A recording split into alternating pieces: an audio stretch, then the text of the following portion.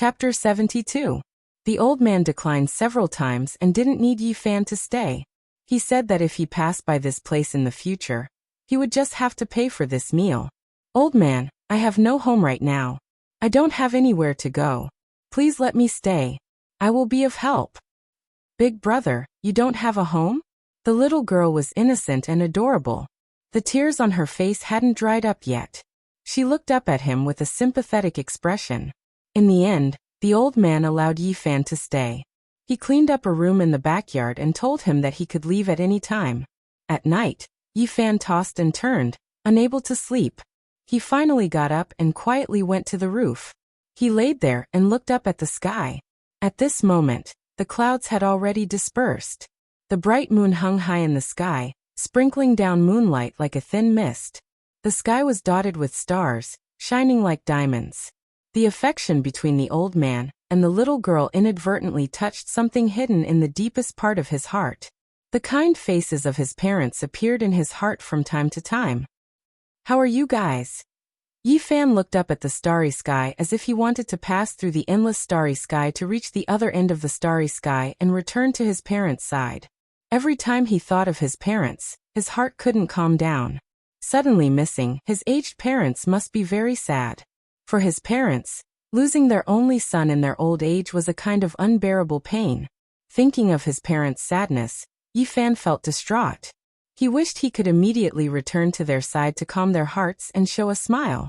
However, they were separated by endless starry sky. The distance was so far. How could he go back? His heart was filled with a sense of helplessness. He could only stare blankly at the starry sky. Every time he thought of his parents' mood, Yi Fan would be very worried. Ever since he came to this world, he had always hidden his longing for them. He didn't dare to easily touch or recall them. Every time he was touched, he couldn't calm down. No, I must think of a way to go back. I can't let my parents who raised me wash their faces with tears in their old age. Yi Fan suddenly sat up and said to himself, there must be a way. I must go back. In the primordial ruins, he saw those cultivators flying in the sky and burrowing into the earth. He saw the matchless divine might of the 5 great characters. It made him feel the power of cultivators. Maybe one day, when he was strong enough, he would be able to cross the endless universe and return to his hometown, return to the side of his parents. After witnessing the terror of cultivators with his own eyes, Yi Fan felt a glimmer of hope in his heart. He felt that the way home was not completely cut off. Perhaps there was still hope. I want to become stronger. I want to rush out of this starry sky. I want to go home and never let my parents cry again. I want them to smile in their old age. Yi Fan's words became more and more resolute. He was building up his confidence. I can definitely do it. I must do it. I want to return to their side. Sadness and worry were of no use. Yi Fan slowly adjusted his state of mind and gradually calmed down. Today, he was touched by the affection between the old man and the little girl, which made the last bit of confusion disappear completely. He found his goal and direction. The 9 dragons pulling the coffin, crossing the star domain and arriving in this space, they can do it, and so can I. I want to become strong enough. Sooner or later, I will also be able to cross the void and return to my hometown. Yi Fan's eyes became brighter and brighter. He had to become stronger. Whether it was to save Pangbo or to return to his hometown, he needed powerful backing.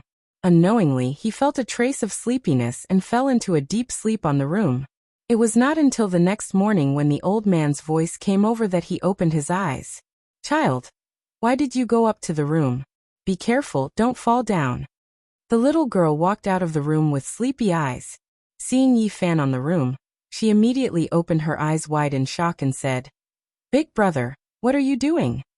Facing the puzzlement of the old man and the little girl, Yi Fan felt a little awkward and said, It was too hot last night, so I came up to the room to cool down and accidentally fell asleep. After Yi Fan finished washing up, the old man called him to eat. There was a small bowl of white rice porridge and a plate of salted vegetables. It was very simple because their conditions were really limited. The little girl was very sensible and had already set up the bowls and chopsticks. Then she ladled a bowl of white porridge for Yi Fan and a full bowl for her grandfather. However, when it was her turn, she only ladled a little. Originally, she used a small bowl, but it was so little that she finished in a few mouthfuls and put down the bowl and chopsticks. "Why did you eat so little?" the old man asked her. Although the little girl was wearing patched clothes, she was as beautiful as a delicate porcelain doll. She patted her little belly and said, "I'm full." "Nonsense, you only ate a few mouthfuls. How can you be full?" "I'm really full. Last night I ate the chicken that Grandpa left for me and half a steamed bun, so I'm still not hungry." As the little girl spoke, she picked up her little bowl and prepared to wash it.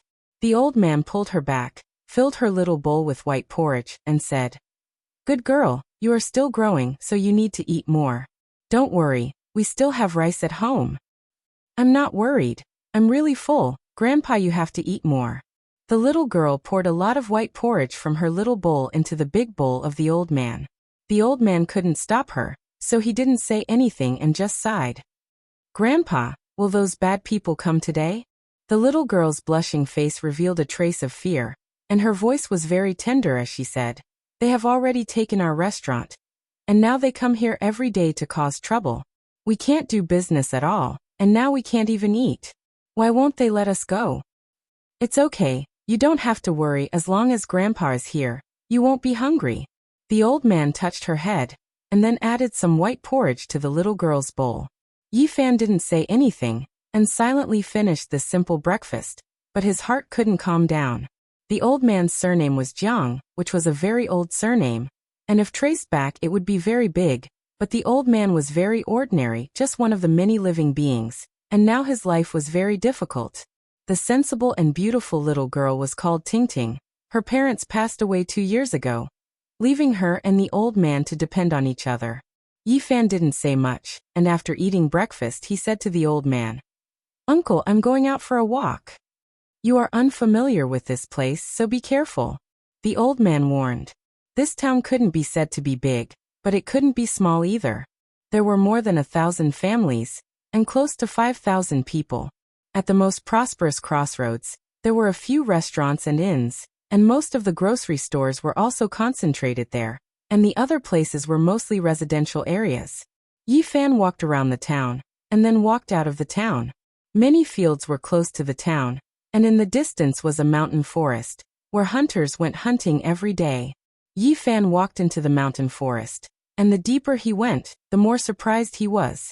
Standing on a high mountain, he looked into the distance, and found that the mountains in the distance were undulating, the fog was hazy, and the primitive old forest seemed to have no end. Roar. Waves of roars came from the depths of the mountain forest, but Yi Fan didn't worry, and instead revealed a happy expression. This town could indeed let him cultivate in peace. Not only was it peaceful, but it was also close to the mountains, and there were definitely strange beasts and spirit herbs, which were all things he needed. Yi Fan walked around the mountain for less than half a day, but he didn't go too far. He had plenty of time in the future, so there was no need to rush. When it was close to noon, he began to walk out, and along the way, he met some hunters and some herb gatherers. The life of ordinary people is really not easy. Yi Fan sighed. He found that a few hunters were carrying some game, and at the same time, a bloody corpse, and walking towards the town. It must have been killed by a large beast while hunting. In the distance, a few roe deer were drinking in the mountain stream, and Yi Fan silently went around them, and then threw a mountain rock in his hand, and with a bang, a roe deer was smashed into the stream. After that he hunted another roe deer in the mountain forest, and only then did he walk back. On the way, some hunters saw an 11 or 12-year-old youth dragging a roe deer and a roe deer, and all of them revealed a surprised expression. Yi Fan didn't mind, he was going to live in this town for a long time, and these things were unavoidable. When it was close to noon, Yi Fan returned to the town, and sold the roe deer to a butcher, then went to buy some rice and noodles, and brought the roe deer to Uncle Zhang's small restaurant. From afar he could see that there were many people surrounding the restaurant, and Ting Ting's helpless cries came through the crowd. Yi Fan's heart immediately thumped, and he quickly rushed over. The old man's white hair was scattered, and there were many bloodstains on his face. He sat on the ground powerlessly, and his patched clothes were stained with a lot of dust. Little Ting Ting cried sadly, and used her small sleeves to wipe the bloodstains on the old man's face. She cried at the people in front of her who were speaking viciously. "You are bad people, you robbed Grandpa's restaurant, and now we don't even have food to eat, and you still won't let us go." A middle-aged man with a yellow face squatted down and forcefully poked little Ting Ting's forehead, causing her to fall to the ground, and said, "What do you know, little brat? If you have something to say, then come at me, don't treat a child like this." Uncle Jiang protected Ting Ting behind him and wiped the bloodstains on his face. "What do you want?" "We don't want anything. We just came here to eat, and you actually said that there's no food? What do you open a restaurant for? If that's the case, then just directly close it. Bad people, you come every day to eat for free. Where do we have the money to feed you?" Little Ting Ting cried behind Uncle Jiang. There were many people in the crowd who couldn't stand it anymore, but they didn't dare to come forward, and could only persuade Uncle Jiang. "Elder Jiang, just close this small restaurant, and leave with your granddaughter." "That's right, there are cultivators in their family. How can we mortals afford to offend them? You two should quickly leave. Even though we have to leave our homes, it's still better to leave." "What are you guys talking about?"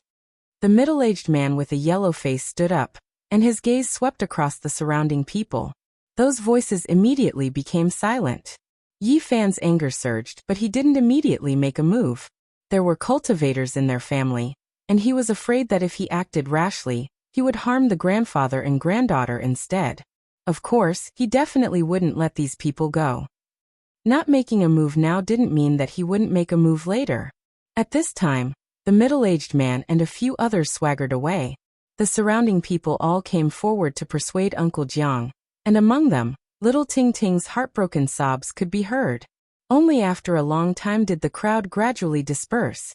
Little Ting Ting's eyes were red as she helped the old man up, and they walked towards the small restaurant. Seeing such a kind old man in his twilight years being bullied like this, and seeing little Ting Ting, who was covered in patches, crying so sadly, Yi Fan felt extremely angry. He looked in the direction where the people left, and clenched his fists tightly.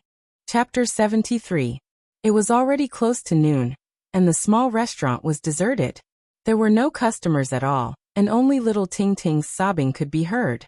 Yi Fan pushed open the door, and walked in while dragging the deer, and carrying the rice noodles. Little Ting Ting's eyes were red, and she was using a hot towel to carefully wipe the old man's wound. Her heart ached and she cried while wiping. There were bruises on the old man's wrinkled face. Blood flowed from his mouth and nose, and even his white hair was stained with blood. How could these bastards have the heart to do this? Yi Fan felt a wave of pain in his heart.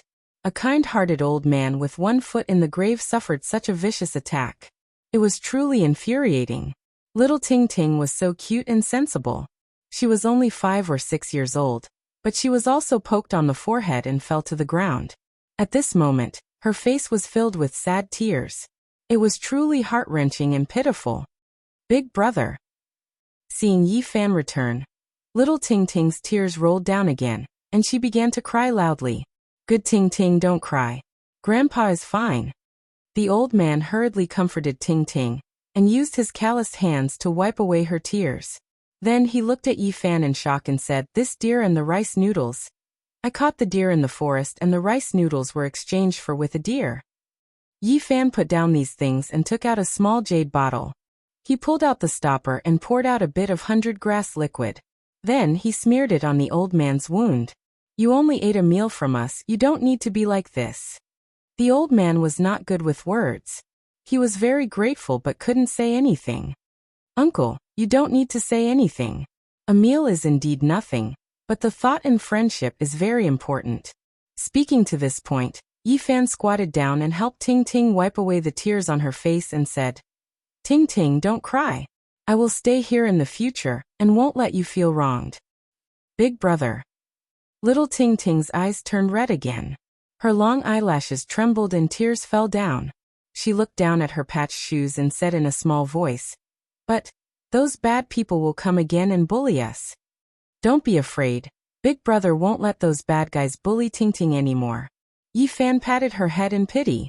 Such a cute and sensible little girl was bullied and humiliated like this. It was really hard for him to calm down. "Child, don't act recklessly. The old man, who was weather-beaten, could feel Yi Fan's anger. He was afraid that this young man would cause a disaster due to his impulsiveness and get himself involved, so he said, "We can't afford to offend them. There are cultivators in the Li clan. They are not people that we mortals can afford to offend." The old man let out a long sigh and said, "I'm already so old, and I really don't want to leave my hometown. After all, I've lived here for dozens of years, and the older one gets, the more nostalgic they become. I have an unforgettable feeling for this place. But now I have no choice but to leave. For Tingting's sake, I've decided to give up everything here. Even if I have to beg for food and leave my hometown, I won't stay here any longer. Grandpa." 2 streams of tears appeared on Xiao Tingting's face.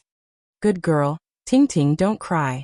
Uncle, don't say things like leaving your hometown first."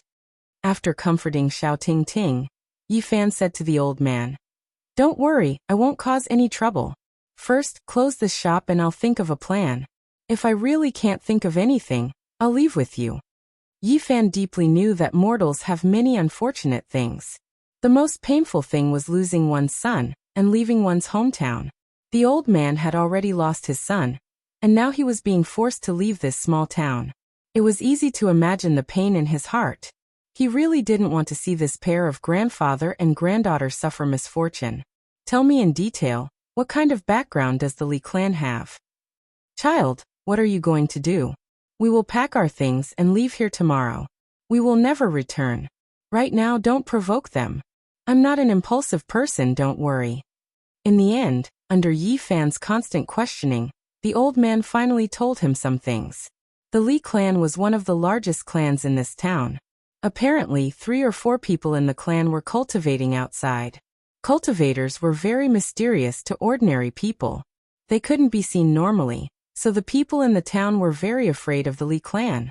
Yi Fan felt that the old man didn't say some things. For example, the Jiang clan used to be very well. They had a restaurant in the town, and why his son suddenly passed away. He didn't say any of these things. "Tingting, warm the towel with hot water for Grandpa." After sending Tingting away, the old man said, "Little brother, I know you're not an ordinary child. You were able to catch a deer at such a young age, so you probably know some cultivation. But I still advise you not to provoke the Li clan." The old man continued. His son and daughter-in-law were actually also cultivators. A few years ago, they were highly regarded by a certain sect. Even the Li clan in the town was on good terms with them, and didn't want to offend them. "Miss Grotto." Yi Fan was very surprised.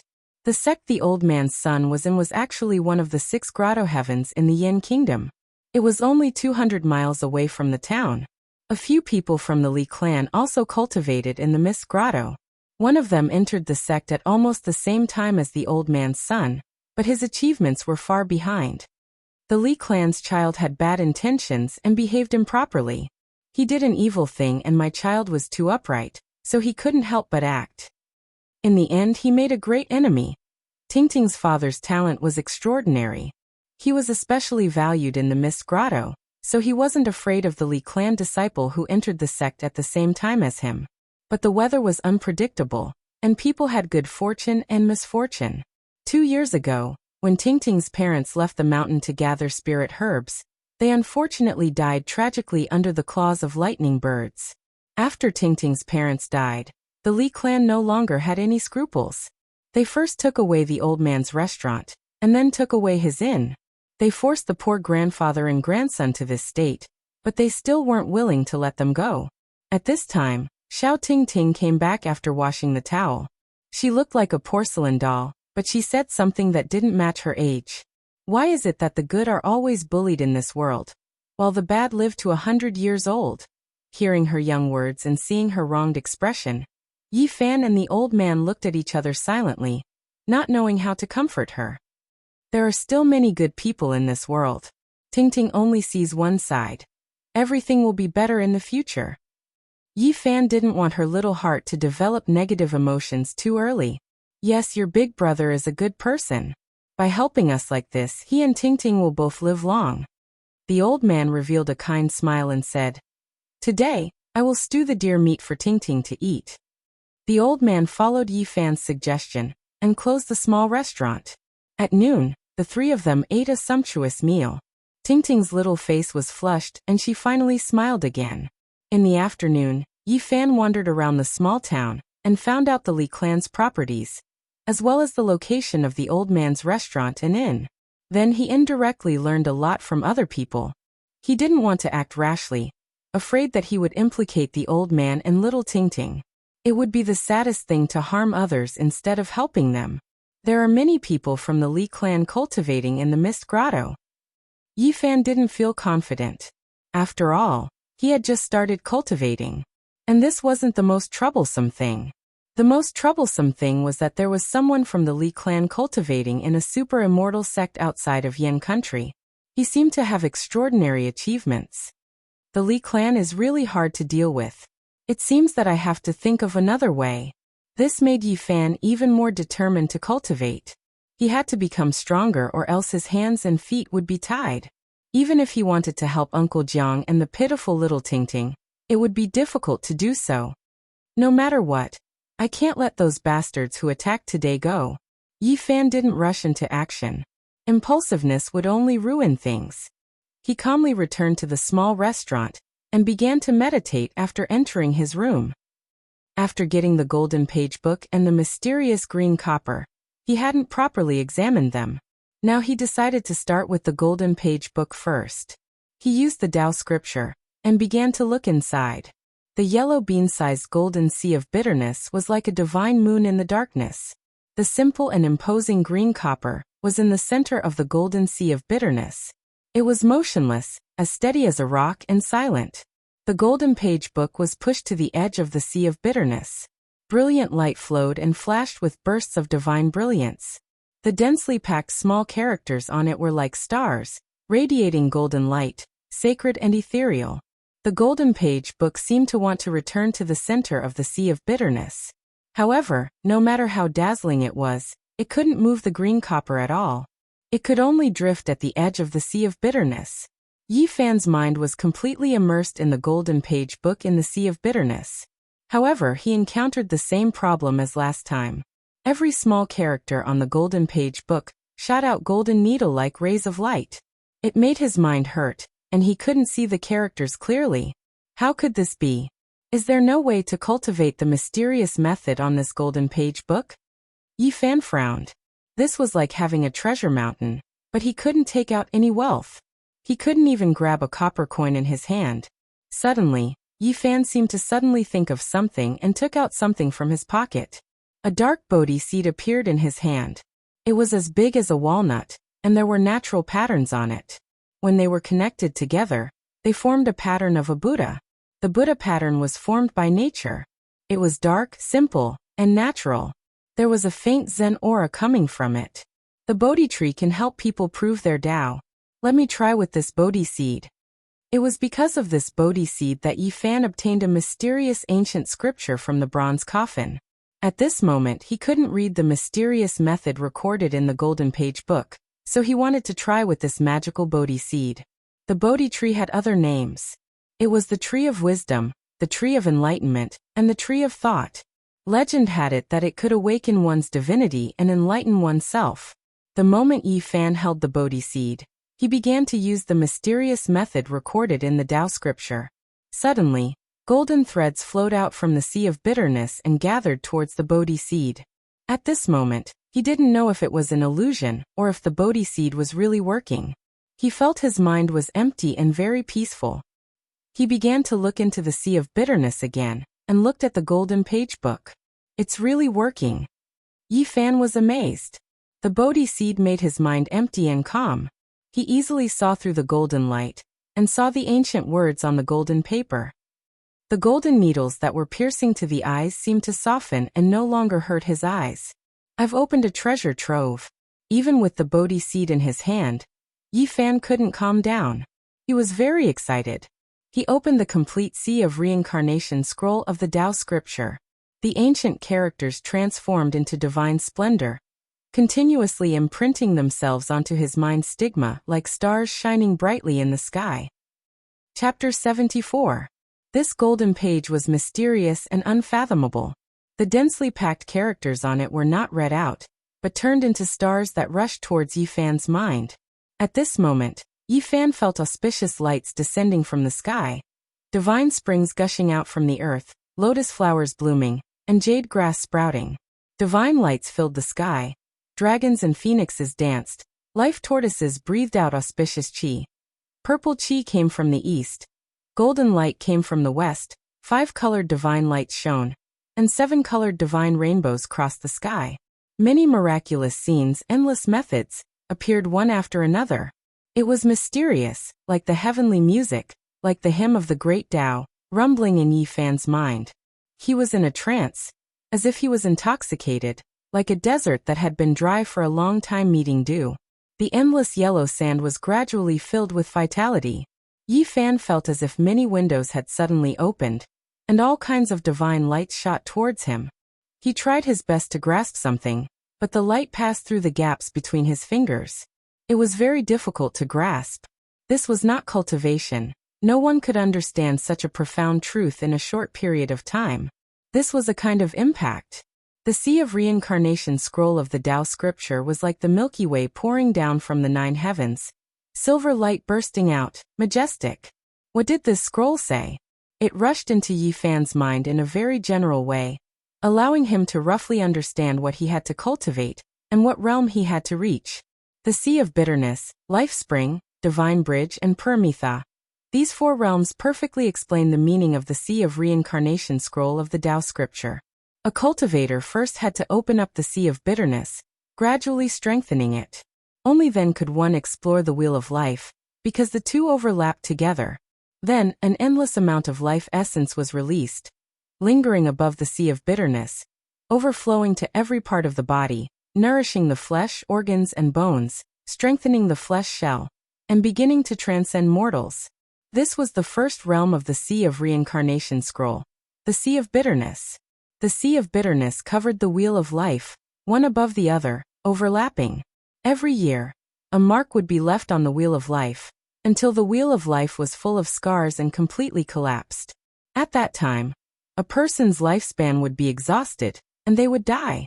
If he wanted to change this situation, then the only way was to open up a passageway in the Sea of Misery that led directly to the bottom of the sea and linked up with the Wheel of Life to allow an enormous amount of vitality essence to surge out and stop the corrosion of the Sea of Misery. Only then would he be able to extend his lifespan. Quantitative change led to qualitative change. The vigorous life essence surged and finally gathered together. It would turn into liquid form and form the divine spring of life, which would then rush into the Sea of Bitterness, opening a life spring in the desolate Sea of Bitterness and connecting it to the Wheel of Life, allowing the divine spring to flow. This was the second realm of the Sea of Reincarnation scripture, life spring. Only in this way would a cultivator have a source of power, and only then would they be able to execute various mystical techniques and divine abilities, possessing unfathomable might. This was the crucial step for a cultivator to transform. As long as the source of divine power was not exhausted, their magic power would be endless. In fact, the divine rainbow that cultivators controlled was the divine light that flowed out of their life springs. After reaching the life spring realm, one would be able to control a rainbow to fly in the sky and burrow into the ground. There were countless mystical techniques. The mysteries of the human body were endless, and powerful cultivators did not want to be trapped in the Sea of Bitterness. They wanted to explore other unknown secret realms of the human body. So there was the process of forcefully crossing the Sea of Bitterness. The mystical techniques recorded in the Tao scripture had an indomitable momentum. Even if the Sea of Bitterness was boundless, there was no need to look back. One needed to use one's own strength to break through the shackles. In order to achieve their goal, the cultivator needed to transform their flesh shell and form a segment of divine meridian in the Sea of Bitterness to help them break through the obstacles and reach the other end of the Sea of Bitterness. This was a difficult and long process. The cultivator would become stronger the more he suffered, and in the end, the Sea of Reincarnation would sublimate, forming the divine meridian of heaven and earth, and releasing the endless potential of the body. This was the third realm of the Sea of Reincarnation scripture, Divine Bridge. At this stage of cultivation, the cultivator's will must be incomparably firm and could not be shaken. Only then could they see through the falsehood and fog, and continue to search for their own shore. In this process, not only must the flesh shell transform, but the spirit must also sublimate. The spirit and the shell must become one, breaking through the shackles and transcending oneself. Only then could one return to their origin and find their roots. The divine bridge was like a rainbow, successfully crossing the sea of bitterness. This was the fourth realm of the sea of reincarnation scripture, opposite shore. Reaching the opposite shore, the cultivator's flesh and blood, organs and bones would all wither. And then there would be a different kind of rebirth, continuously being reborn 9 times, completing the transformation of a cocoon into a butterfly. The sea of bitterness, life spring, divine bridge, opposite shore. These 4 great realms were separated from each other, like heaven and earth. To break through was extremely difficult. Every great realm had many details that needed to be accumulated and settled. Only then would there be the possibility of transformation. So after reaching the second great realm, life spring, one can control a rainbow to travel. For such a person to kill a bitter sea stage cultivator, it would be as easy as crushing an ant. Yifan shuddered. He thought of Elder Han, whose cultivation was at least at the life spring stage. Between the 4 great realms, the difference in strength was huge, like the gap between heaven and earth.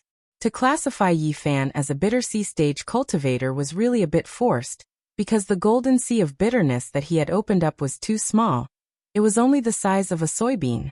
Yifan was not dispirited. After all, he had just started cultivating. The time was too short. To have such an achievement was really not easy. Moreover, his sea of bitterness was different from the others. It was bright and dazzling, without the slightest deathly aura. Every time it was opened, it would shake the heavens and earth, like a golden ocean surging. It must not be ordinary. Then, Yifan thought of Elder Han's grandson Han Feiyu. Although his divine spring of life could not gush out, and had not reached the second great realm, life spring, but he could already control the greenwood treasure seal. Such a bitter sea cultivator, who had grasped a treasure, was enough to be a threat to him. Yifan received the impact of the general trend. It was like a dream. The Sea of Reincarnation chapter of the Tao scripture was like a magnificent historical picture scroll, unfolding in his heart, and then like a surging sacred river that split the heavens and earth, surging past, allowing him to understand the profound true meaning. There was no specific cultivation, but this grand baptism had benefited him a lot. This was a kind of grasp of the overall cultivation, allowing him to understand the direction and know how to walk the road in the future. There are some differences from the Tao scripture that I practiced before. After Yifan grasped the general meaning, he began to carefully study it from the beginning, and suddenly found an abnormality. He found that the mysterious technique recorded in this golden page was different from the Tao scripture that he practiced in the Spirit Ruins Paradise. Just the opening few lines of ancient characters were somewhat different. It seems that after the Sea of Reincarnation of the Tao scripture was lost, although some fragments were passed down, but they were not accurate enough. Yifan secretly rejoiced. If he had not accidentally obtained this golden page, he most likely would never know the shortcomings of the Tao scripture that he had practiced before. Now I can still correct it, and make the mysterious technique perfect. Yifan did what he said, and immediately began to practice according to the mysterious technique recorded in the real Tao scripture. A mysterious feeling welled up in his heart. He felt that his heart was empty. After the mystical technique was corrected, the golden threads that flowed out from the sea of sufferings increased. They flowed towards his limbs and bones, making his entire body comfortable. His flesh, blood, organs, and bones were all being nourished. At this moment, he seemed to have an inexhaustible amount of energy. At the same time, some strange changes took place in the sky above Yifan's golden sea of bitterness. All kinds of strange phenomena appeared. Divine splendor appeared, like stars at first, and then like chaos. Qi was breathed out and spread out, coming out of nothingness. Misty mist lingered, and divine rays shone. There were thousands of changes without a fixed pattern. The sky above the golden sea was ever-changing. One moment, the sky was full of stars, and the next moment, the sky was silent. Growth and decline, prosperity and destruction were repeated, constantly alternating with reincarnation. Is this the change that the real Tao scripture has? Yifan was very surprised. At this moment, he felt the vigorous vitality of the heaven and earth combining qi to give birth to all things. And he also understood the lifelessness of the universe and the withering starry sky. It was not until a long time later that everything calmed down, and the golden sea of bitterness became more condensed. In the past it was as bright as the moon, but now it was as bright as the sun. The overflowing golden threads were even more blazing, and there was an extremely vigorous vitality. The real Tao scripture is indeed extraordinary. Yifan sighed. He believed that he could go further and break the curse of the sacred body of the ancients.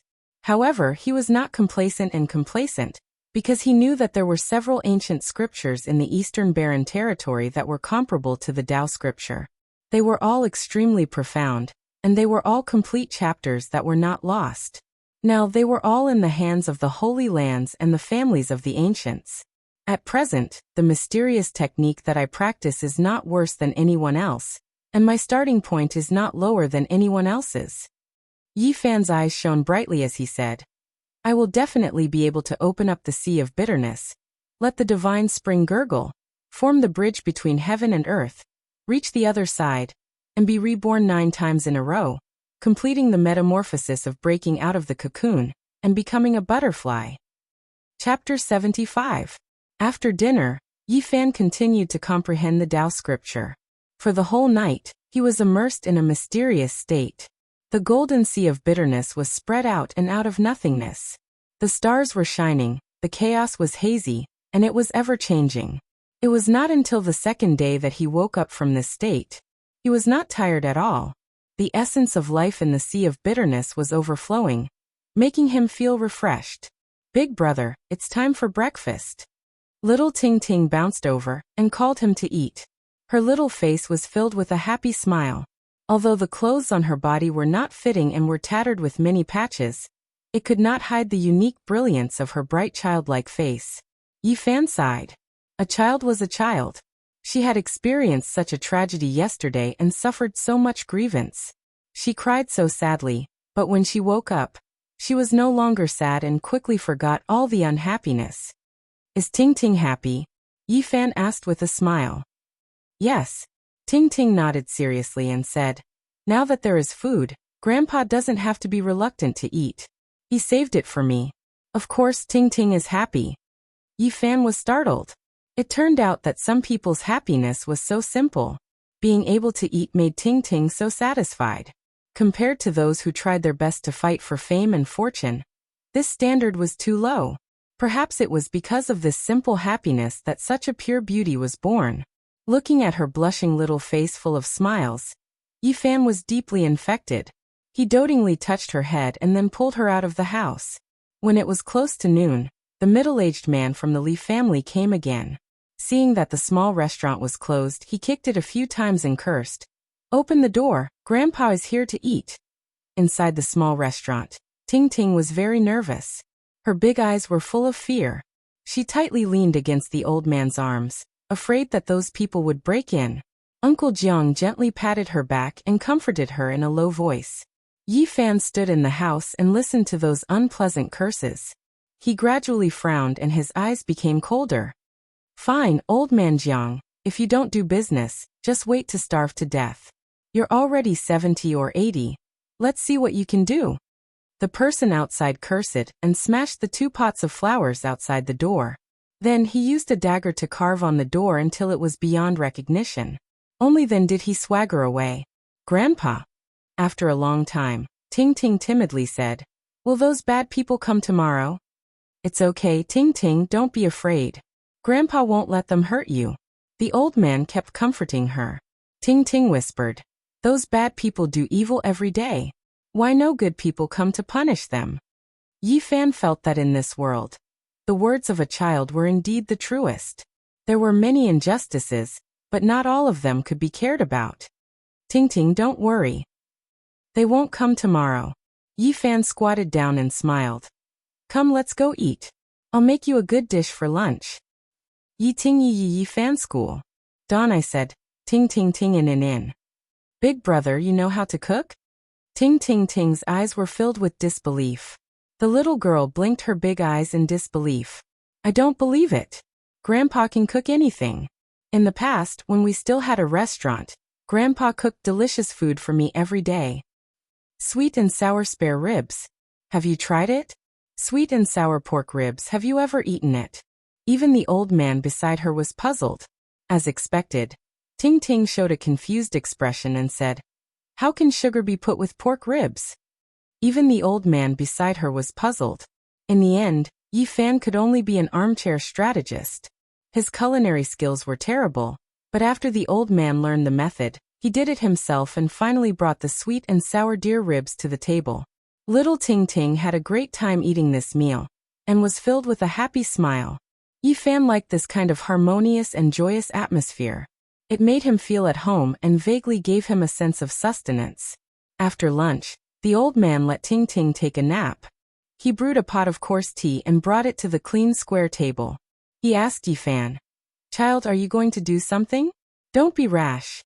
Yi Fan smiled and said, Uncle, don't worry, nothing will go wrong. In fact, anyone can be a bad person. It's just a matter of whether they want to or not. What are you going to do? If I really think about it, it's not hard to harm people. I have 100 ways to take revenge on them. However, there's no need to do that. I can just use the simplest method. I'll make sure they can't take care of themselves and come looking for trouble. When I have time in the future, I'll take care of them. Yi Fan directly left the small town in the afternoon. He didn't want to scheme against the Li family. As long as those people cultivating outside didn't return, there was no need to do this. He had already figured out that the Li family had to go to the county to buy food and goods every month. They practically monopolized half of the business in the small town. Tomorrow was the day to go to the county for a big purchase. The yellow-faced middle-aged man was a steward of the Li family. Under normal circumstances, he was in charge of this matter. The county was about 70 to 80 li away from the small town. It was much more prosperous than the small town, and had a population of tens of thousands. There were many shops on both sides of the street, and the sound of hawking could be heard incessantly. This distance was not a problem at all for Yi Fan, whose physique far surpassed ordinary people. He easily arrived in less than 2 hours. After exchanging the game he caught in the forest for coins, he bought many sweets and snacks for Ting Ting. He then bought a few small clothes and shoes for her, and finally bought the things he needed for tomorrow. He only returned when the sky was about to turn dark. The main reason he came out today was to examine the road between the small town and the county. He wanted to see where it was desolate and secluded. Yi Fan didn't return until the lights were turned on. Seeing that he was safe and sound, the old man's worried heart finally relaxed. Little Ting Ting, on the other hand, was very happy and excited. She held the beautiful clothes with a happy smile on her face. She opened the paper bags of sweets and snacks, and stuffed the delicious things into the old man's and Yi Fan's mouths before eating happily herself. Ting Ting, why don't you go change? Yi Fan asked her. I'll wear it later. Ting Ting's current clothes can still be worn. She carefully wrapped up the new clothes. Looking at the old clothes that were mended and sewn over and over again, Yi Fan felt a bit sad. A child from a poor family made one's heart ache. She was so sensible at such a young age. Although it was an unintentional remark, it made it difficult for him to calm down. Don't worry, Ting Ting will have new clothes to wear every day in the future. Hurry and change. Yi Fan felt that if a cute girl like Ting Ting and a kind old man like Uncle Jiang were bullied again, it would be unforgivable. That night, Yi Fan continued to comprehend the Tao scripture. He found that when he held the Bodhi seed in his hand, his heart would become especially clear, and his understanding of the Tao scripture would become much deeper, as expected of the path understanding tree. The next afternoon, Yi Fan left the small town and walked through the forest. He quickly came to the road that led to the county. There was a section of the mountain road where he had to pass through a small canyon. Yi Fan quickly climbed up the cliff and changed into a set of black clothes. He covered his face and put on a pair of stilts to disguise himself as an adult. Then he opened all the oil barrels that he had prepared yesterday, and waited quietly for the Li family's people to come back. It wasn't until the sky turned dark that the sound of rolling came from the mountain road. There were more than a dozen large carts, all loaded with goods. From silk and cloth to daily necessities and food, there was everything that one could think of. Yi Fan stood up and threw the oil barrels down with all his might. Pung pung sounds continuously rang out. The dozen carts were all drenched in oil, and the people below immediately panicked. Oil, it's oil, someone wants to set the carts on fire. The Li family people shouted. Many people fled in panic, but some people were looking for the person who wanted to set the fire. At this time, someone finally noticed Yi Fan above the canyon. He was tall and wore black clothes. The torches in his hands were thrown down one after another. Puff, puff, puff. The raging fire immediately ignited, and the dozen carts were instantly turned into a sea of fire. It was impossible to extinguish it, and the flames soared to the sky. Who are you? You dare to set fire to the Li family's goods? Are you not afraid of being hunted down by cultivators? The yellow-faced middle-aged man shouted in panic. With so many goods destroyed, he could already imagine the terrifying consequences when he returned. Pung. Another barrel of oil was thrown down, and it almost hit his head. His clothes were splashed with a lot of oil, and then a flame fell down. The yellow-faced middle-aged man immediately screamed miserably, and as if his life depended on it, he rushed towards the distant mountain stream. Yi Fan swept his eyes over and hid his figure above the valley. Then he quickly took off his stilts and took off his black clothes. Carrying these things, he flew away. That night, the entire Cool Breeze town was shaken. The Li family's losses were disastrous. More than a dozen carts of goods were completely burned, and nothing was left. There were also 7 or 8 people who were burned. It was difficult for the small town to calm down the entire night. The Li family seemed to have gone crazy, and they were practically going from house to house looking for clues. For them, this was simply stirring up trouble. The huge losses made the Li family furious. Only until late at night did the small town calm down. The Li family felt that the people of the town did not dare to do this. They did not have that kind of skill and courage. They guessed that it was a distant enemy. The Li family immediately became nervous, and they ordered people to send a message to the Misty Paradise that very night. That night, Yi Fan quietly left the small restaurant and went to the depths of the mountain. He had to improve his strength as soon as possible. He did not know how deep into the mountain forest he went, but he finally found a stone cave. Yi Fan used a huge rock to seal himself inside, and then took out all the spirit medicines. The jade serpent orchid was as soft as mutton fat jade, and overflowed with a refreshing fragrance. The golden stem left by the ancient wood spirit was dazzling, and a brilliant light circulated. Yi Fan held the Bodhi seed in his hand, and calmed his mind to comprehend the Tao scripture. Only when he felt the sea of bitterness tremble, and felt that he could break through, did he eat the jade serpent orchid. An hour later, although the cave was blocked by a huge rock, it still emitted waves of sound. Beams of golden light rushed out like a tsunami, and the sound of the waves rumbled unceasingly.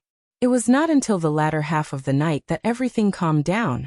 Yi Fan looked inside and found that the golden sea of bitterness had more than doubled in size. He moved the huge rock away and rushed out of the cave. His body was light and healthy, and his strength and speed had increased a lot. He ran quickly in the mountain forest, like a wisp of smoke.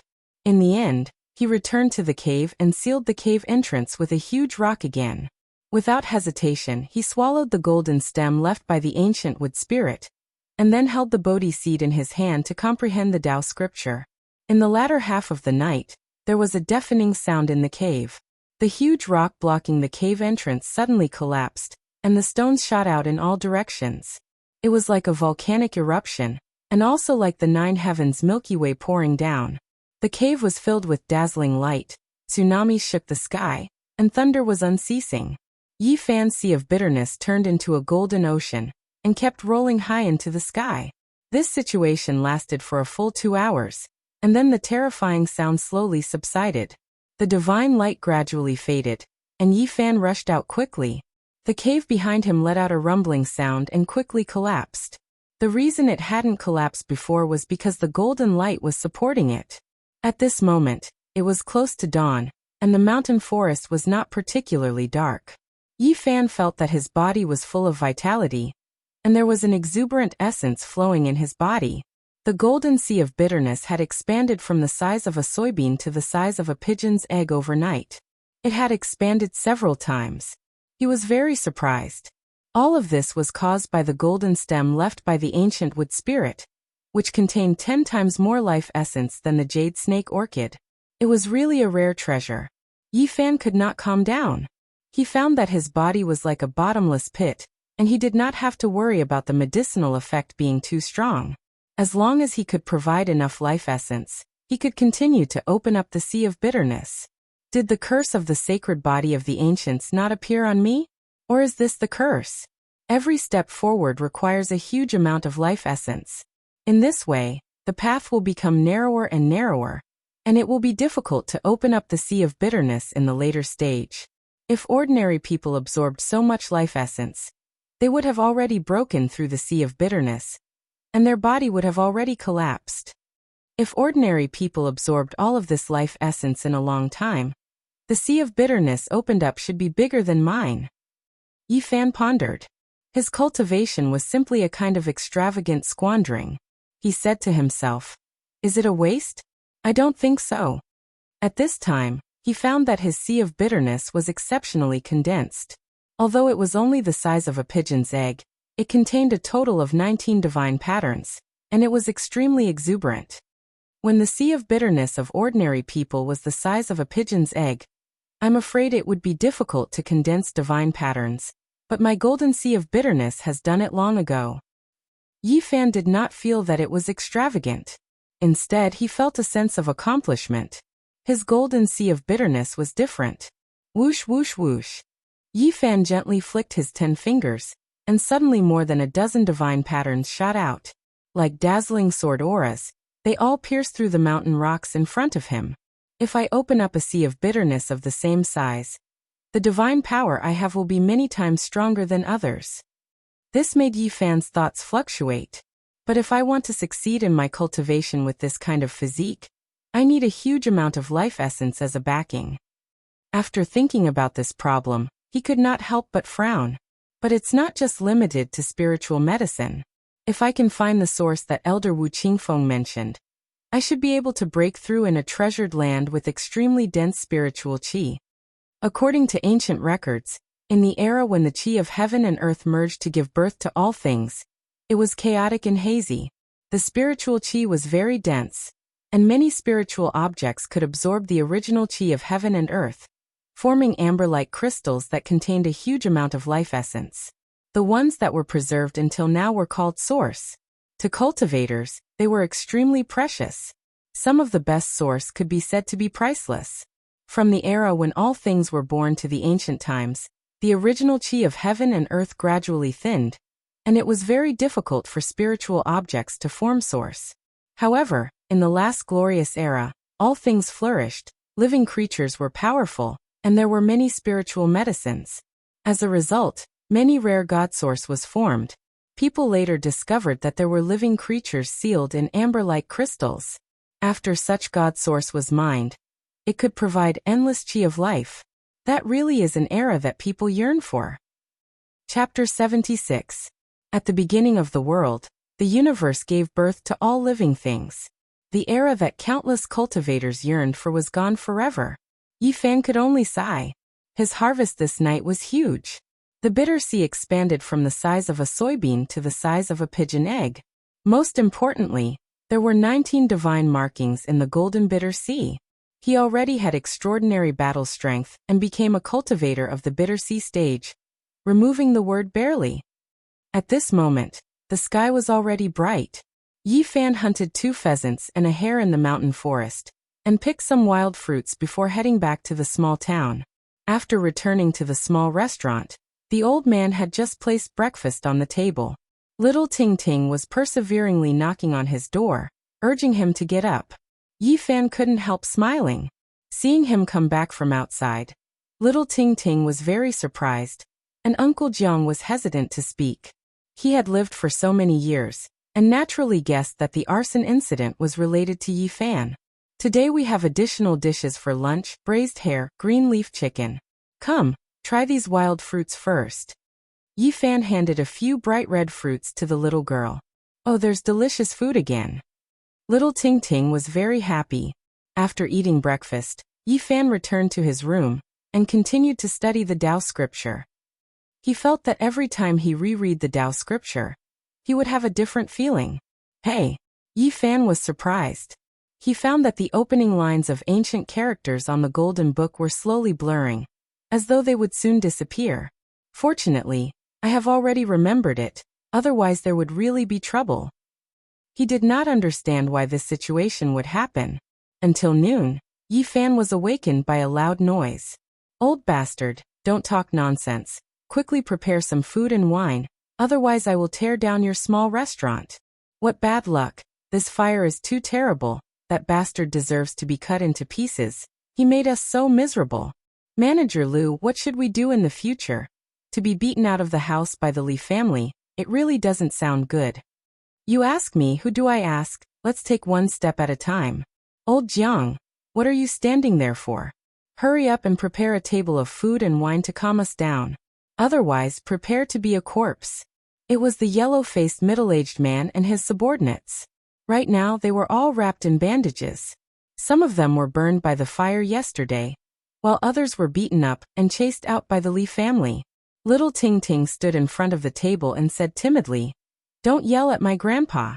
Our family is not running a restaurant anymore. Go eat somewhere else." Bang! Steward Lu slapped the table heavily. He glared at him and threatened, "Old man Jiang, stop dawdling. If you don't prepare the meal, I will throw your granddaughter into the well. Little girl, go to the side. This has nothing to do with you." A fierce-looking guy with a bandage on his left hand pushed Ting Ting with his right hand, almost causing the little girl to tumble. Uncle Jiang hurriedly supported Ting Ting and blocked her behind him. He said to the others, "We really don't want to do business anymore. This shop really can't continue. You guys should go somewhere else. Did you forget yesterday's lesson? We are in a bad mood today, and you still dare to talk back." Steward Lu sneered. His yellow face became even more sallow, looking somewhat gloomy. He abruptly stood up, grabbed Uncle Jiang's collar and said coldly, "You old fart, you've really become more and more unyielding these 2 days. We're all in big trouble, but you still dare to talk back to us like this. If you anger us, we'll burn down your doghouse today and make you beg for food with this little bastard. Don't hit my grandpa." Little Ting Ting sobbed. She was only 5 years old, and she was too short to reach Steward Lu's arm. She could only hug one of his legs and begged, "I beg you, let go of my grandpa. He is already over 70 years old." Steward Lu's hand grabbed Uncle Jiang's collar tightly. Although he was burned, he wasn't someone an old man like Uncle Jiang could compare to. The old man's neck was a little bruised, and his wrinkled face was red from the suffocation. He started coughing violently. Little Ting Ting's eyes were filled with tears. She hugged Steward Lu's leg and cried anxiously and pitifully, "I beg you, let go of my grandpa, he can't breathe." Sob sob. "My grandpa is already over 70 years old, don't pinch him, let go of him." Little Ting Ting shook Steward Lu's leg with all her might, but no matter how much strength she had, it was of no use. "Little girl, stay at the side." Steward Lu raised his leg forcefully, causing Little Ting Ting to tumble. He then raised his leg to kick her. When Yi Fan rushed into the small restaurant from the backyard, he happened to see this scene. He grabbed the teapot on the table and threw it, smashing it heavily onto the leg that Steward Lu had just raised. Then he quickly rushed over and pulled Little Ting Ting up. "Big brother." Little Ting Ting pouted and called out timidly. Her big eyes were red, and there were tear stains on her face. Her new clothes were covered in dust. Yi Fan's hair stood up in anger.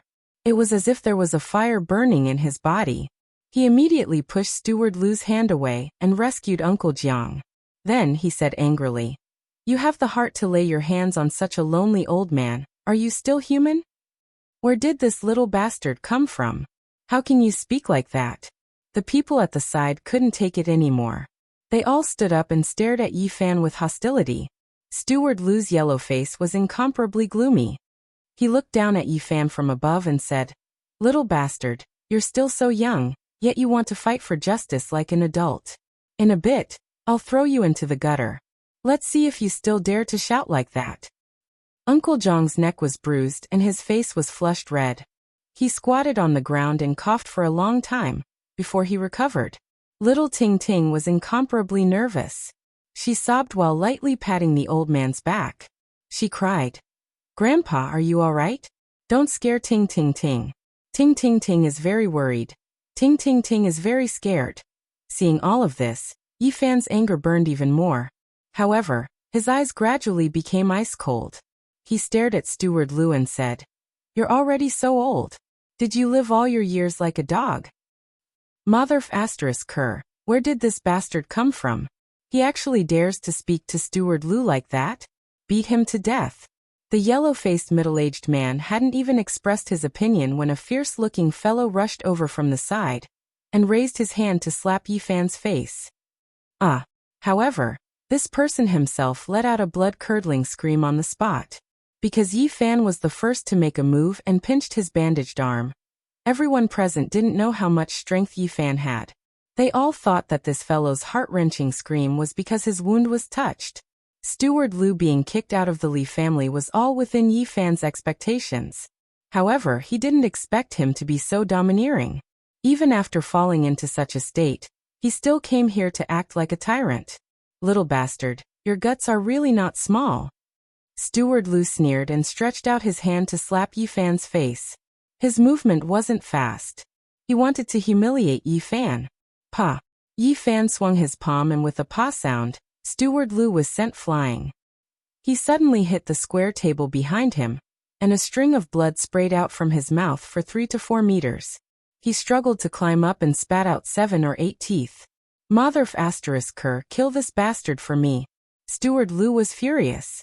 His yellow face was almost distorted, and his eyes were about to spit out fire. These people didn't realize that Yi Fan was different from ordinary people. With a hula sound, they all surrounded him. Yi Fan's eyes were cold. He pinched their bandaged wounds one by one. Suddenly, miserable screams were heard. "Pa! Pa! Pa!" Then more than a dozen slaps sounded in succession. Yi Fan raised his left and right hands respectively and fiercely slapped their mouths. "You bastards! You even have the heart to bully such a lonely old man and such a cute child. You really deserve to die." Yi Fan's strength was so great that if he didn't control his strength, he could directly split these people's heads. Even so, their molars flew everywhere. These people covered in bandages were slapped until their mouths and noses bled. Their teeth fell out and they rolled on the ground. "Ah, little rabbit is here, bastard, you dare to hit us? It hurts so much, my wounds." These people were slapped by Yi Fan until they rolled on the ground and screamed, "I'm sorry, Uncle Jiang. I forgot that this is a small store. I'll have to trouble you to clean up later. I'll throw them out now." Yi Fan said as he grabbed them one by one and threw them all out. Uncle Jiang's emotions fluctuated violently. It was as if the anger that he had been holding in for 2 years was suddenly released. His body was trembling. He used his hands to cover Ting Ting's eyes so that she wouldn't see any of this. He was afraid that it would scare the little girl. Ting Ting was extremely anxious and asked with a sobbing tone, "Grandpa, what's wrong with Big Brother? Are those bad guys bullying him?" "Ting Ting, don't worry. Your big brother is fine. Those bad guys were all beaten to the ground by him." Yi Fan threw these people onto the street, but he did not let them go. He kicked them until they rolled around like rubber balls. They cried and screamed as if they had been skinned. They screamed like pigs being slaughtered. Steward Lu was naturally the target that Yi Fan paid special attention to. His cheeks were swollen, and it was unknown how many times he had been slapped. Almost all of his teeth were knocked out. "Help!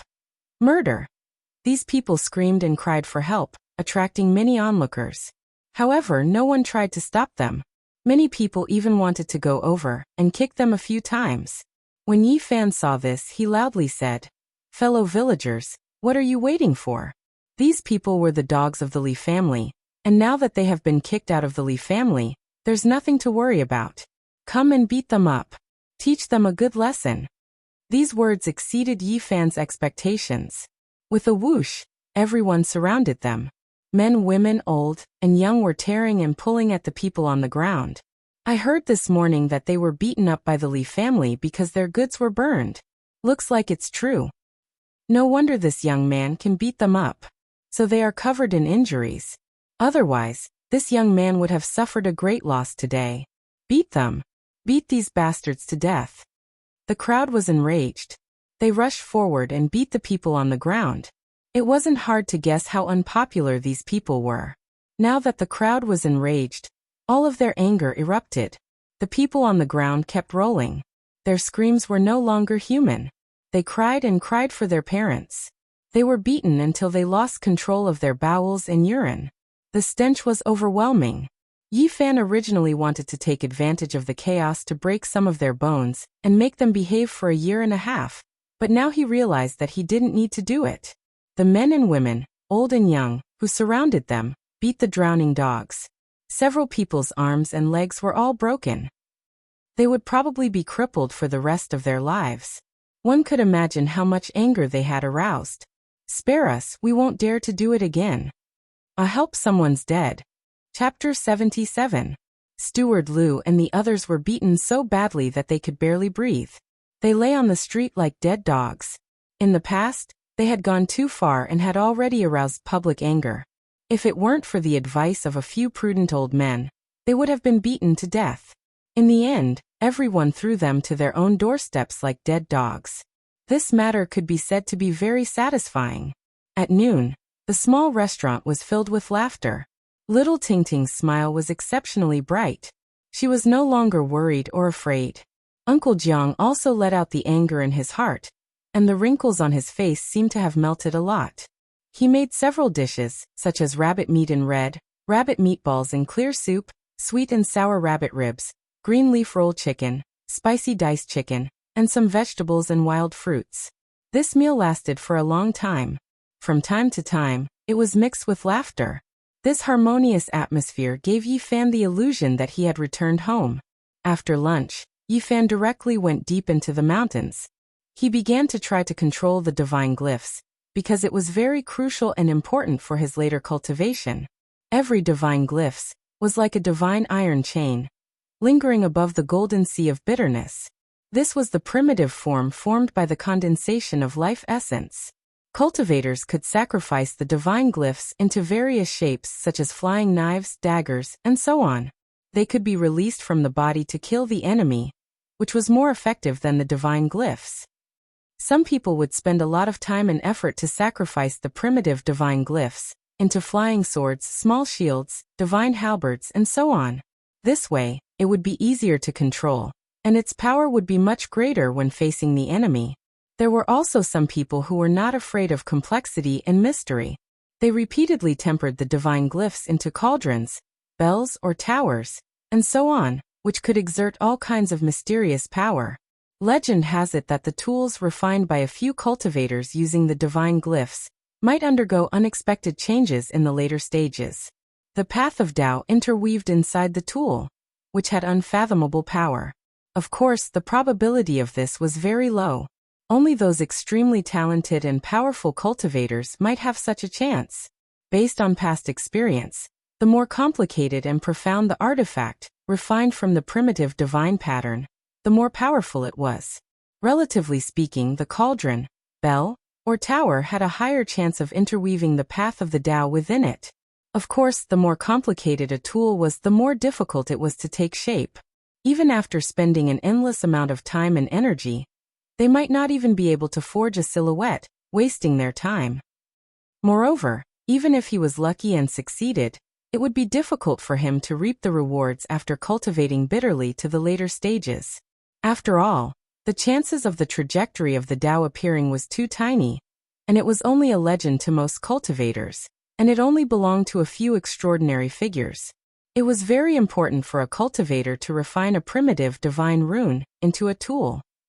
Everyone treated it seriously because it was the foundation of their object manipulation in the future.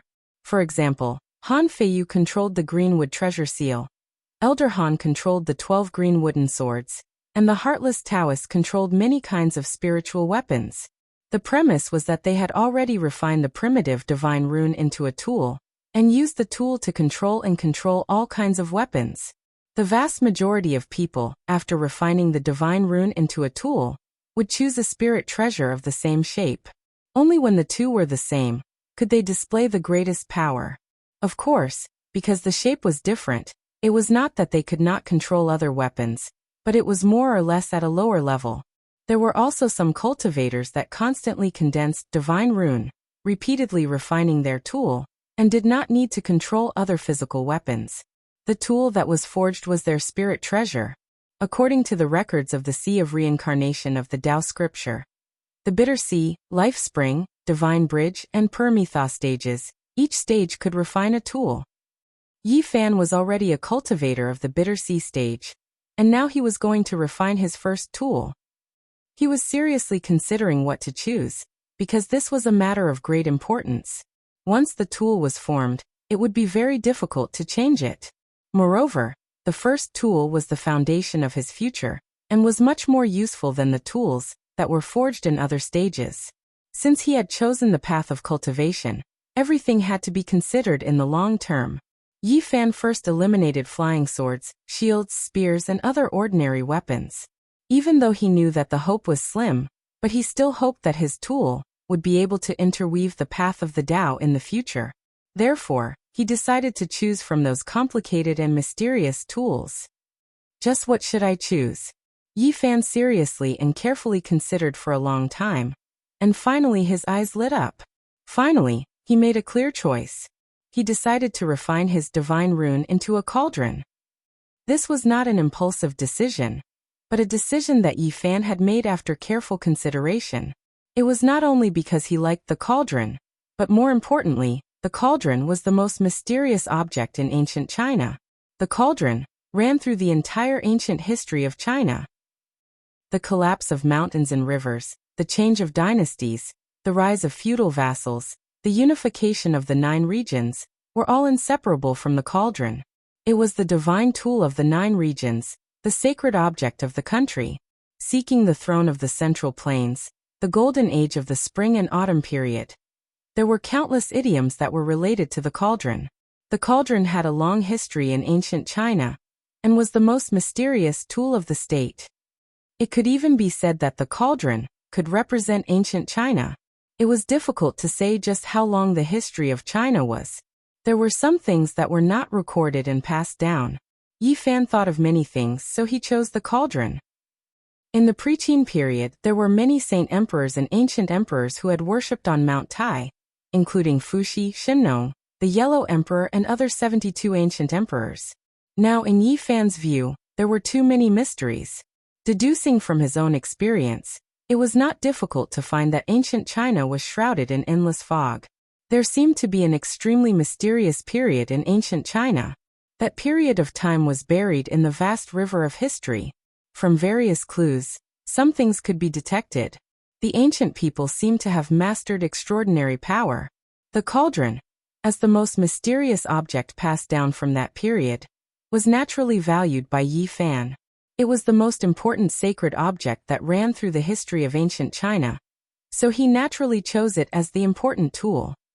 As for this choice, Yi Fan was full of confidence. This was the crystallization of ancient China, and as his first tool and foundation, it was the most suitable. There were many forms of the cauldron. The most famous ones were the 3-legged cauldron and the 4-legged square cauldron. Which one should he choose? Yi Fan thought carefully again. The 3-legged cauldron appeared even earlier. He gradually made a decision in his heart. In addition to the earlier reason, there were other reasons. From his current identity as a cultivator, he felt that the 3-legged cauldron contained some inexplicable principles. The 3-legged cauldron was more stable than the 4-legged cauldron. It was the most stable form, and the Tao and meaning of the round cauldron were broader and deeper. The 3-legged cauldron was stable, firm, stable, and solid. The circle represented the heaven and earth, the universe, and the stars. According to legend, when Panga split the heaven and earth, he broke a circle and shattered a spherical space. This was the initial evolution process of chaos, and the circle represented the origin. That's right, I'll choose the 3-legged cauldron. After serious consideration, Yi Fan made this important decision. It was not easy to forge the primitive, divine glyph into a tool. This was a long and arduous process that could not be accomplished in one go. First, he had to determine the form of the tool, and firmly imprinted in his mind. In the future, he would use it as a reference to forge the tool. There could not be a single flaw. With the Bodhi bead in hand, Yi Fan immersed himself in an ethereal state. He engraved a diagram in his mind and simulated the 19 divine glyph with his divine sense. Then he began to forge them in his mind. After relentless effort, the 19 divine glyph finally melted and condensed into a small golden cauldron the size of a bean. It shone brilliantly and was very perfect. However, Yi Fan was not satisfied. He felt that something was missing. The form was perfect, but it lacked the Tao. Yes, it's still missing the handles. Yi Fan began to forge again. The small golden cauldron slowly formed a pair of handles. The moment this small golden cauldron was formed in his mind, Yi Fan immediately felt a natural Tao. He was very satisfied and couldn't help but mutter to himself, a cauldron, 2 handles, 3 legs. Yes, the Tao begets 1, 1 begets 2, 2 begets 3, 3 begets all things. All things bear the yin and embrace the yang, and the qi is harmonious. The more Yi Fan looked at it, the more satisfied he was. The small golden cauldron became more and more mysterious in his eyes. In the end, it occupied his mind, becoming simple and natural. Yes, that's it. After Yi Fan finished forging, the 3-legged cauldron was forever engraved in his mind. From now on, he would begin to forge such a real cauldron, in the Sea of Bitterness. The most mysterious tool that ran through the entire history of China. Yi Fan's heart was filled with anticipation. Chapter 78. Yi Fan had already engraved the 3-legged, 2-eared cauldron in his heart, but it was extremely difficult to refine the divine patterns in the Sea of Bitterness. Just condensing the 19 divine patterns together took a long time. In the end, he slowly melted the 19 divine patterns into a ball the size of a bean, but it was difficult to cast and could not take shape. No matter how he looked at it, it had nothing to do with the cauldron. Yi Fan tried many times, but he could not even carve some patterns on it, let alone forge it into the shape of a cauldron. Sacrificing a cauldron was indeed difficult. However, he was not anxious. After all, this was just the beginning, and there would be time to polish it in the future. This would be a long and difficult process, not only for him, but for others. The sky darkened. Yi Fan hunted a badger and walked back. Returning to the small restaurant, he had just sat down when the old man laid out a table full of food and wine. The fragrance was alluring. Little Ting Ting had changed into a new set of clothes. Her rosy little face was filled with a sweet smile, revealing 2 cute little dimples. The little girl's definition of happiness was very low. As long as she could eat and not be bullied, she would be very satisfied. Moreover, she had new clothes to wear now. Today the Li family is on high alert. They have gathered many strong men, as if they are guarding against something. Uncle Jiang said at the dining table. What's going on? Yi Fan asked. The Li family has an enemy who lives dozens of miles away. There are also people in the family who are cultivating outside. They are both strong local families, and the 2 families have never been on good terms. The Li family suspects that the other party set fire to more than 10 carts of goods. Today they sent people to investigate, but in the end, a steward was detained. The rest were beaten half to death and rushed back. Yi Fan immediately chuckled and said, I originally wanted to torment them, but now it's even easier. This time, I guarantee that they will not be able to take care of themselves, and will no longer have the mind to suspect others. Let the 2 families in the same village suspect each other. After asking about the situation in detail, Yi Fan quietly snuck out of the small town at night, and went straight to a villa dozens of miles away. He snuck in without a sound.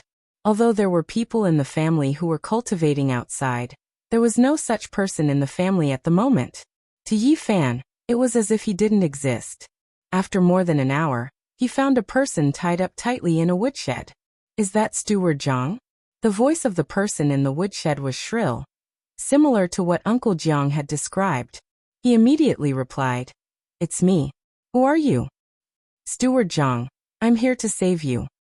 Yi Fan walked over and broke the rope on his body, saying, Your family's young master went down the mountain from the misty paradise. This time he is going to completely destroy the Wang family. What? Steward Zhang seemed to be very surprised and said, Who are you?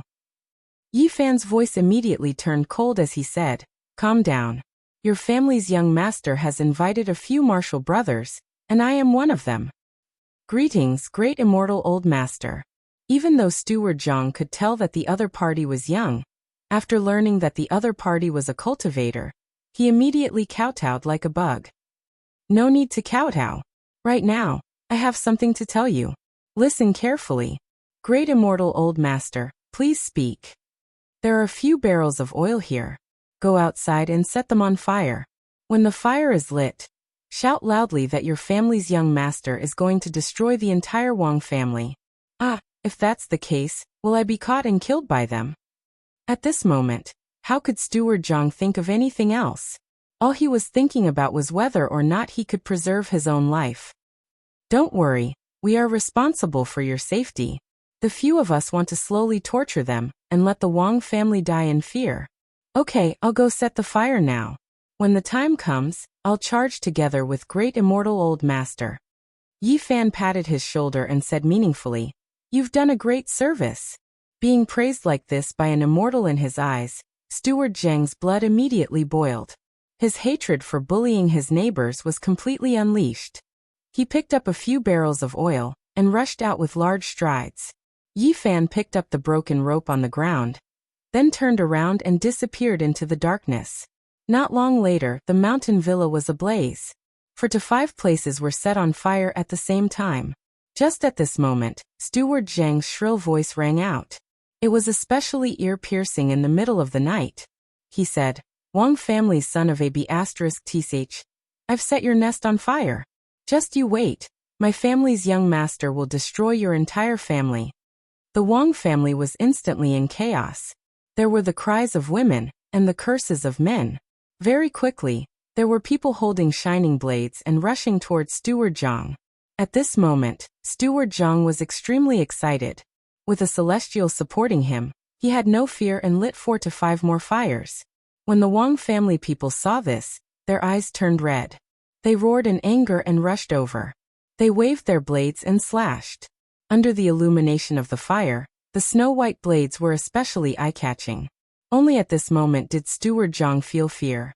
This was because the celestial did not appear by his side. At this moment, even if he wanted to escape, it was already too late. He let out a scream of fear, and had just turned around to take a step when his neck was directly cut. Blood gushed out and he died with his eyes wide open. Seeing that Steward Zhang had been killed, Yi Fan quietly retreated from the darkness. However, he did not leave. He took advantage of the chaos to light more than 10 fires. The raging flames burned fiercely, dyeing half the sky red. Only at this time did Yi Fan fly away, disappearing into the darkness in the blink of an eye. The next day, when the news reached Fresh Breeze Town, the Li family was immediately shaken. Half of the Wang family's mountain villa was burned down. "What, Zhang Shun did it? Bastard Zhang Shun, I will kill your entire family." Everyone in the Li family panicked. Like ants on a hot pan, they gathered all the able-bodied men and prepared to deal with the Wang family's revenge. Half of the Wang family's mountain villa was turned to ashes. They were extremely furious and burned down all the Li family's shops in the county. As for the gold and silver, they took all of it and gathered the servants to attack Fresh Breeze Town. On this day, outside of Fresh Breeze Town, the two families had an intense bloody conflict. Both sides suffered many casualties. There was nothing to explain now, so they could only resolve it with blades and blood. Only until dusk did both sides retreat. It was obvious that the matter would not end like this. In the next few days, there would definitely be more bloody conflicts. That very night, the Wang family's people came again. They rushed into Fresh Breeze Town and went straight to the Li family to set fire. If they had not been prepared, the Li family might have been completely turned to ashes. Even so, many rooms were burned down, and there was no peace for the whole night. The residents of Fresh Breeze Town all clapped their hands in joy. The Li family usually acted like a tyrant in the village, and had long since provoked the resentment of the people. It was just that no one dared to stand out. Now that something like this had happened, it was exactly what they dared to think but did not dare to do. Uncle Jiang saw all of this with his own eyes and couldn't help but reveal a worried expression. Seeing this, Yi Fan smiled and said, "Don't worry, these two families are not good people. It's just a dog biting a dog." The old man nodded and said, "Child, try not to do this in the future." He was a little worried about Yi Fan. He felt that a 12-year-old boy could cause such a big storm with just a few casual tricks. He was afraid that in the future, Yi Fan's thoughts would deepen and he would go down the wrong path.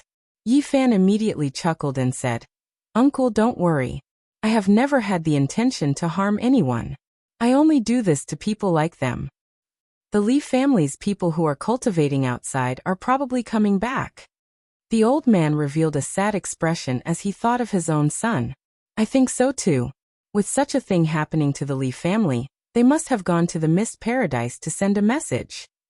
Even if such a thing didn't happen, the Li family's people should have come back." Why? Yi Fan was a little confused. The Li family usually spends a lot of money, mainly to collect spirit medicines, and send them to the few people of their family who are cultivating outside.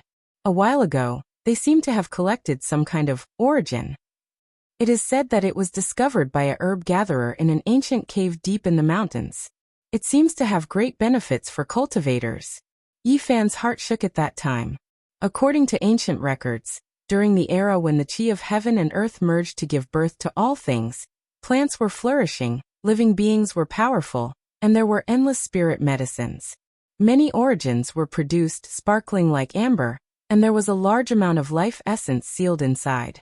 There were even some rare divine origins that had tyrannical creatures from the primordial era sealed inside.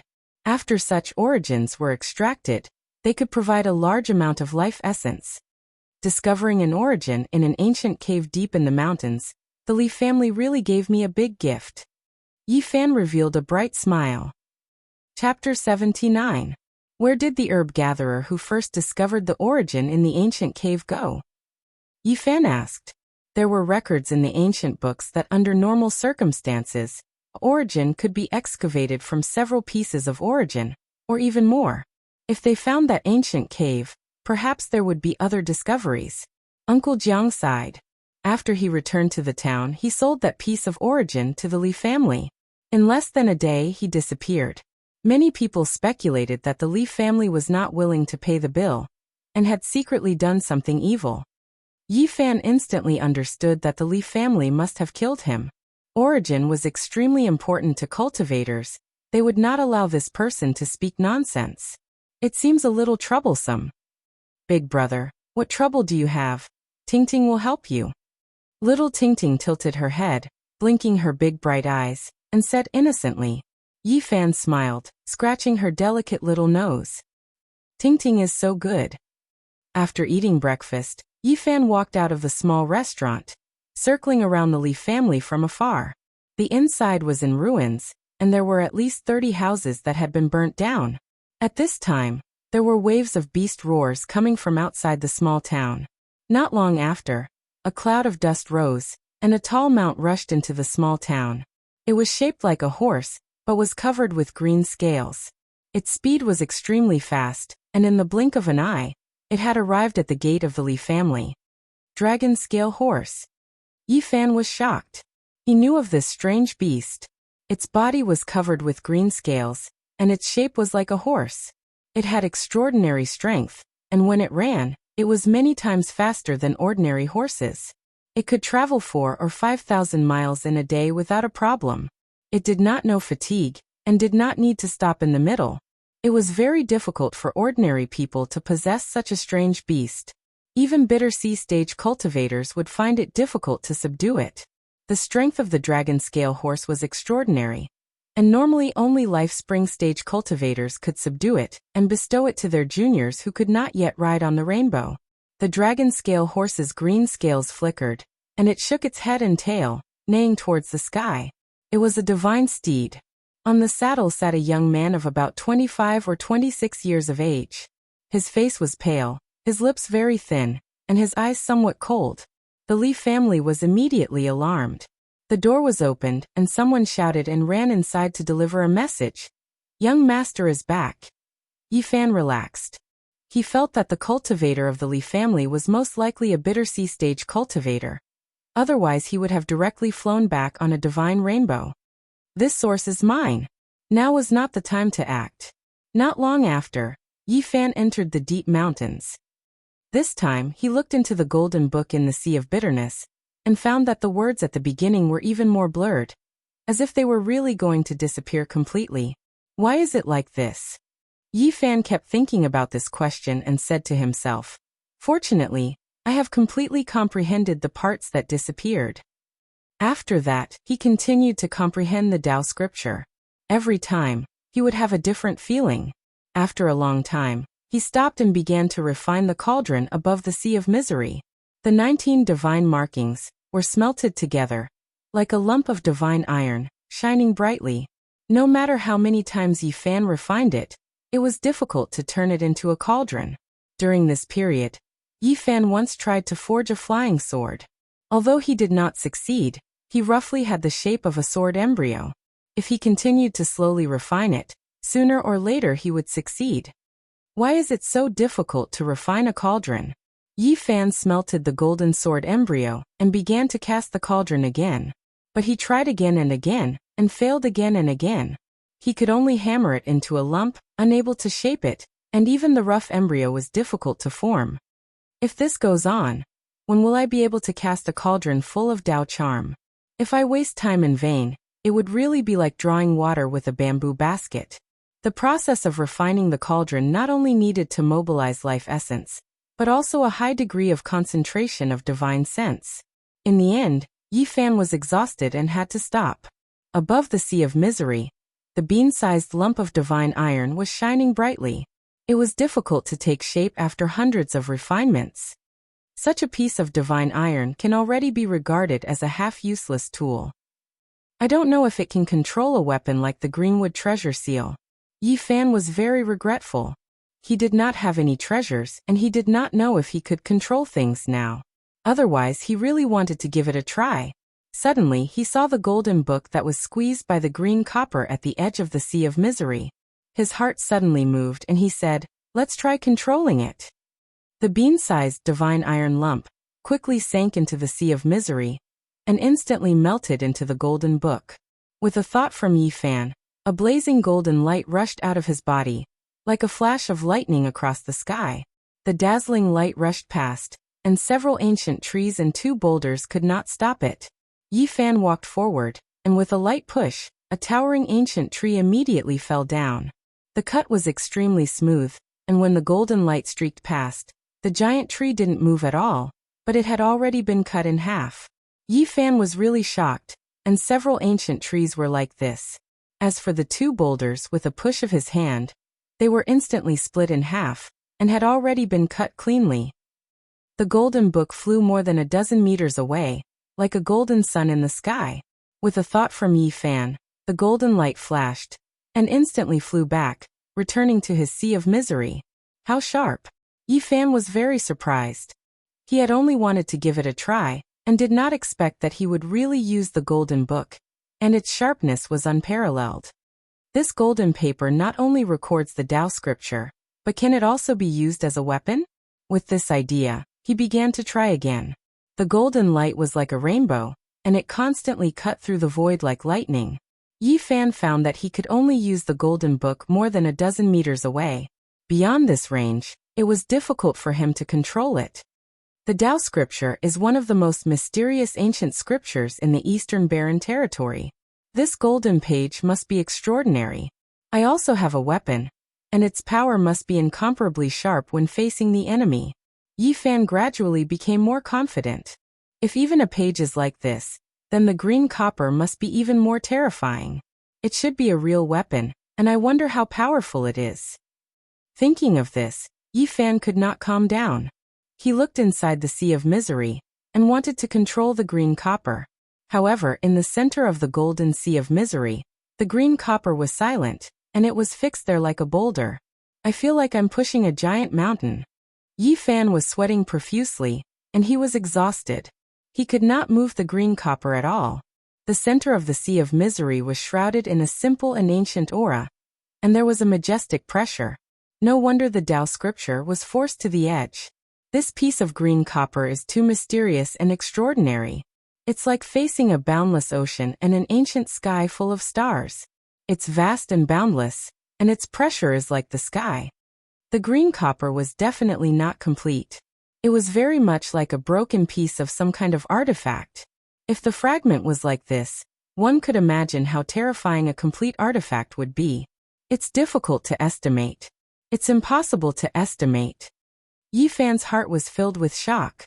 The more he thought about it, the more frightened and surprised he felt. He muttered to himself, "What does a complete body look like?" At this moment, his eyes suddenly lit up. He saw the Tao pattern on the green copper, and those patterns had an indescribable Tao rhythm. I can't move the green copper, so I'll copy its Tao pattern first. There were no Tao patterns on the surface of the mysterious green copper, but there were dense Tao patterns on the fracture. They were complicated, profound, and unfathomable.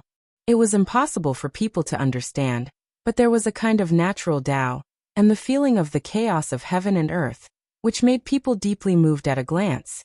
Yi Fan had not yet reached the level where he could study Tao patterns in detail.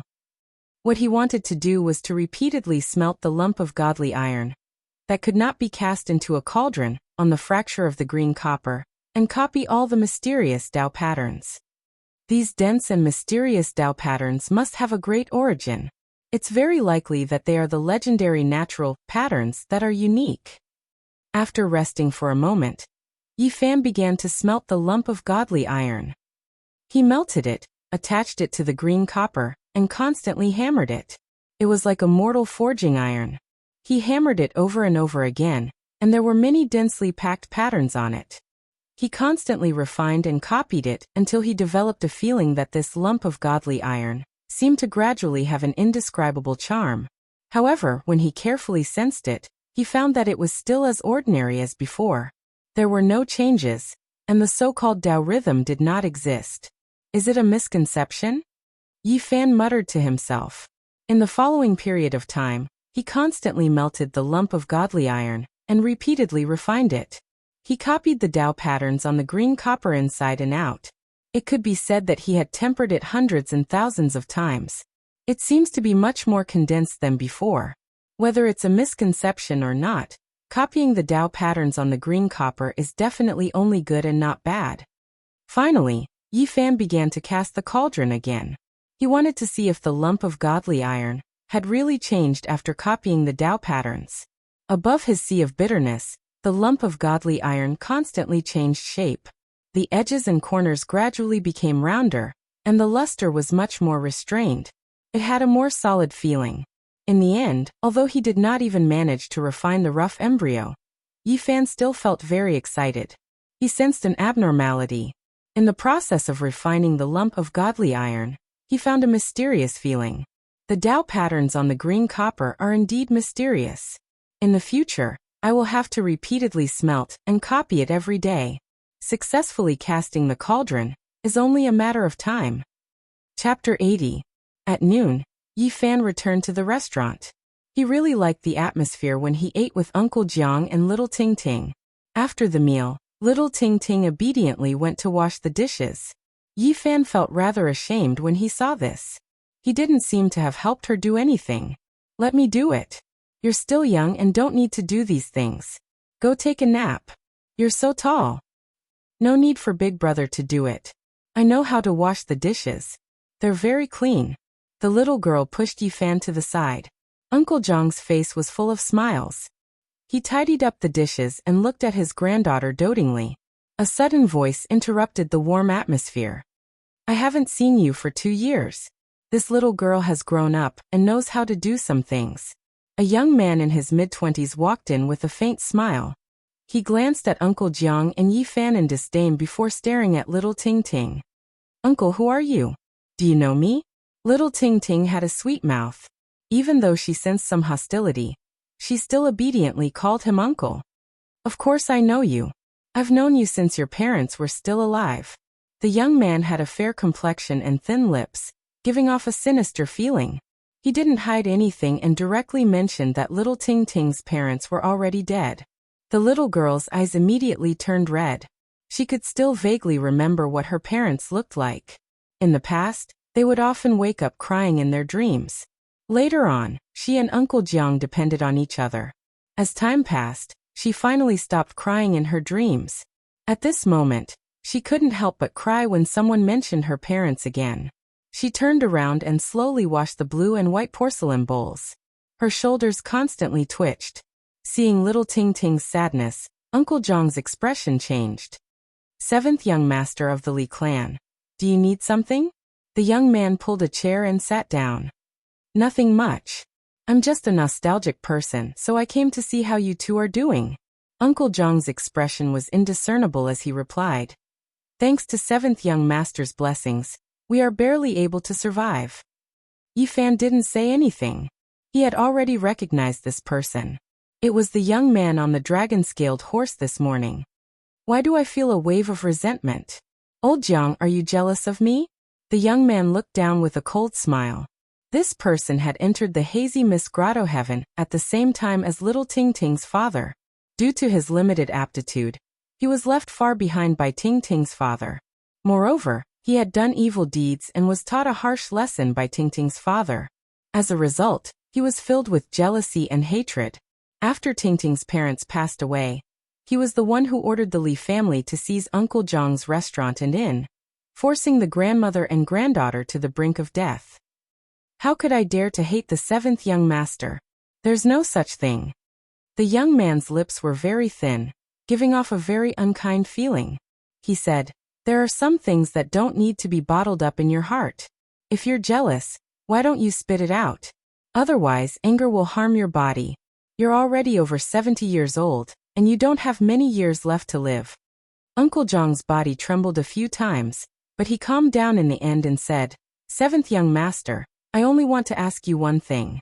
Otherwise, I won't be able to die in peace. Ask away.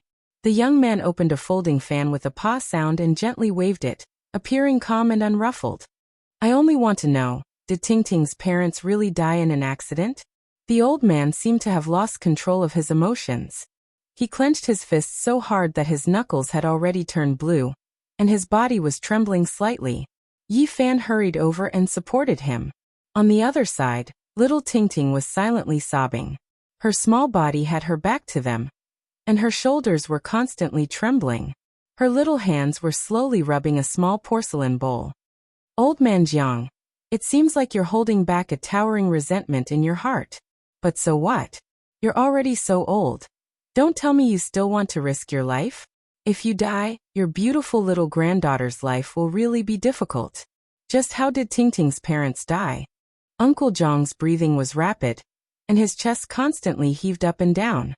His face was filled with sorrow. Go ahead and guess. The young man closed his folding fan with a paw sound, looked at Yifan and said, I heard that you led people to cripple Steward Liu.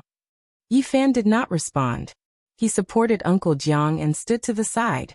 The young man glanced at him and did not continue to say anything. He stood up and walked towards little Ting Ting. What are you going to do? Uncle Jiang's eyes revealed a look of fear. He stretched out his hands like an old hen, blocking his way and protecting little Ting Ting behind him. Old man Jiang, what are you so nervous about? Do you think I would attack a little girl? The young man carefully looked at little Ting Ting and kept nodding. He said to himself, similar, too similar. It's a pity for Yinxia Fairy. Her death was not worth it. 2 years have passed. I can't believe your daughter has become so similar to you. Little Ting Ting bit her lips. Although she was sobbing, she did not cry out loud. It seemed that she did not want to cry in front of the seventh young master of the Li family. The young man held a folding fan in his right hand and lightly tapped his left hand. He said, All right, old man Jiang, you don't have to suffer anymore. I will take this little girl away in the future. You can enjoy your old age in this small town. What do you mean? Uncle Jiang immediately panted. He protected little Ting Ting behind him and stared at the seventh young master of the Li family. This little girl is clever and dexterous. I am going to take her to the Mist Grotto and let her do some things by my side. It's better than following you and not knowing what to eat next. No, not unless I die. Seventh young master of the Li family, you can't bully people like this. Uncle Jiang was so angry that he had difficulty breathing. His eyes were red and his body swayed. Yifan hurriedly supported him. Grandpa, are you okay? Don't scare Ting. Little Ting hugged the old man's thigh. Her little face was filled with worry and fear as tears continuously fell. The young man mocked. Old man Jiang, do you have to be so angry? You have to understand that after leaving you, she will live a different life. In the future, she might even shine in the mist grotto. Uncle Jiang panted heavily. After a long time, he finally calmed down and begged. Seventh young master, please let us go.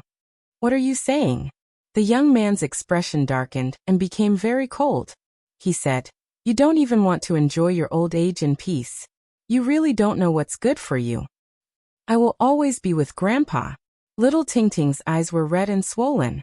She tightly hugged Uncle Jiang's thigh. This time, I still have something important to do. I must return to the Mist Grotto tomorrow. In a few days, I will personally take her away.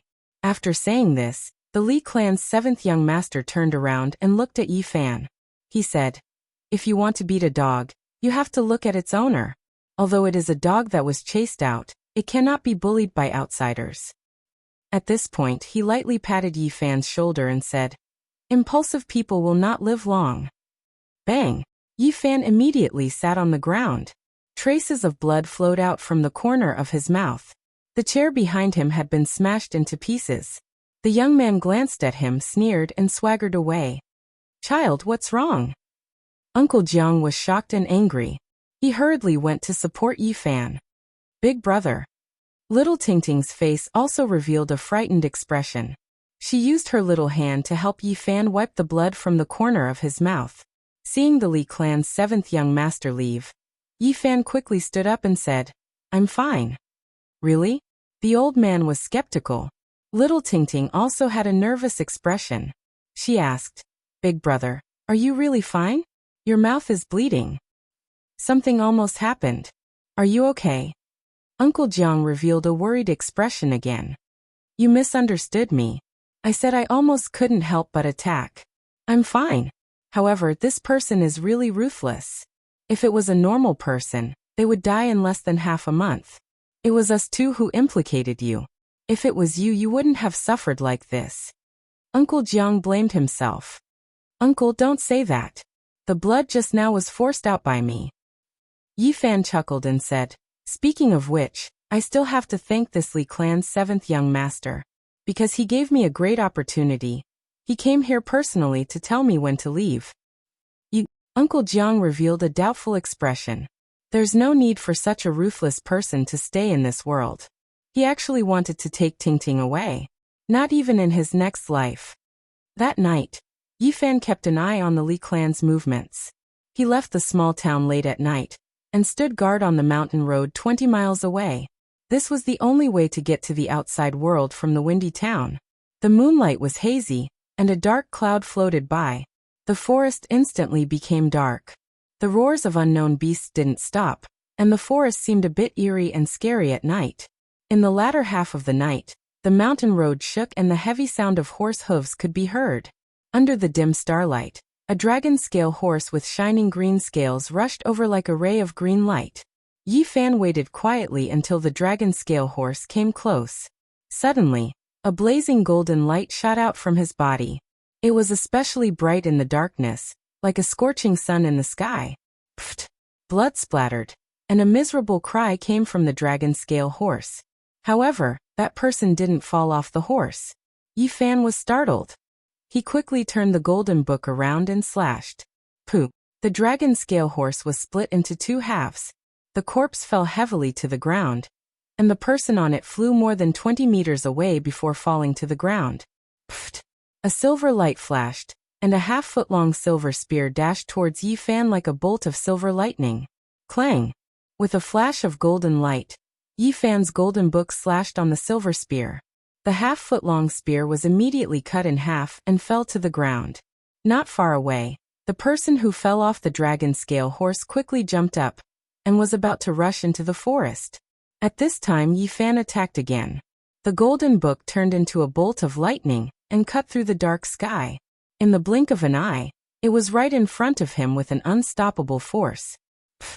The man's left leg was cut in half. Ah! That person finally let out a miserable scream and rolled on the ground. Only now did Yi Fan let out a sigh of relief. He cautiously approached. This was his first time ambushing an enemy, and he couldn't help but be a bit nervous at first, which made him lose some of his accuracy. Li Clan's 7th young master, we meet again. The young man who was rolling on the ground with blood flowing everywhere was pale. When he saw that it was Yi Fan, he almost couldn't believe it and exclaimed, "How come it's you? What's wrong?" Yi Fan's expression was calm as he looked at him from a distance. "I didn't expect it to be you, little brat. I was really wrong." The Li Clan's 7th young master's face was full of pain and anger. It was a frightening sight.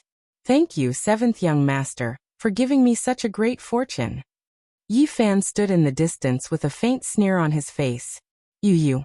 The Li Clan's 7th young master's body was shaking.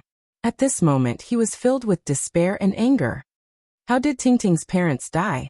At this point, Yi Fan's tone turned cold. With a flash of golden light, the golden book dashed out at lightning speed. Puff puff. With 2 soft sounds, the Li Clan's 7th young master's arms fell off. Yi Fan was still a bit worried, so he once again summoned the golden rainbow, and gently drew on the sea of suffering. "Ah, little brat, even if I become a ghost, I won't forgive you. Why do people always say such useless things?" Yi Fan walked in front of him and said, "You bastard, you've done so many evil deeds and have no conscience. Today is your retribution. I will slowly serve you." Pa.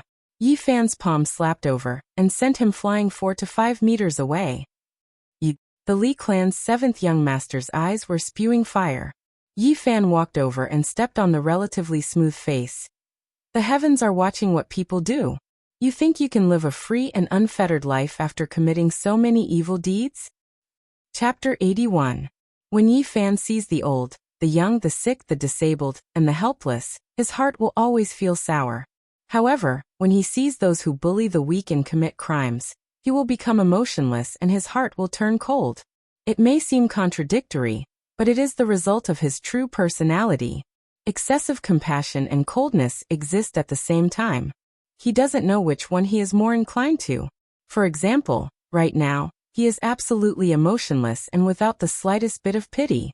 Stepping on the 7th young master's face, he said in a cold voice, "If you don't want to suffer, then answer my questions. Or else, you will understand the consequences." "Little bastard." Bang! Yi Fan kicked him away. The 7th young master's teeth all fell out. His white and tender cheeks were completely swollen, and his nose and mouth were bleeding. "Looking at your soft and tender skin, you are just like a eunuch. If you don't want to talk, then I will fulfill your wish, and make you live up to your name." Yi Fan once again took out the golden book. Like a ray of rainbow light, it shined brightly in the darkness. What do you dare to do?" The 7th young master of the Li clan was terrified. "I want you to be a eunuch." "No, I'll talk. I'll tell you everything." The 7th young master's face was deformed from fear. To a man, this is worse than death. "Useless thing." Yi Fan sat on a rock not far from him, and quietly listened to him talk about the past. Ting Ting's parents really were killed by the Li clan's cultivators. They paid a high price to exchange for a rare medicine that could cause powerful beasts to go berserk. Without anyone noticing, they used it on Ting Ting's parents. In the end, when they went out to collect spiritual medicine, they were torn to pieces by the terrifying lightning birds. Of course, there were also some dirty deals and shady tricks, which made people feel indignant. Yi Fan sighed. Whether it is the mortal world or the world of cultivators, there is no difference. Wherever there are people, there will be complicated hatred. Even cultivators are not immune. Yi Fan took out a wooden box from his bosom and kicked him away. With the help of the light of the moon and stars, he slowly opened this somewhat heavy sandalwood box. There was a light yellow stone inside. It was as thick as a thumb and as long as a knuckle. Although it was very small, it was very heavy. Yi Fan could feel a vigorous life force coming from it. According to the ancient records, during the era when the chi of heaven and earth merged to give birth to all things, plants flourished, living beings were powerful, and spirit medicines were endless. Many sources were produced, sparkling like amber, but within them, a large amount of life essence was sealed. Is this the source? Yi Fan observed it repeatedly under the moonlight and found that this source was full of impurities. The crystal clear part only occupied 1/3 of it, which made him feel a little regretful. This was not a pure source. But even so, he was very satisfied. There was an extremely exuberant life essence within this amber-like stone, and there was something that looked like mist and light circulating within it. Good stuff. I wonder how much it can help me expand the sea of sufferings. That's mine. Not far away, the 7th young master of the Li clan groaned in a pool of blood. He gritted his teeth and was filled with hatred and anger. Wasn't this source found in an ancient cave deep in the mountains? Could it be that there's only this one and nothing else? Under the torture of Yi Fan, the 7th young master of the Li clan spilled everything without concealing anything. In that ancient cave, there was a cultivator who had passed away in meditation. It had been too long, and even his skeleton had been weathered away, leaving only this piece of source. What a pity, I thought I could get a few pieces. Yi Fan felt that he was a bit greedy. I've told you everything, can you let me live? The 7th young master of the Li clan revealed a glimmer of hope in his eyes. Of course, he knew that this was only an extravagant hope. The other party would not let him go. When you murdered Ting Ting's parents, did you have any pity? When you forced Uncle Jiang and little Ting Ting to live, did you ever think of leaving them a way out? Yi Fan kicked him away and said, I'll give you a chance to end your own life so that you don't have to suffer. I haven't killed anyone yet.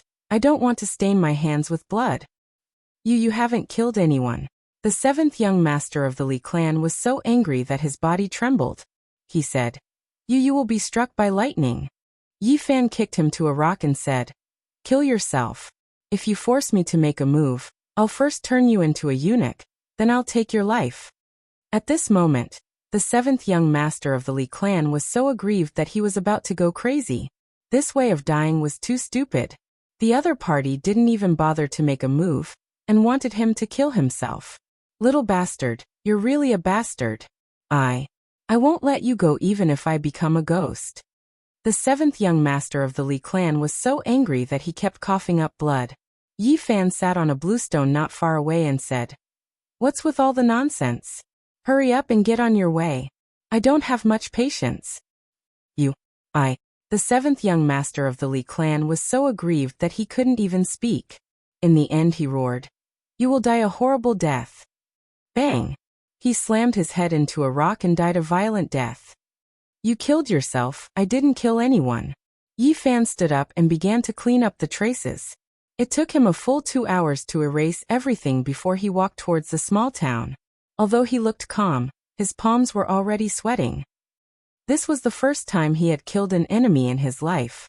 Even though the 7th young master was guilty of countless crimes and deserved to be executed, it still made him feel somewhat uncomfortable. After snatching the source, Yi Fan was not in a hurry to cultivate. He knew very well that the source contained a large amount of life essence. After breaking it, it would rush out of the waves of source energy. If he wasn't careful, he would be discovered by others, so he had to be careful. In the next 2 days, Windy Town was very peaceful. It wasn't until the 3rd day that the other 2 cultivators of the Li clan came back from the mist cave that the town was in chaos. The 7th young master of the Li clan is missing. How can a cultivator disappear just like that? This is the Li clan's retribution. What retribution? It must be the Wang clan's doing. Other than the enemies of the Li clan, who would dare to do such a thing? Who would have the strength to do so? Yeah, I heard from the servants of the Li clan that it was most likely caused by the source a while ago. Even the ordinary people of Windy Town were discussing this. One could imagine how big this storm was. Everyone in the Li clan was completely enraged, but at the same time, afraid. At first, Yi Fan didn't care. The 2 people that came back from the Li clan hadn't reached the Life Spring realm and couldn't control the rainbow, so they weren't very scary. But after a few days, the development of the matter was somewhat out of his expectations, and the storm gradually became bigger. People from the Mist Cave actually came. Several Life Spring Realm cultivators personally came. They let the people of the Li clan lead the way, and went straight to the ancient cave where the source was found. Then, the cultivators of the Wang clan also invited people from their own sect to go deep into the mountains to find the ancient cave. Both sides almost had a violent conflict. Could it be that this place found the source vein? On this day, more than 10 people on horses came to Windy Town. They were all extremely mystical beasts, each with thick scales and protruding horns. The mount in the middle was the most extraordinary. Its entire body was covered in golden scales, and a brilliant divine light surrounded it, as if there was a golden flame burning on it. It had the shape of a golden lion, but there were 2 horns on its head that were forked and surrounded by golden light. It was extremely majestic and mighty. Its 4 hooves didn't step on the ground, but were actually 3 inches above the ground. It was completely treading on air. One could imagine how powerful and terrifying this strange beast was. On top of the golden lion sat a young man of 24 or 25 years of age. He wore a white robe and looked very scholarly. There was a gentle smile on his face, and he was very handsome. His eyes were like water, faintly circulating with divine light. He could be said to be as handsome as jade. On both sides of him, there were 2 other mounts walking side by side. On the left was a green strange beast that was shaped like a lion or tiger. The green beast fur was extremely long, extremely clean, sparkling and translucent like jade. Clear splendor swirled about, shining brilliantly. Meanwhile, on its head was a jade horn that was unexpectedly releasing 5-colored divine light. This 5-colored strange beast was also treading on air, and didn't really step on the ground. On top of it sat a young man of 16 or 17 years of age. He wore green clothes and had a pressing heroic spirit. However, there was a faint sense of arrogance as he looked at everything in the town with disdain. On the other side was a strange beast that flickered with silver radiance. It looked like a divine deer, and its entire body was covered in silver scales. Moreover, there was a vertical eye in the center of its forehead. Its entire body flickered with a pure and holy radiance. It treaded on air, and didn't seem to be tainted by even a speck of dust. On top of it sat a young girl of 16 or 17 years of age. Her skin was like cream, and her eyes were misty like autumn water. Her red lips were dotted, and she was extremely beautiful. However, she gave off a feeling that she was unreachable and carried a hint of arrogance. The dozen or so strange beasts behind the 3 were all extraordinary as well. They were all extremely rare strange beasts. Some were covered in dense scales, while others were completely jade-like. All of them flickered with radiance. The people on the mounts ranged from 20 to 40 years of age. Regardless of whether they were men or women, they all carried an austere aura, and a powerful battle intent condensed around them. In the distance, Yi Fan saw all of this and couldn't help but suck in a breath of cold air. What kind of background did these people have? They were definitely not ordinary people.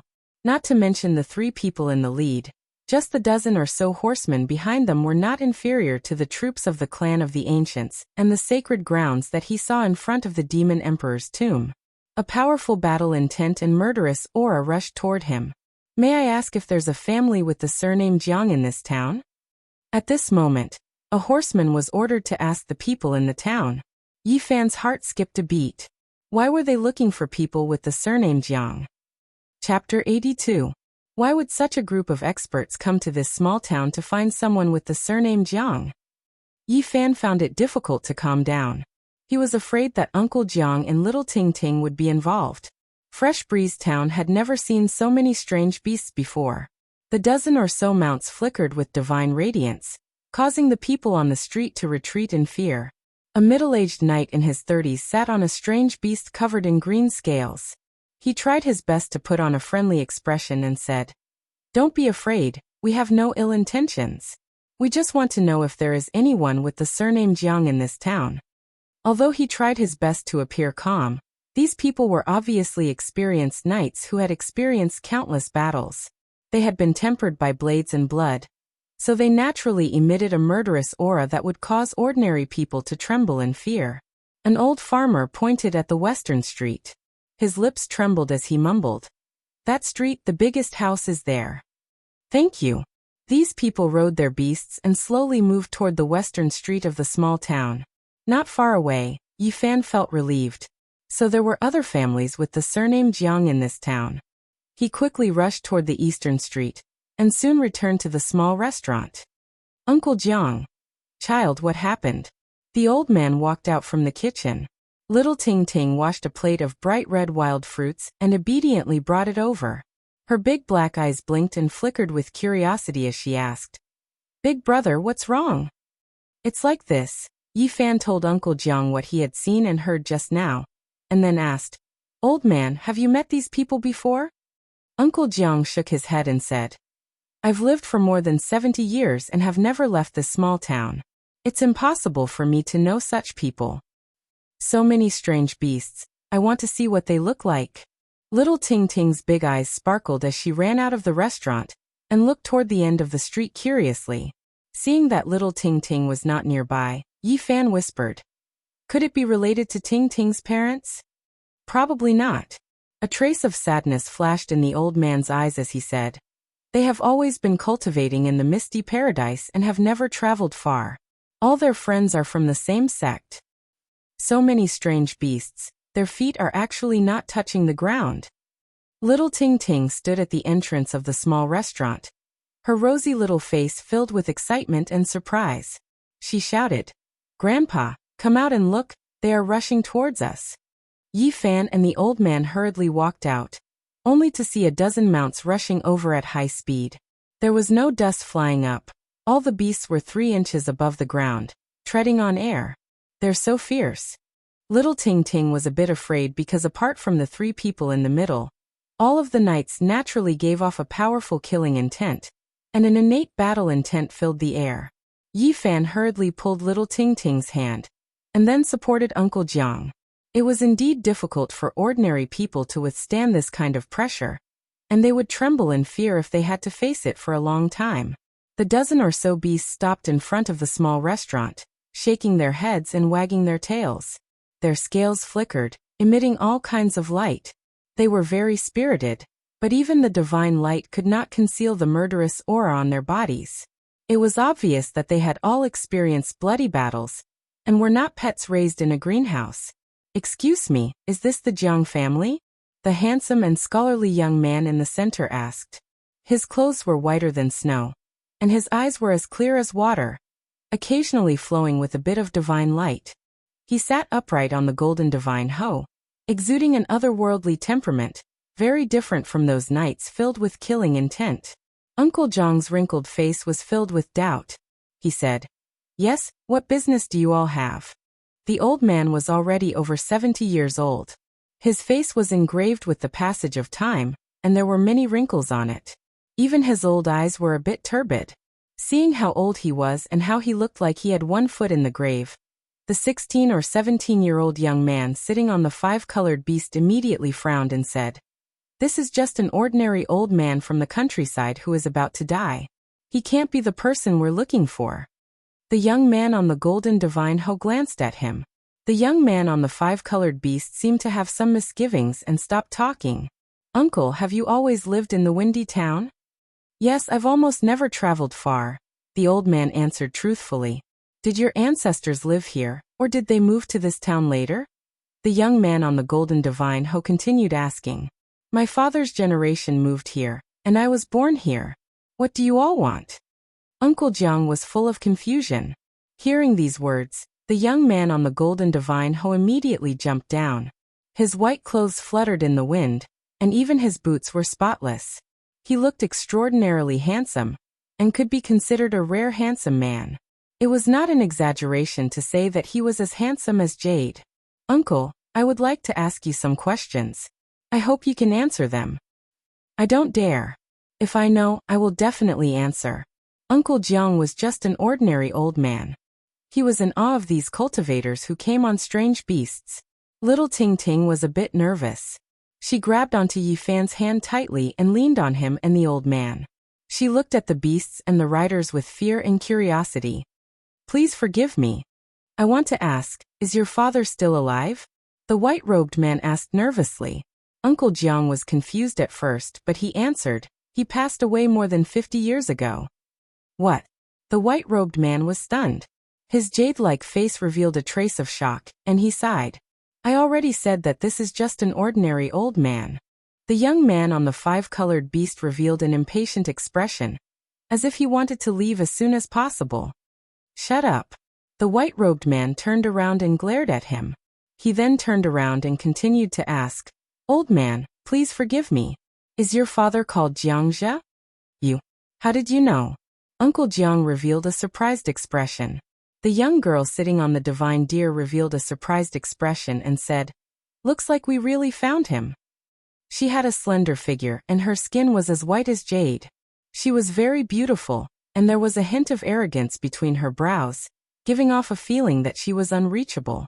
The young man on the five-colored beast frowned and said, "How can such an ordinary old man from the countryside have the blood of our Jiang family? If he really is the descendant of great-grandfather Jiangzhe, how can he not know the cultivation method? He must have the same name. Old man, can you tell me in detail?" The white-robed young man's attitude was still very gentle. He went up to support Uncle Jiang and said, "Can we go in and talk in detail?" The riders all stood guard outside. The white-robed man supported Uncle Jiang and walked back to the small restaurant. The arrogant young man and the extremely beautiful young girl also followed in. Yi Fan saw that the other party had no ill intentions.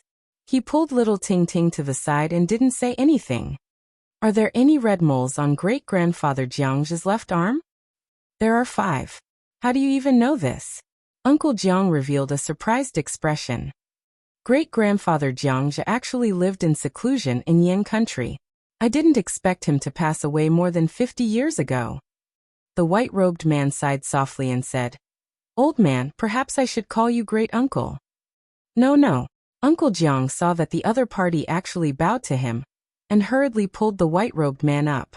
The white-robed man turned around and said to the two behind him, "Why aren't you two greeting him?" "Greetings, great-uncle." The beautiful young girl bowed and glanced at Yi Fan and little Ting Ting at the same time. The young man was a little unwilling and mumbled, "Greetings, great-uncle." He hurriedly bowed and was very perfunctory. This is... Uncle Jiang was full of confusion. He didn't understand why they were like this. "Big brother, big sister, do you know my grandpa?" Little Ting Ting was also very confused. Her long eyelashes kept blinking, and her intelligent eyes were full of confusion. Seeing that she was so innocent and cute, the white-robed man dotingly rubbed her head and said, "We come from the same family." "What family?" Little Ting Ting blinked her big eyes curiously.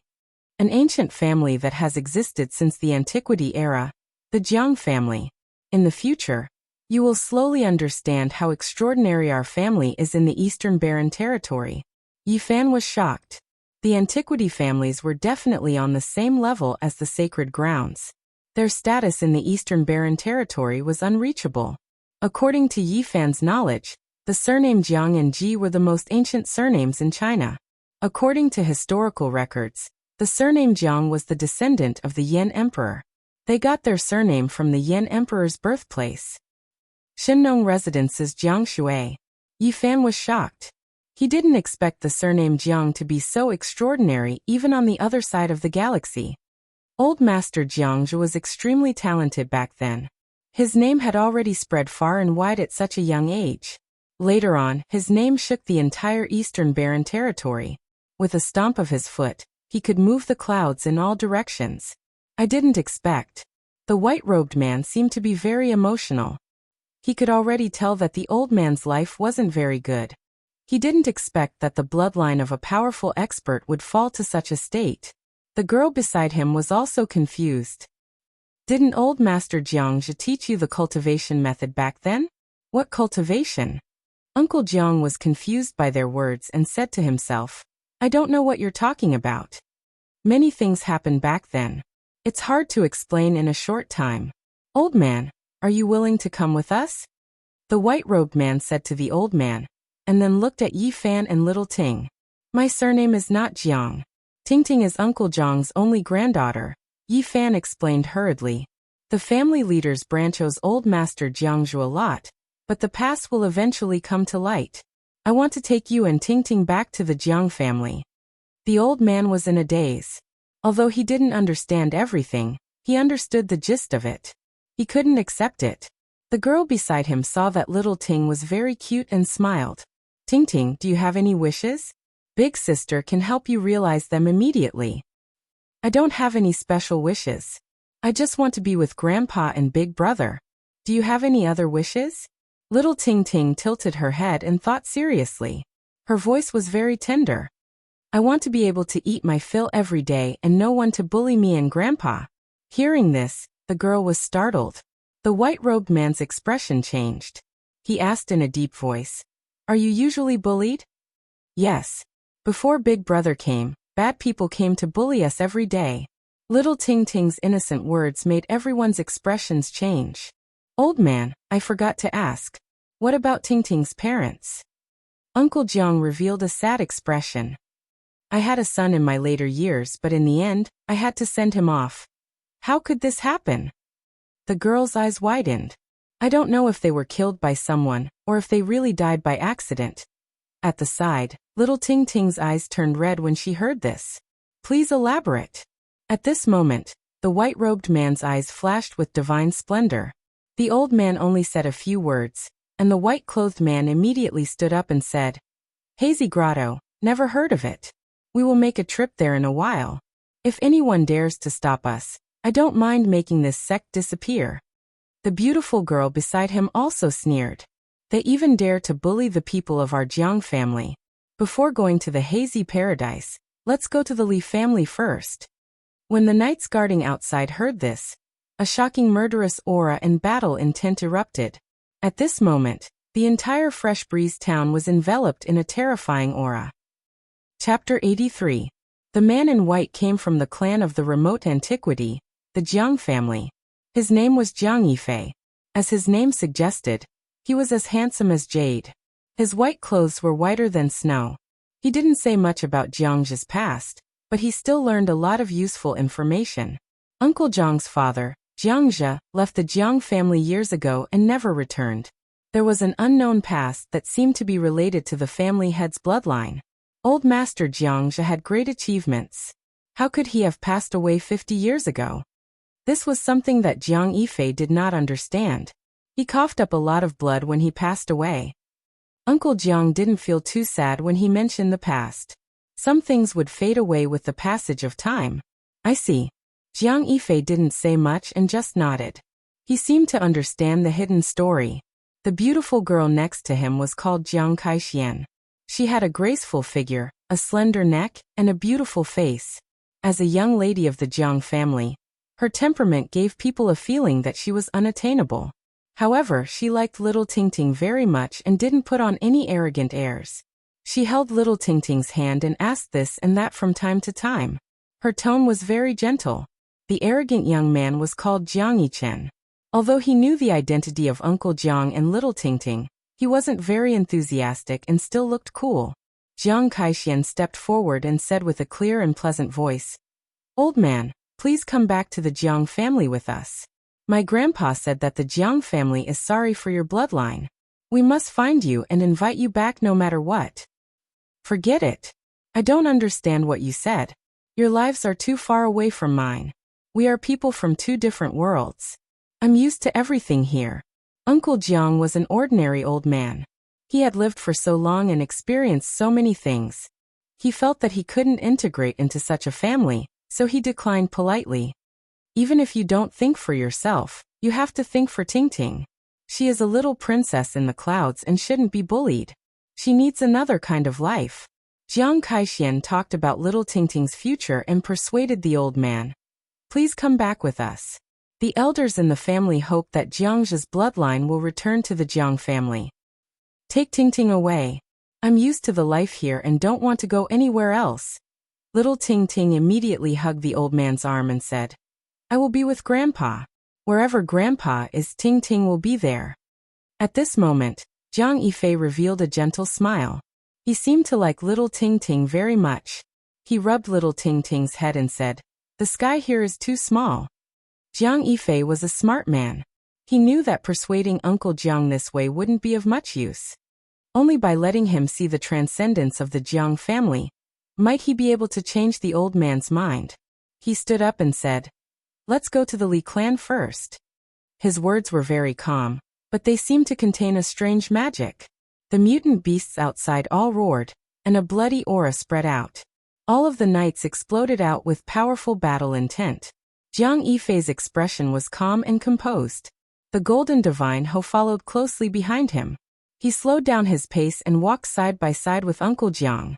Everyone else followed behind when they saw this. No one rode on their beasts, but walked toward the Li family. Little Ting Ting anxiously pulled the old man and Yi Fan's hands. Being protected by everyone like stars around the moon made her feel uneasy. At this moment, Jiang Yifei and Jiang Kaishian were walking side by side with them. However, they were only standing on the left and not in the middle. Everyone on the street was very surprised to see Uncle Jiang and little Ting Ting being protected like this. Many people were trembling with fear and retreated to the sides of the street in fear of those beasts. What's going on? Does old man Jiang know these people? Look at those mutant beasts. Their feet don't touch the ground. I'm afraid they can even fly. How can old man Jiang know these people? The bitter old man Jiang finally changed for the better. Good people will always be rewarded. This time, the Li family is in big trouble. They seem to be walking toward the Li family. Great. After so many years of anticipation, someone is finally going to deal with the Li family. More and more people gathered on both sides of the street. Although everyone was very afraid and didn't dare to move forward, they still revealed excited expressions. They followed from afar and moved toward the Li family. When Uncle Jiang arrived at the gate of the Li family, he was a little hesitant. Seeing this, Jiang Yifei helped him up the stairs and said, "Not to mention a small Li family, even the palace of the most powerful country in the Eastern Barren Territory can't stop us." Bang! In front of them, a pair of vermilion doors suddenly collapsed as if a huge hammer had smashed on them. Inside, there was a commotion, and curses could be heard from the gatehouse. Who did this? How dare you come to the Li family and behave atrociously? You're really looking for death. Soon more than 10 people rushed out, all of them fierce. However, when they saw more than 10 beasts, they were instantly stunned. They swallowed all the curses and were tongue-tied. The ferocious look on their faces disappeared, and they became fearful and uneasy as they quickly ran back. Look at your cowardly faces. What are you afraid of? There are cultivators in our Li family. After a steward received the report, he walked out cursing and said, "Damn it, who ate the guts of a leopard and dared to cause trouble in the Li family? Don't they know that many celestial masters are temporarily staying here? Bad guy." As soon as that steward walked out, little Ting Ting immediately took a few steps back. It was obvious that she was a little afraid of this person. After that steward walked out, he was also afraid. Golden Divine Ho, 5-colored mutant beasts, divine deer with vertical eyes. He had never seen or heard of such things. He was immediately stunned. This is a bad guy. Yes, he brought people to rob our restaurant and beat Grandpa until he vomited blood. This kind of thing was said by little Ting Ting with such childish words. It made people feel even more angry. Jiang Yifei waved his hand, and immediately, a knight came forward and forced his way towards that steward. What do you want to do? This is the Li family, and there are several celestial masters inside. You are not allowed to behave atrociously. He shouted loudly and kept on retreating. Don't make a move here, so as not to scare the child. Jiang Yifei was meticulous and was afraid that a bloody scene would scare little Ting Ting. Yes. The armored knight grabbed the steward by the collar and tossed him out. There was a flash of green light, and the other knight rode a wild beast into the air, carrying the steward out of the town in the blink of an eye. Heavens, it can fly. It can really fly in the sky. That beast can actually run in the sky. It's too unbelievable. In the distance, the surrounding commoners all revealed expressions of shock. Their mouths were wide open, and their faces were full of astonishment. Little Ting Ting's mouth also formed an O shape. She tiptoed and looked into the distant sky. Jiang Kaishian revealed a smile, squatted down and said, "Do you want to have such a precious beast that can fly in the sky every day?" Little Ting Ting was about to nod subconsciously, but she quickly thought of something and hugged the old man's arm tightly.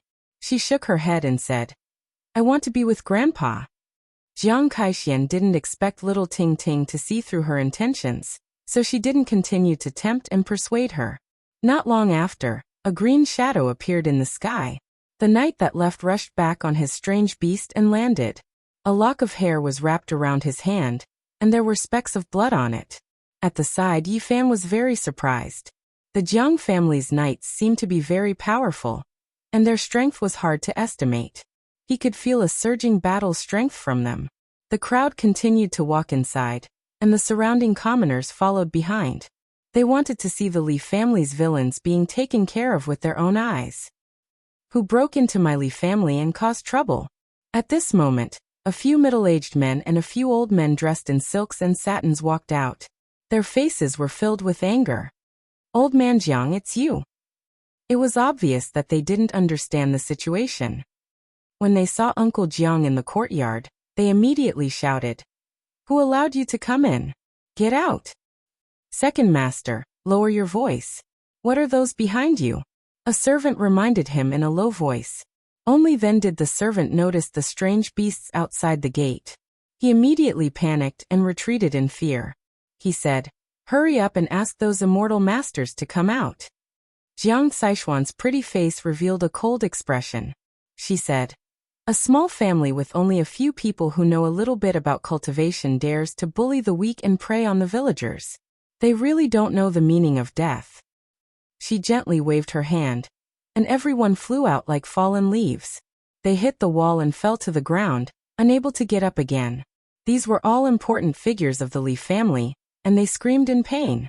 With a flash of light, two figures rushed out and came to the front yard. They were the two people from the Li family, who knew how to cultivate. When they saw the situation in front of them, their expressions changed. "Friend, who are you? What have we done to offend you? Why did you break into our Li family and hurt our people?" The two people were around 27 or 28 years old. They were shocked and angry, but they didn't dare to act out. "You don't deserve to know." Jiang Kaixian sneered. Jiang Yifei calmly asked, "Did you kill Tingting's parents?" "You. What are you talking about? Don't slander us." The two people's expressions changed drastically. They felt a chill in their hearts when they saw Uncle Jiang in the center of the crowd. "Who are you saying is slandering us?" A knight walked out with a gaze as sharp as a knife. He appeared in front of them like a ray of light and slapped the two people away. Two bloody palm prints appeared on the faces of the two people from the Li family, and they instantly swelled up.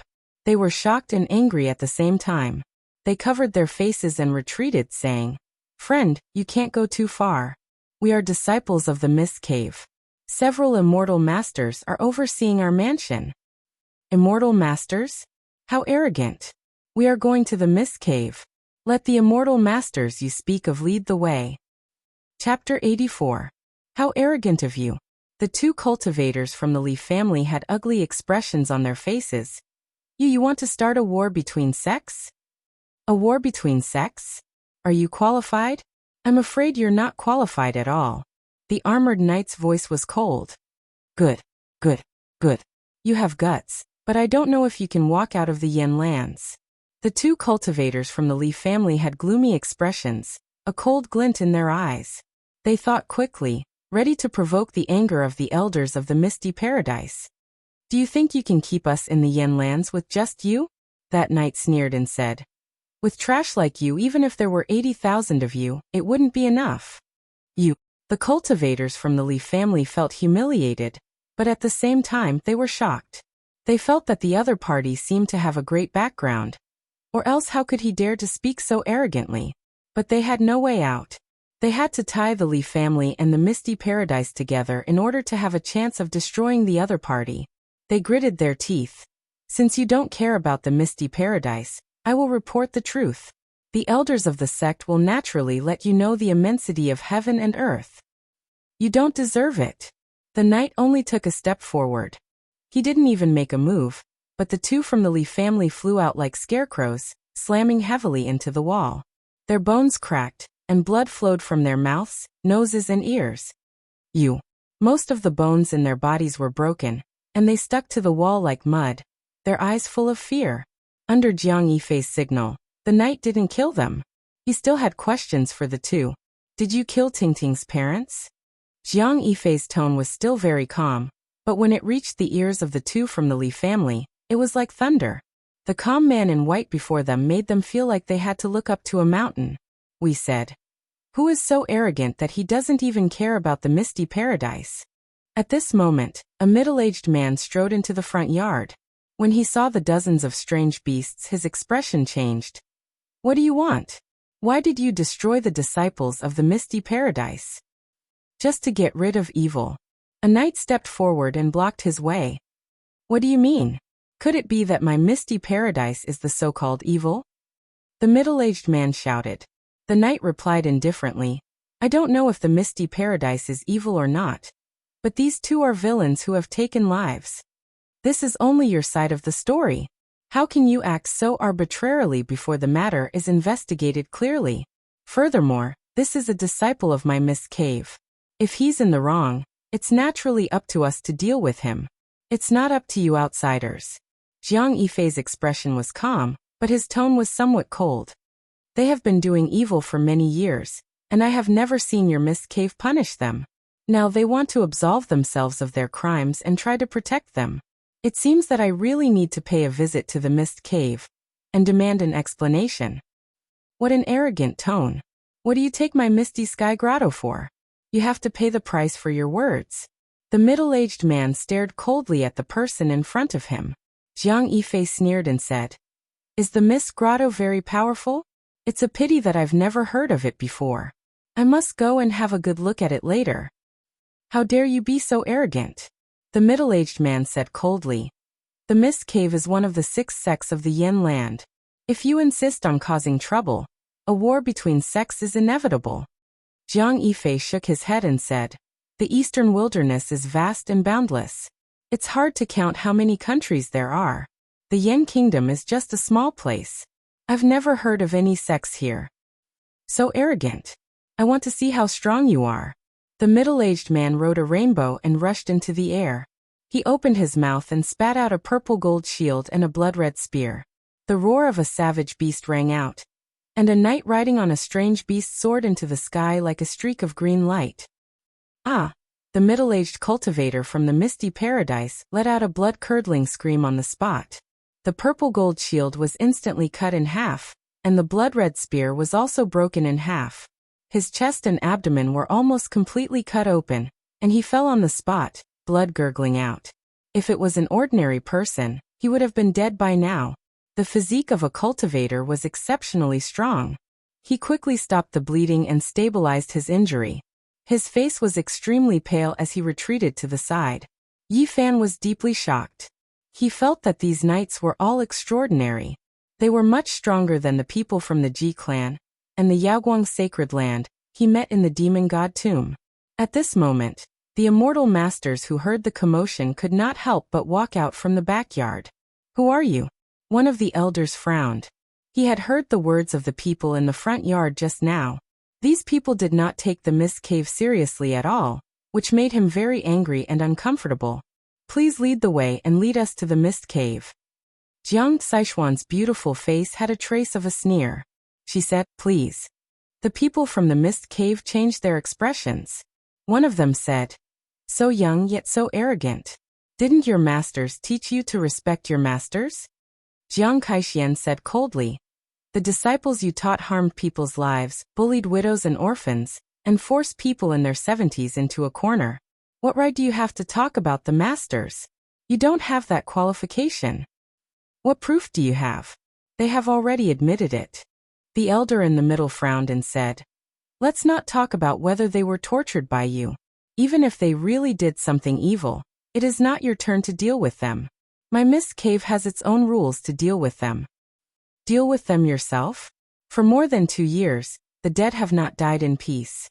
The murderers are still at large and continue to persecute widows and orphans. Is this your sect's rule? Jiang Kaixian sympathized with little Ting Ting. At this point, her pretty face was covered with frost. She said, Until now, you are still thinking of ways to absolve and protect them. You are really worthy of being their masters. Birds of a feather flock together. The elder in the lead immediately raised his eyebrows, but he did not dare to make a move on the spot because the opponent's formation was too terrifying. Just the golden divine Ho alone made him extremely fearful. At this moment Jiang Yifei said, Take them all down. Several knights heard him and stepped forward at the same time. The elder shouted, Let's go. He was the first to soar into the sky, riding a rainbow to escape. He could already see that these people had great backgrounds and were not people they could deal with. The others also rushed in all directions, shooting up into the sky one after another. The wild beasts roared and the sky shook. Several strange beasts carrying the knights rushed in different directions, and instantly caught up. Ah! Screams came one after another. Then, the knights quickly turned around and captured everyone like dragging dead dogs. Everyone, including the elder, had terrible wounds on their bodies. On the side, Yi Fan was very shocked. The clan of the ancients was indeed a colossus. These knights were too terrifying. Jiang Yifei pointed out 2 knights and asked them to stay behind to deal with the Li family. At the same time, he warned them not to kill the innocent and only to kill a few evil leaders. Let's go to the Mist Cave. Jiang Yifei personally helped Uncle Jiang onto the Golden Divine Hoe and rode with him. Jiang Kaixian carried little Tingting onto the Divine Hoe and sat in front of her. Meanwhile, Yi Fan rode with another knight and soared into the sky. There's no need to go to the Mist Cave. Those 2 bastards are already dead, and the great hatred has been avenged. When Uncle Jiang learned that his son was killed, he couldn't help but shed tears.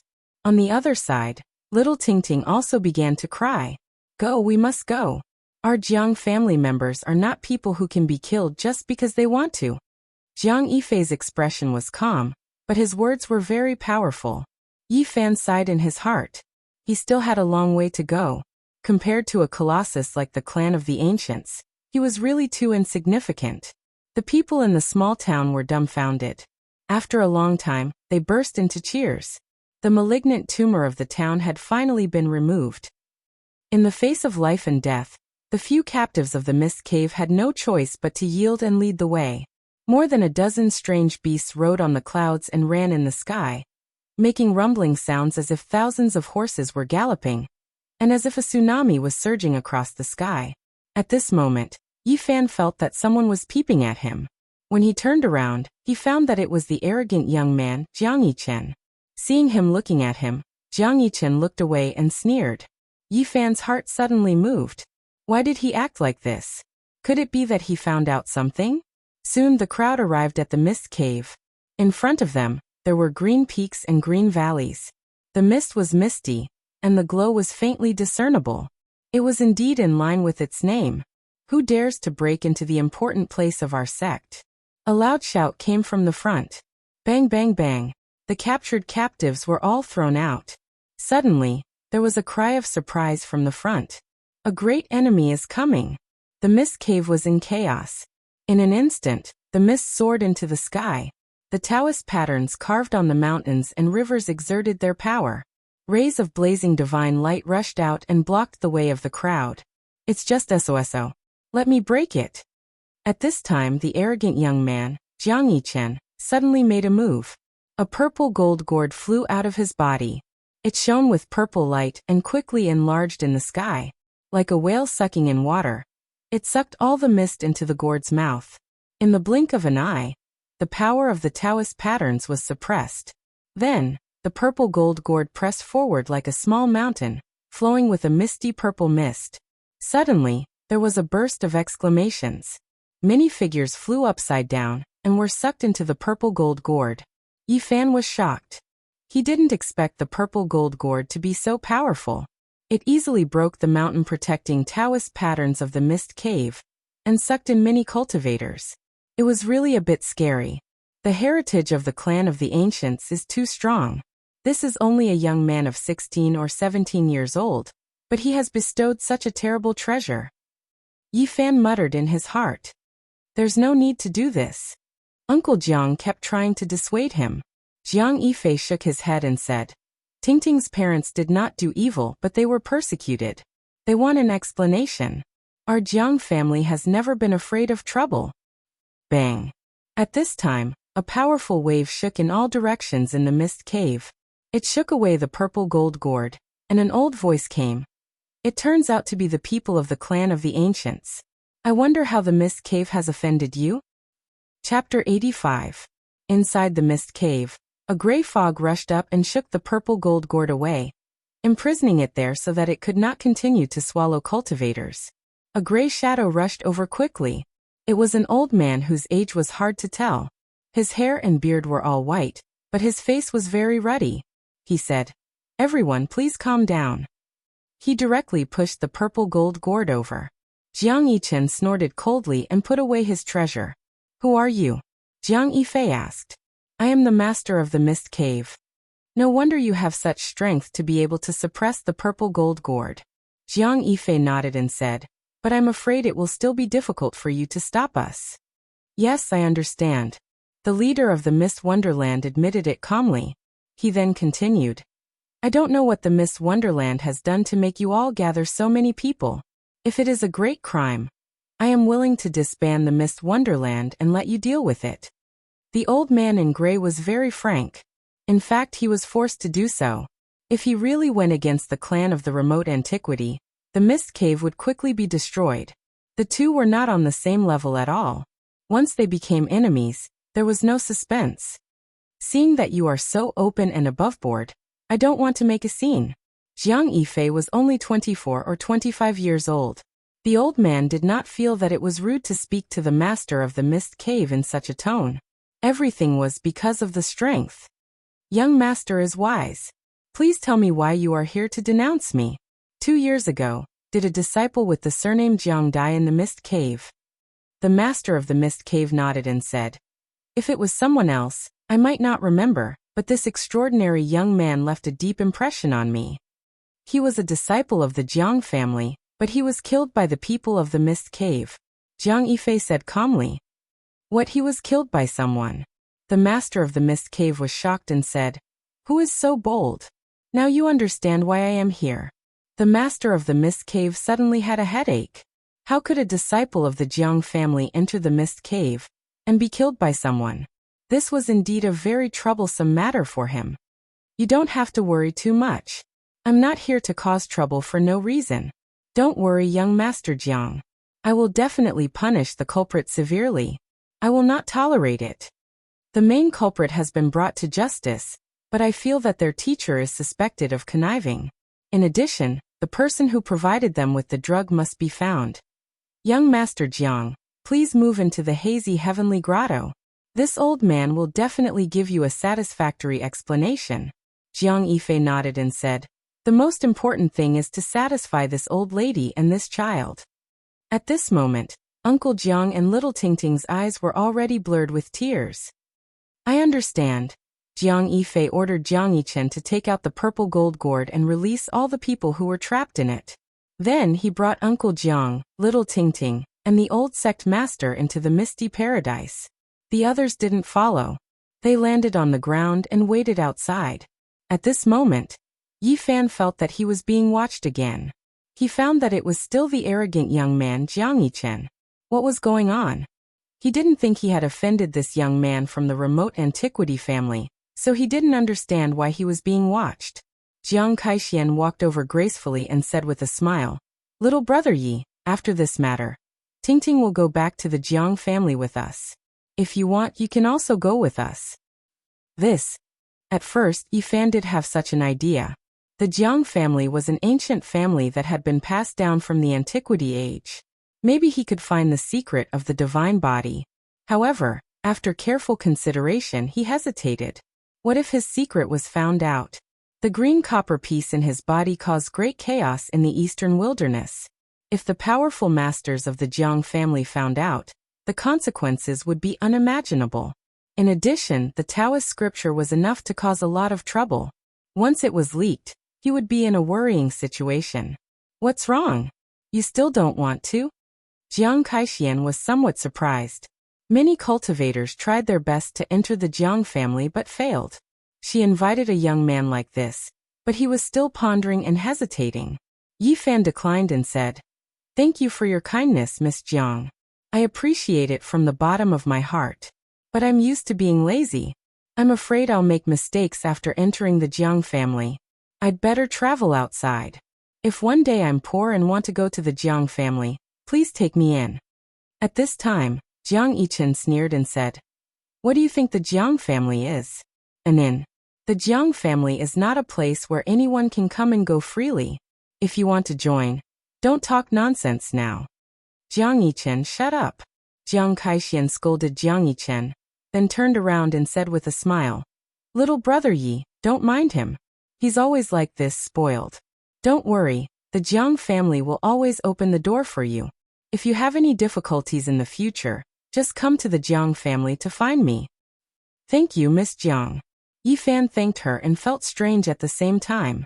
He didn't provoke this young master of the Jiang family, so why did he do this?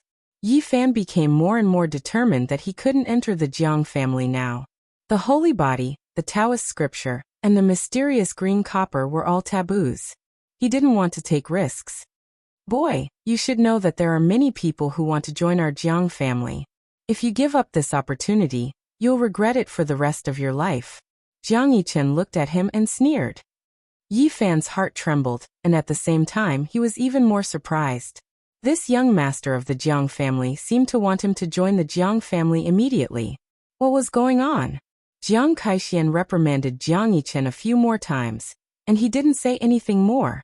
He just stood not far away and looked at Yi Fan from time to time. "Is this bastard a dead rabbit? Damn it!" Yi Fan muttered in his heart. After a while, Jiang Yichen finally stopped looking at him and began to wander around the mist cave, which made Yi Fan feel a little relieved. Soon he thought of his classmates. There should be 2 people in the mist cave, but he didn't know who they were. After waiting for a full hour, Jiang Yifei walked out with Uncle Jiang and little Tingting. The head of the mist cave and a group of important people saw them out in person. The eyes of the old man and the little girl were red and swollen. It was obvious that they had cried. "Old head, please go back. There is no need to see us off. Our Jiang family is not unreasonable. This matter has been settled. You don't have to worry anymore." The old leader of the mist cave abode heaved a sigh of relief. Otherwise, anyone would tremble in fear when facing a behemoth like the Jiang family. In the Eastern Barren Territory, not many big forces dared to compete with them. The people of the mist cave watched them go away until they disappeared, and then they returned to the sect. Jiang Yifei and his group returned directly to the Qingfeng town, just to satisfy the old man's wish to see the town again. Uncle Jiang decided to join the Jiang family for little Tingting's future. He didn't want his granddaughter to be wronged again. "Big brother, come with us." Little Tingting looked up and begged. Yi Fan scratched her little nose and said, "Big brother can't help much anymore. The Jiang family is full of powerful people. I am not even a soldier there. Tingting will have a good life there. Big brother, I really don't want to be separated from you. Come with us, or Tingting will miss you every day." Little Tingting was about to cry. "I still have other things to do. I really can't go now. I promise you, I will visit you in the future." Yi Fan comforted her softly. "No, if Big brother doesn't go, I won't go either." Little Tingting actually made such a decision. "You are still young and don't understand some things. You will understand when you grow up. Go to the Jiang family happily. Don't play around there. Learn cultivation from them. Maybe I will need Tingting's help in the future." Uncle Jiang also couldn't understand. He really hoped that Yi Fan would go with them, but in the end he couldn't force him. When they parted outside Qingfeng town, little Tingting burst into tears. She hugged Yi Fan's leg and refused to let go. Her tears rolled down in pairs. Yi Fan wiped her tears and said, "Don't cry. Tingting, remember what I said just now. We will meet again in the future." In the end, little Tingting was reluctant and cried, "I will definitely learn cultivation and find Big brother in the future. If anyone bullies Big brother, Tingting will beat them away." Yi Fan immediately smiled and said, "Go quickly. They are all waiting for you." At this moment, Yi Fan noticed that when Jiang Yichen, the young master of the Jiang family, looked at him, a cold light flashed in his eyes. This made his heart skip a beat. "Jiang Yichen, the way I look at you doesn't seem right." Jiang Kaixian suddenly said, "Sister Xian, why do you say that?" Jiang Yichen was shocked. "Don't do immoral things. Don't be evil. It seems that Grandpa has really spoiled you." Jiang Kaixian said coldly, "I have noticed you for a long time. You seem to want to fight little brother Yi. Did he offend you?" Jiang Yifei looked back at them and said, "What's the matter?" "Nothing." Jiang Yichen was a little guilty. "Speak." Although Jiang Yifei looked elegant, he seemed to be very prestigious. Jiang Yichen, who was from the same clan, was very afraid of him. I speak. Jiang Yichen had to tell the truth.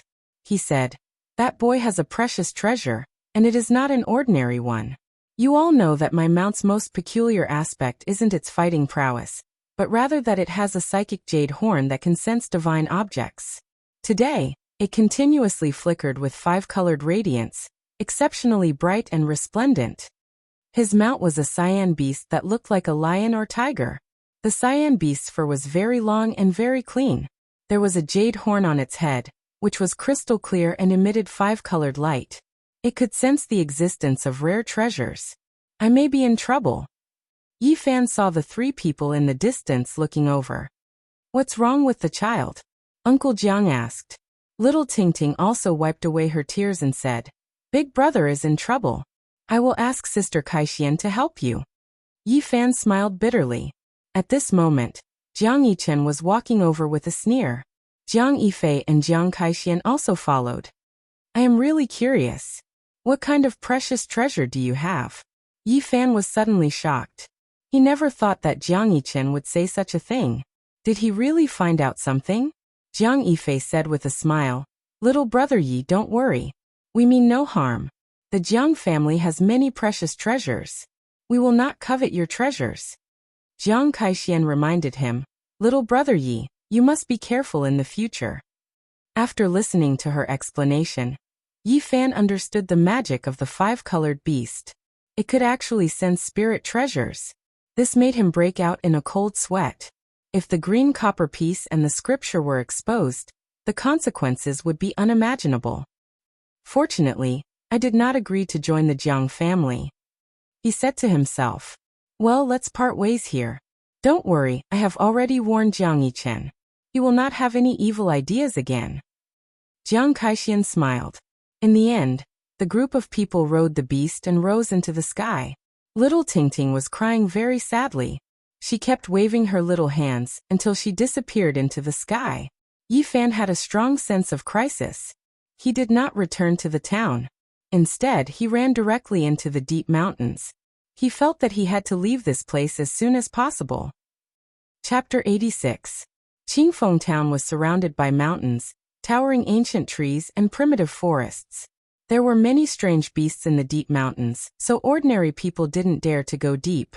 After living in Qingfeng Town for a period of time, Yi Fan found out that this endless mountain range was the outer region of the forbidden area of the ancient desolation. The Yen Kingdom was 2,000 miles from north to south and 3,000 miles from east to west. The forbidden area of the ancient desolation was located in the center of the country, surrounded by endless mountains. This primitive area had a circumference of more than 800 miles. The Spirit Ruin Grotto Heaven, the Mist Grotto Heaven, and the Jade Tripod Grotto Heaven all surrounded this primitive area. At this moment, Yi Fan plunged into the deep mountains and kept running in the dense forest. He couldn't wait to rush into the forbidden area of the ancient desolation. He felt that his life was in danger, so he wanted to get away from the town behind him. "I hope my premonition is wrong." After running for more than 2 hours and crossing countless mountains, he finally stopped to catch his breath in a mountainous area. Suddenly, he heard the roar of a wild beast. It was so loud that it was deafening. It was like a thunderclap piercing through the sky and surging over. "It's from the direction of Qingfeng Town." Yi Fan was like a spiritual ape. He quickly climbed up a cliff, lifted the vines, and entered a secret stone cave. He held his breath and suppressed his life force to the lowest. His body was cold and lifeless. Soon, he saw a strange beast covered in green scales in the sky through the vines. It carried a Jiang family knight and rushed over. "They really came after me." Yi Fan's pupils shrank, and his heart was cold. He had seen how terrifying the Jiang family's knight was.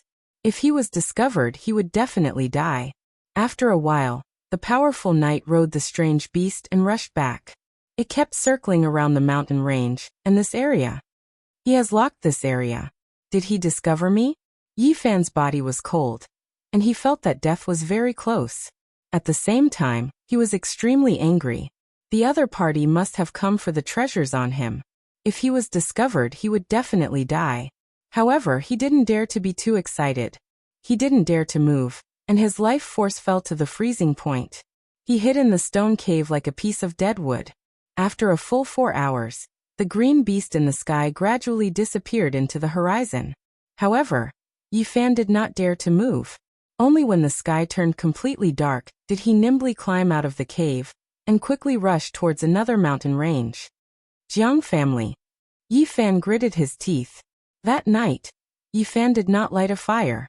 He only picked some wild fruits to appease his hunger, and then hid in the flourishing brambles.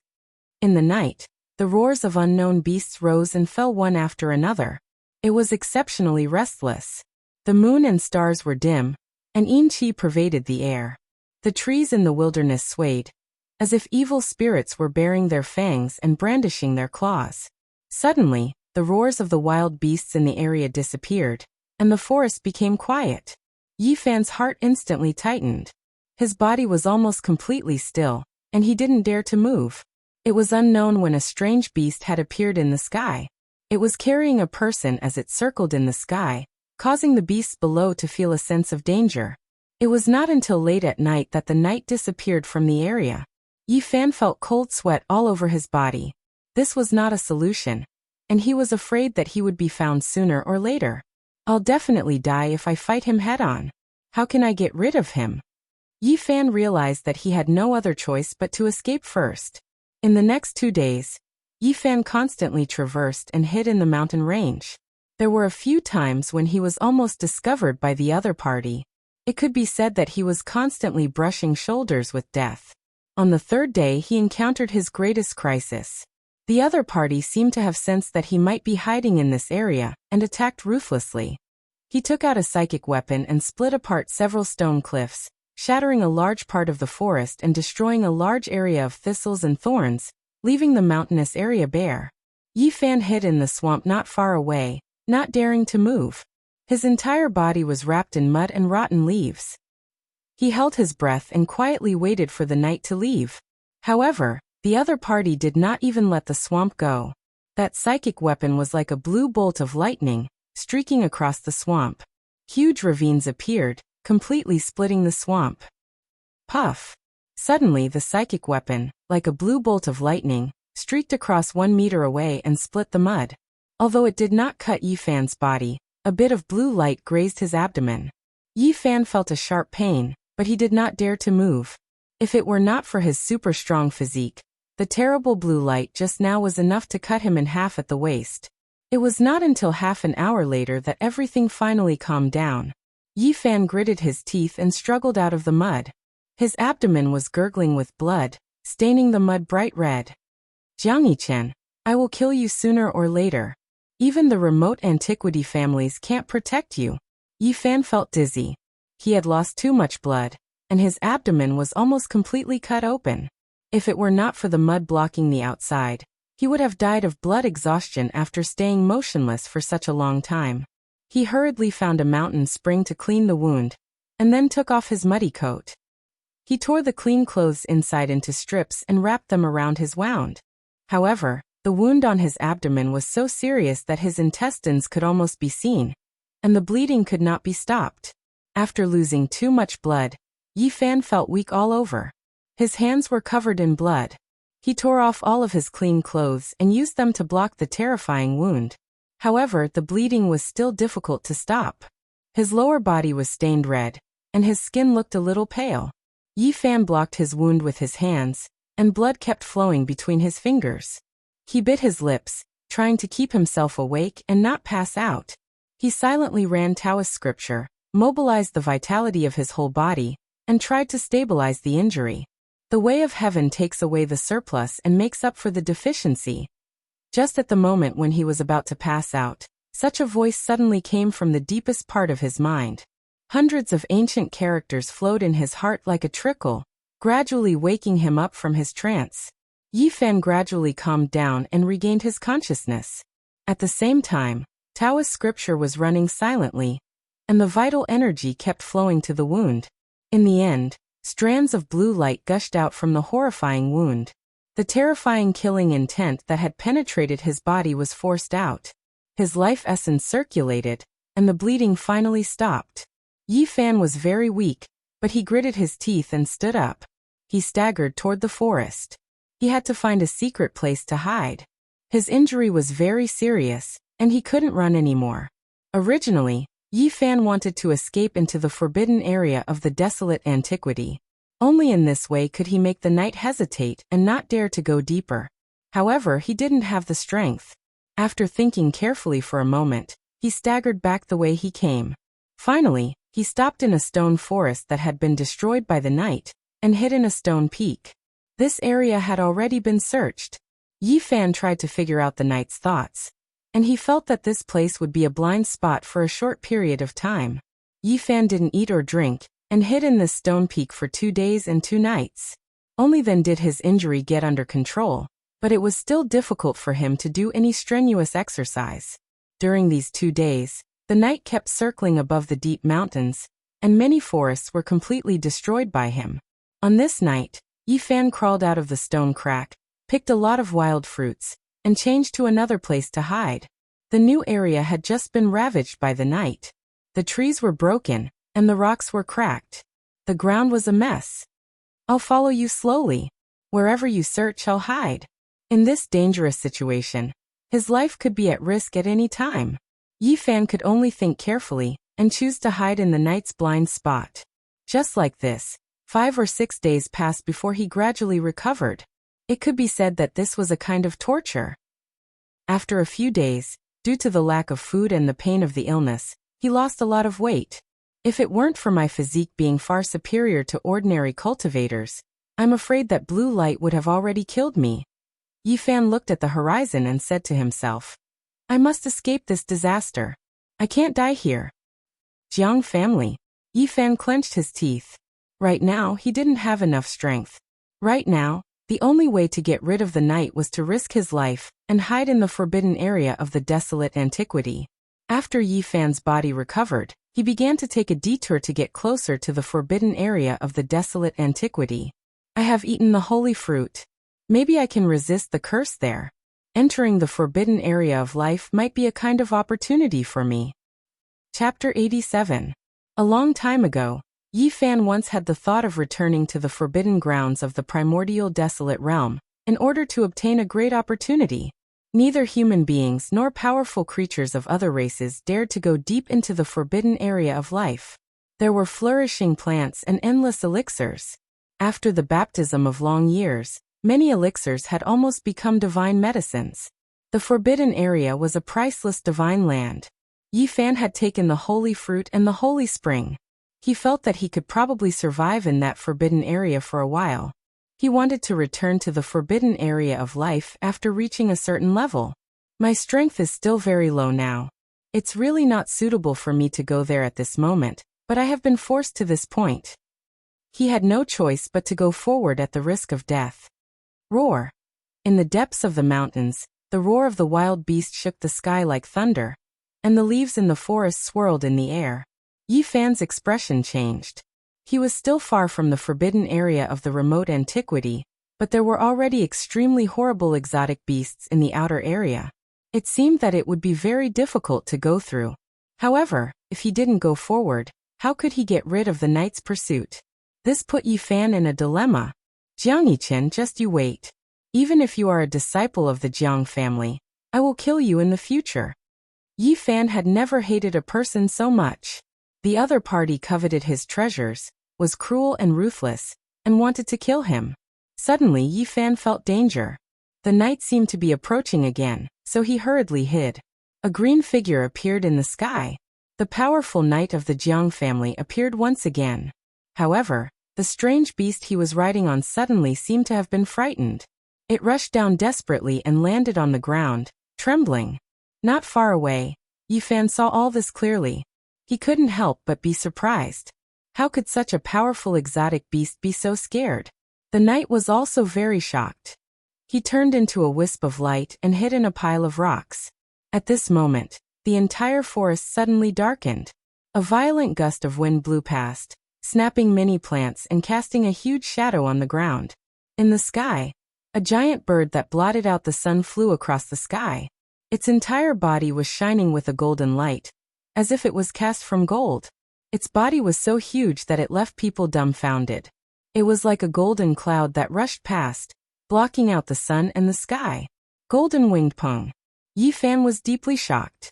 The legendary Peng's oppressive might made the entire mountain range quiet down in an instant.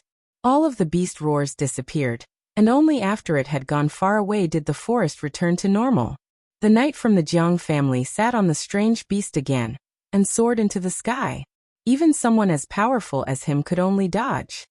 Yi Fan was worried. If he continued to advance on foot, he did not know how many ferocious birds and beasts he would encounter. Could he really walk into the forbidden zone of life? There are 9 sacred mountains in the forbidden zone of the ancient desolate era. They are linked together to form an endless abyss.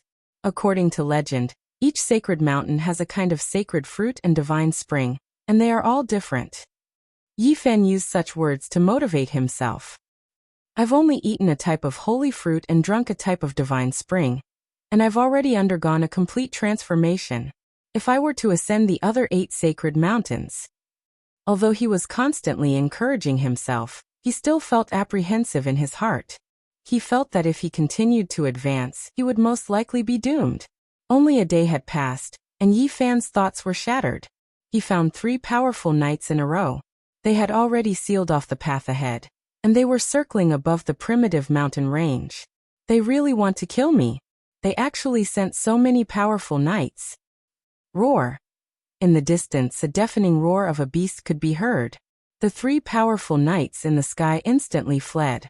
Following that, Yi Fan discovered a wild beast with 9 snake heads soaring through the clouds, appearing high up in the sky.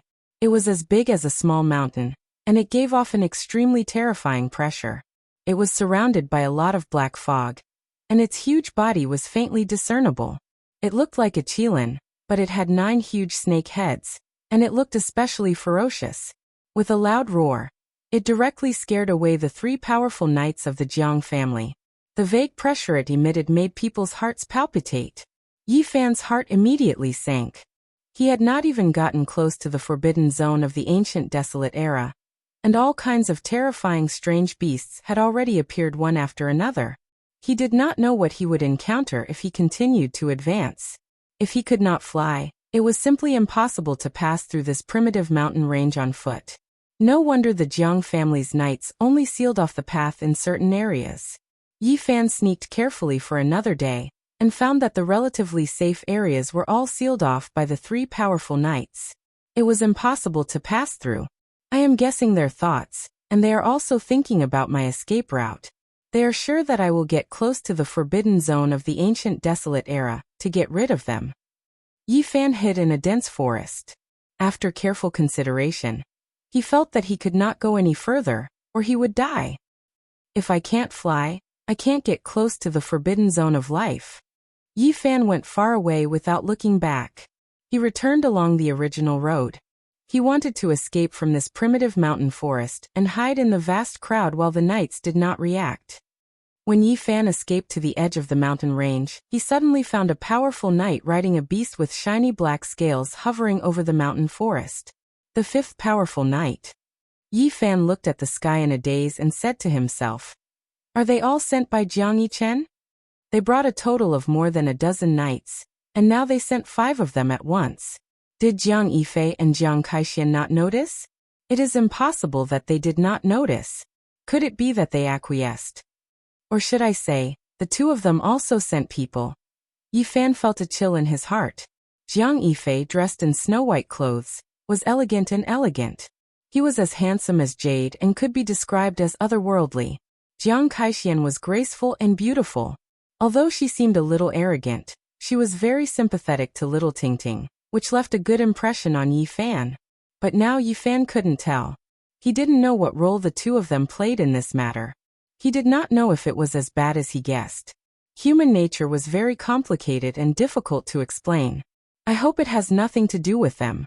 Otherwise, I really don't know whether it is a blessing or a curse for little Tingting to live in such a complicated family. Yi Fan was a little worried about little Tingting and Uncle Jiang. On this night, Yi Fan secretly returned to Uncle Jiang's small restaurant. At this moment he could even see 2 strange beasts circling in the mountains outside the town. However, the most dangerous place was also the safest place. He relaxed and rested peacefully for the night. It was not until the second night arrived that Yi Fan sneaked out of the town and fled into the distance. 3 days later, when Yi Fan was camping in the wilderness, he saw a strange beast carrying a Jiang family knight rush past him and fly into the distance. This shocked him. The other party had caught up so quickly, which made it difficult for him to understand. How did they find the clues? The clan of the ancients is too scary. If I can't enter that forbidden zone, how can I get rid of them? Yi Fan was worried. In the end, Yi Fan entered a huge city in the Yan kingdom. He felt that perhaps only the vast sea of people could hide him. This was the second largest city in the Yan kingdom apart from the capital. It had a population of more than 1 million, and it was extremely prosperous. The streets were wide and filled with endless streams of people.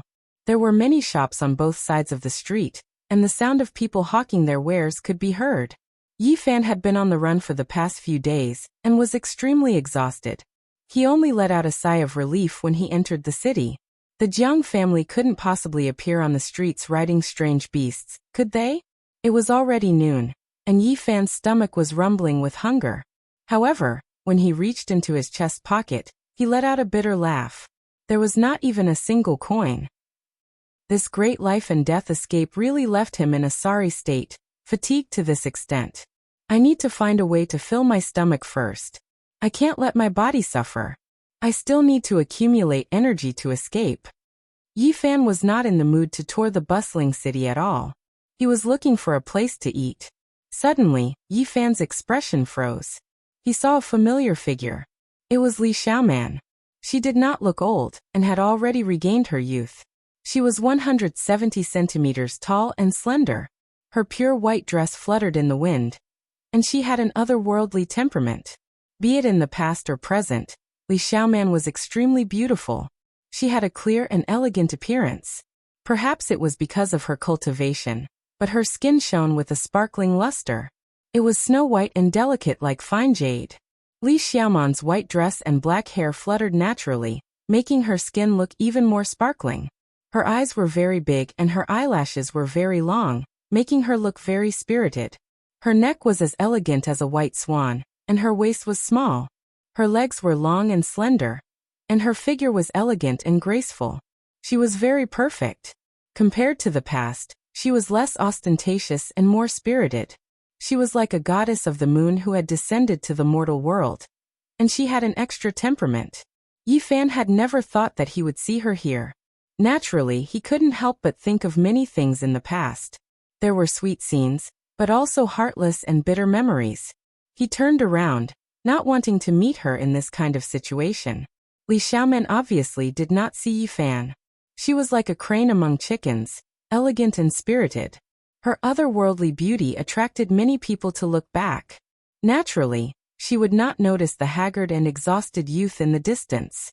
Yi Fan turned around and wanted to leave, but he did not want to bump into someone in his haste. "Little beggar, why are you walking? The street is so wide, but you just had to bump into me." There were a few young men and women in front of him. Among them, there was a beautiful girl with an unhappy expression. Yi Fan had accidentally bumped into her just now. "I'm sorry." Yi Fan hurriedly apologized. "Junior sister, look and see if you've lost anything. Nowadays, some beggars specialize in stealing like this." A young man reminded and stopped Yi Fan from leaving. Yi Fan had been on the run for several days. His clothes were dirty and torn, and his face was full of dirt. He indeed looked like a little beggar.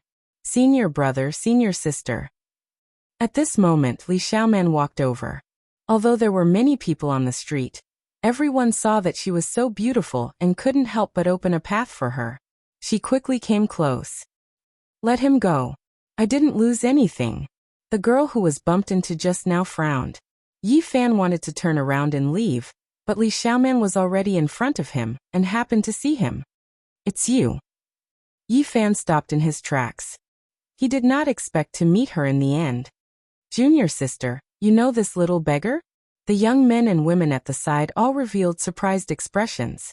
At this moment, Yi Fan's clothes were tattered, and his body was covered in dust. He looked haggard and extremely tired. After running for several days, he was both physically and mentally exhausted. In addition to his tattered clothes, he looked like someone at the bottom of society. Chapter 88. Usually Li Xiaoman was elegant and beautiful. She was always calm and collected, but at this moment, she showed a shocked expression, which made the young men and women beside her curious.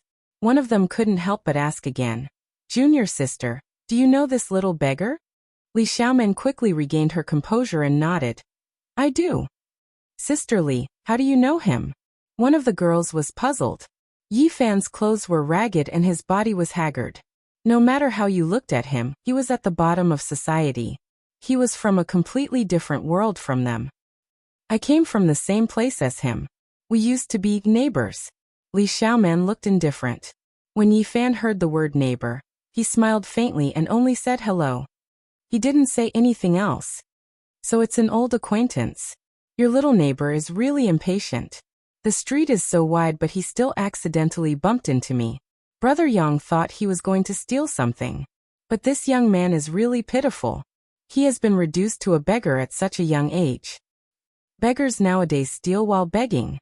Sister Li, you have to tell him not to take the wrong path." Cultivators and mortals were people of two different worlds. Especially the people at the bottom of the mortal world, beggars. It was even more difficult to have any interaction with them. When the young men and women talked, they didn't care that Yi Fan was next to them. "Brothers and sisters, do you have money on you? Lend me some." Li Xiaoman took some money from the young men and women and gave it to Yi Fan. "Go change your clothes. Don't be a beggar. I believe you can support yourself." Sister Li is so kind. Yes, Sister Li is really compassionate. He is just a neighbor, but she gave him so much money. "Little beggar, you have to walk the right path in the future. Don't steal. Otherwise you will be sorry to Sister Li." The young men and women next to them all spoke. Yi Fan's eyes were clear. He quietly looked at Li Xiaoman and didn't reach out to take the money. He said, "Thank you for your kindness, but I don't need this." A young man at the side immediately frowned and said, "I say, little beggar, what's wrong with you? Junior sister Li gave you clean money, but you don't want it. Do you really want to live by stealing?" Li Xiaoman's expression was tranquil, and her eyes were as calm as the surface of a lake. She handed the coin to Yi Fan and said, "Take it, and be a normal person." Yi Fan ignored the people around him and pushed the coin back. "Don't worry, I can survive. I wish you a smooth journey on the path of cultivation." This little beggar really wants to save face and suffer. He's already reduced to begging, yet he's still so virtuous. Don't be so virtuous now. Just turn around and steal. The young men and women next to him were very dissatisfied. Li Xiaoman stared at Yi Fan and said in a calm voice, "These are helpful to you now, so don't reject them. Hurry up and accept them. Don't tell me you really want to beg for a living." Yi Fan still did not take the coin. "Congratulations on regaining your youth." He sensed that Li Xiaoman was only at the bitter sea stage, and could not be compared to him. But he did not know why she had regained her vitality. "Thank you, I was just lucky." Li Xiaoman did not insist and took the coin back. One of the young women smiled. This little beggar really knows a lot of things. He even knows that junior sister Li had lost her youthful vitality. It seems he really is an old acquaintance. He and I are just neighbors, we don't know each other very well. Perhaps after more than 10 years, it will be difficult to recognize him when we meet again. Li Xiaoman was very calm from beginning to end.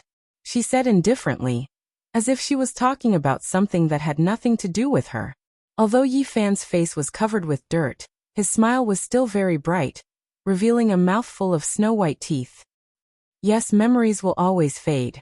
Some people and things will eventually fade with the passage of time. This little beggar is not old, but he has quite a character. A girl at the side looked at Yi Fan before looking at Li Xiaoman. She said, "It's a pity that you don't know him very well, junior sister. Otherwise you could bring him back to Xiang Grotto Heaven, and make him do odd jobs in the sect. It's better than him begging on the streets." A man nodded when he heard this. The sect is very strict when it comes to choosing people. You must know them thoroughly. Li Xiaoman was as calm as an ancient well, her expression incomparably calm. She said to Yi Fan, "Don't walk on the wrong path. Be an ordinary person. That is not necessarily a kind of happiness. Yi Fan smiled and did not say anything. He waved his hand and left in large strides. This little beggar gives people a very special feeling. The young men and women next to him unanimously evaluated. Yi Fan left in large strides, blending into the endless stream of people. After a quarter of an hour, he appeared in an antique shop, constantly bargaining with the boss. What? It's only 50 copper coins. One must be honest and not too greedy. Young man, don't be so greedy. It's just a wooden box. How can it be worth 10 gold coins? This is a red sandalwood box. If you don't want it, I'll go to another shop. With that, Yi Fan turned and left. Don't be in such a hurry, the price can be negotiated. The antique shop boss hurriedly stopped Yi Fan. Finally, Yi Fan was satisfied and left with 10 gold coins. It was already noon. He was hungry, but he did not want to eat and dash. In the end, he sold the red sandalwood box that contained the source, and used another ordinary wooden box that was only worth 1 copper coin to store the source. The Jiang family's night. When Yi Fan raised his head to look at the sky, he was immediately shocked. There was a strange beast circling in the sky above the huge city. Not long after, it flew into the distance. He felt very puzzled. He did not know how the other party could always find him. Yi Fan went up to a restaurant, ordered a table of dishes, and ate to his heart's content. He had not eaten a hot meal in the past few days of fleeing, so naturally, he was ravenous at this moment. After an hour, he finally stood up with satisfaction. The waiter had been waiting for a long time. Seeing that he was dressed in shabby clothes, like a beggar asking for food, he was afraid that he would quietly slip away after eating. Naturally, Yi Fan would not bicker with him. He threw down the money and turned to go downstairs. As soon as he arrived on the street, he was shocked. The Jiang family's knight had entered the city, riding on the strange beast, and just happened to disappear around the corner of the street. What's going on? Why can they always chase me? Although they can't lock onto me, they seem to be able to track the general direction. A trace of worry appeared on Yi Fan's face. He felt that things were not good. He could not stay in this city any longer, or something would definitely happen. He did not stop at all, and directly left the city. Then he flew away and plunged into the distant mountain forest. They are really persistent.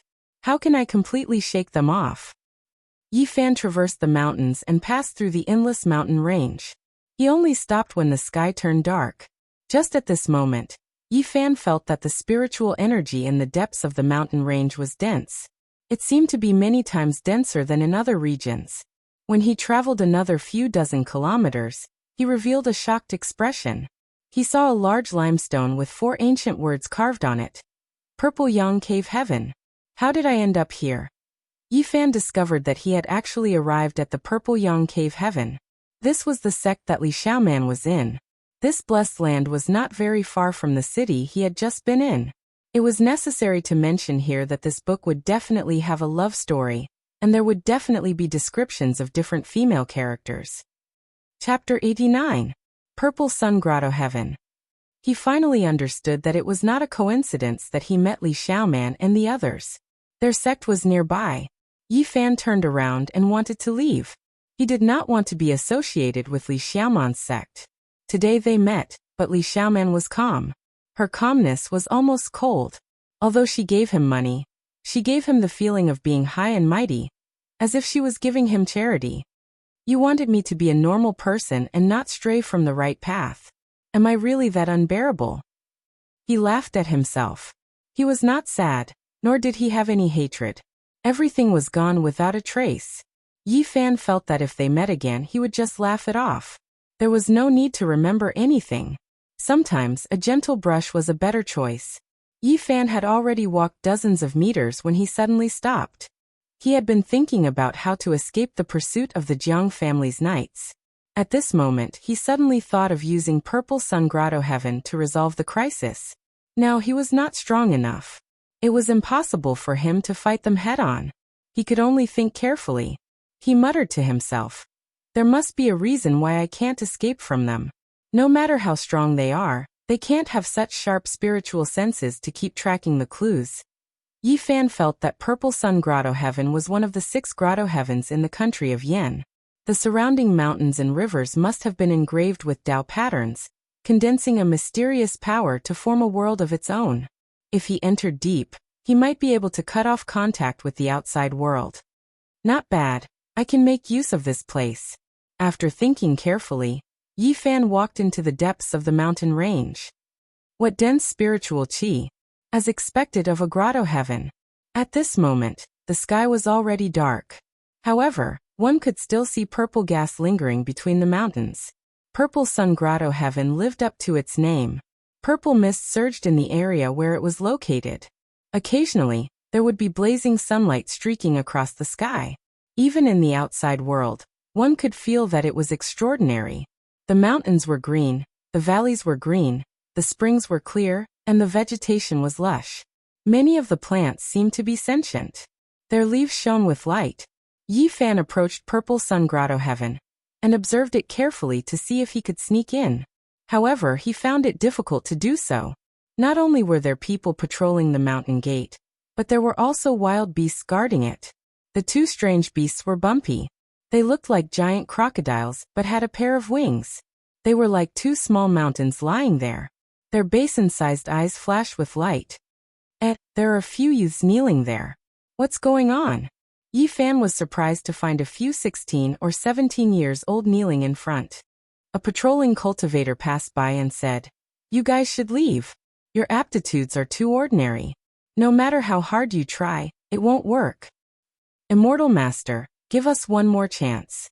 The cultivator sighed and said, "You've been kneeling for days. I'm not a heartless person, but your talents are too mediocre. You really can't pass the test. Hurry up and go down the mountain." "Alright, I will give you one more chance.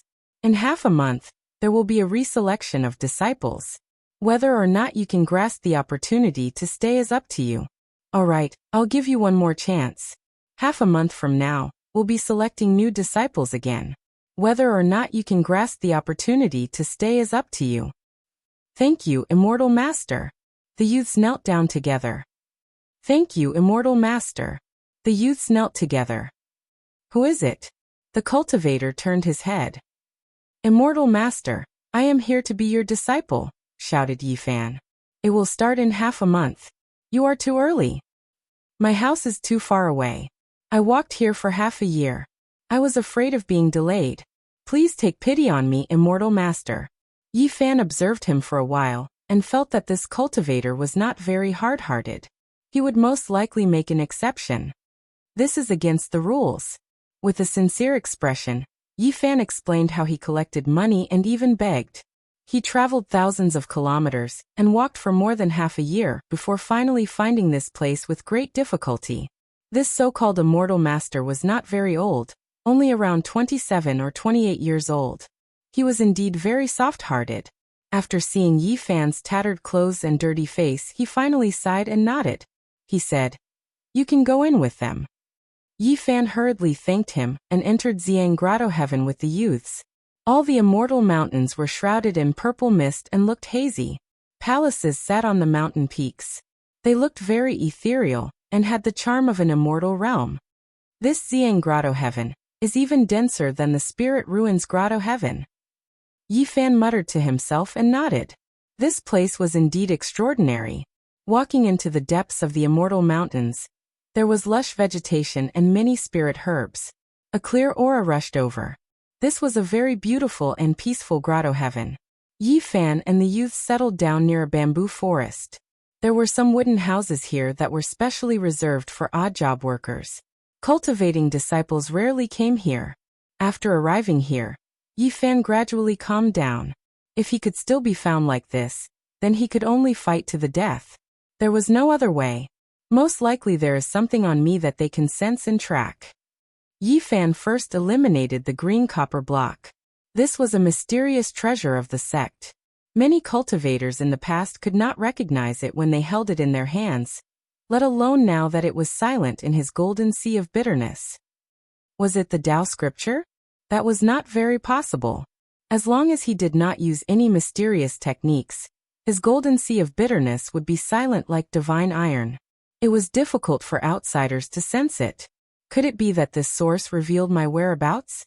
That should not be the case. Yifan could not figure it out. He muttered to himself, let's not care about that for now. Let's refine this source first. In the next few days, the bamboo forest was very peaceful. No outsiders came to disturb him. It was a very suitable place for cultivation. The powerful knights of the Jiang family did not come looking for him. Yifan began to refine the source. Every time, he held it firmly in his palm and smelted it carefully. He only melted a little bit every day. He was afraid that if he was too fierce, the huge life essence in the source would all rush out, causing a wave of source power and being discovered. On the 6th day, the bright moon was in the sky. Yifan refined a small amount of the source. At this moment, the golden sea of bitterness suddenly sent out waves of tsunamis. The momentum was terrifying. He hurriedly stopped and hid the source. How troublesome. His special physique made him feel a little helpless. He thought he could control it, but in the end, there was still a terrifying sound when he broke through. The strange phenomenon of the sea of bitterness was too shocking. If it was discovered, it would definitely cause an uproar. It seems that this source can't be completely refined. I can only continue when I leave here. However, his harvest was not small. At this moment, the golden sea of bitterness had become bigger. There were 8 more divine patterns inside, lingering in the sky above the sea of bitterness. Yifan smelted it into the divine metal lump from before. He constantly hammered it on the green copper piece and repeatedly imitated the Tao pattern. The next day, the silence was broken. A few young cultivators came and found Yifan. It's you, that little beggar. The few people were shocked. They were the disciples of the Purple Yang cave that he met a few days ago. However, Li Xiaoman was not among them. Yesterday, Yifan caused a huge commotion. Some cultivators had come to investigate, but they did not find anything at night. Out of curiosity, these people came to take a look in the morning. Why did you come to our Purple Yang cave? Are you here to find junior sister Li? Those people were very surprised. They did not expect to see Yifan here. Your Purple Yang cave's sect master coincidentally met me.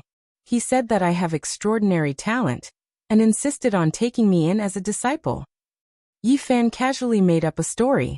The few people naturally did not believe him. They all had unfriendly expressions. One of the women said in a deep voice, "Little beggar, your skin is really thick." At this moment, a middle-aged man appeared in the bamboo forest. He circled around the area a few times before stopping. He said, "I feel the aura of the source." "Greetings, Uncle Master." The few young disciples hurriedly bowed. Yifan was immediately shocked. This person's spiritual perception was too sharp. He had already sealed the source, but he still sensed it. No need to be so polite. This middle-aged man's face was ruddy and his hair was jet black. However, his eyes were very old. It did not match his age. This person's true age is probably over 70 or 80 years old. Yifan secretly speculated. He felt that this was a terrifying expert. "It's on you." He stared at Yifan. "Greetings, senior." Yifan bowed. "You are not a disciple of my Xiang cave?" "No." The middle-aged man did not move. He appeared in front of Yifan in an instant. It was as if he had traveled through space. He grabbed Yifan's wrist. "Senior, you are." Yifan was shocked. He thought that he was going to attack. "Your physique." The middle-aged man revealed a shocked expression. He then shook his head and sighed. It was obvious that he was experienced and knowledgeable. He made a judgment in an instant. At that moment, Yifan was extremely nervous. Fortunately, his sea of bitterness was dead silent. Darkness had frozen the golden sea of bitterness. It was as if it had turned into a land of death. When the middle-aged man explored there, he did not find anything unusual. This surprised Yifan. Even when he tried to hide his strength, he was still fooled by such an expert's personal probing. "Do you have a piece of source on you?" the middle-aged man asked. Seeing that he could not hide it, Yifan took out the small wooden box and said, "I don't know if this is the source. It's something passed down in my family." The middle-aged man opened the wooden box and took a look. He said, "Yes, it is the source. Although it is not pure, It is still very rare. I wonder if you are willing to part with it.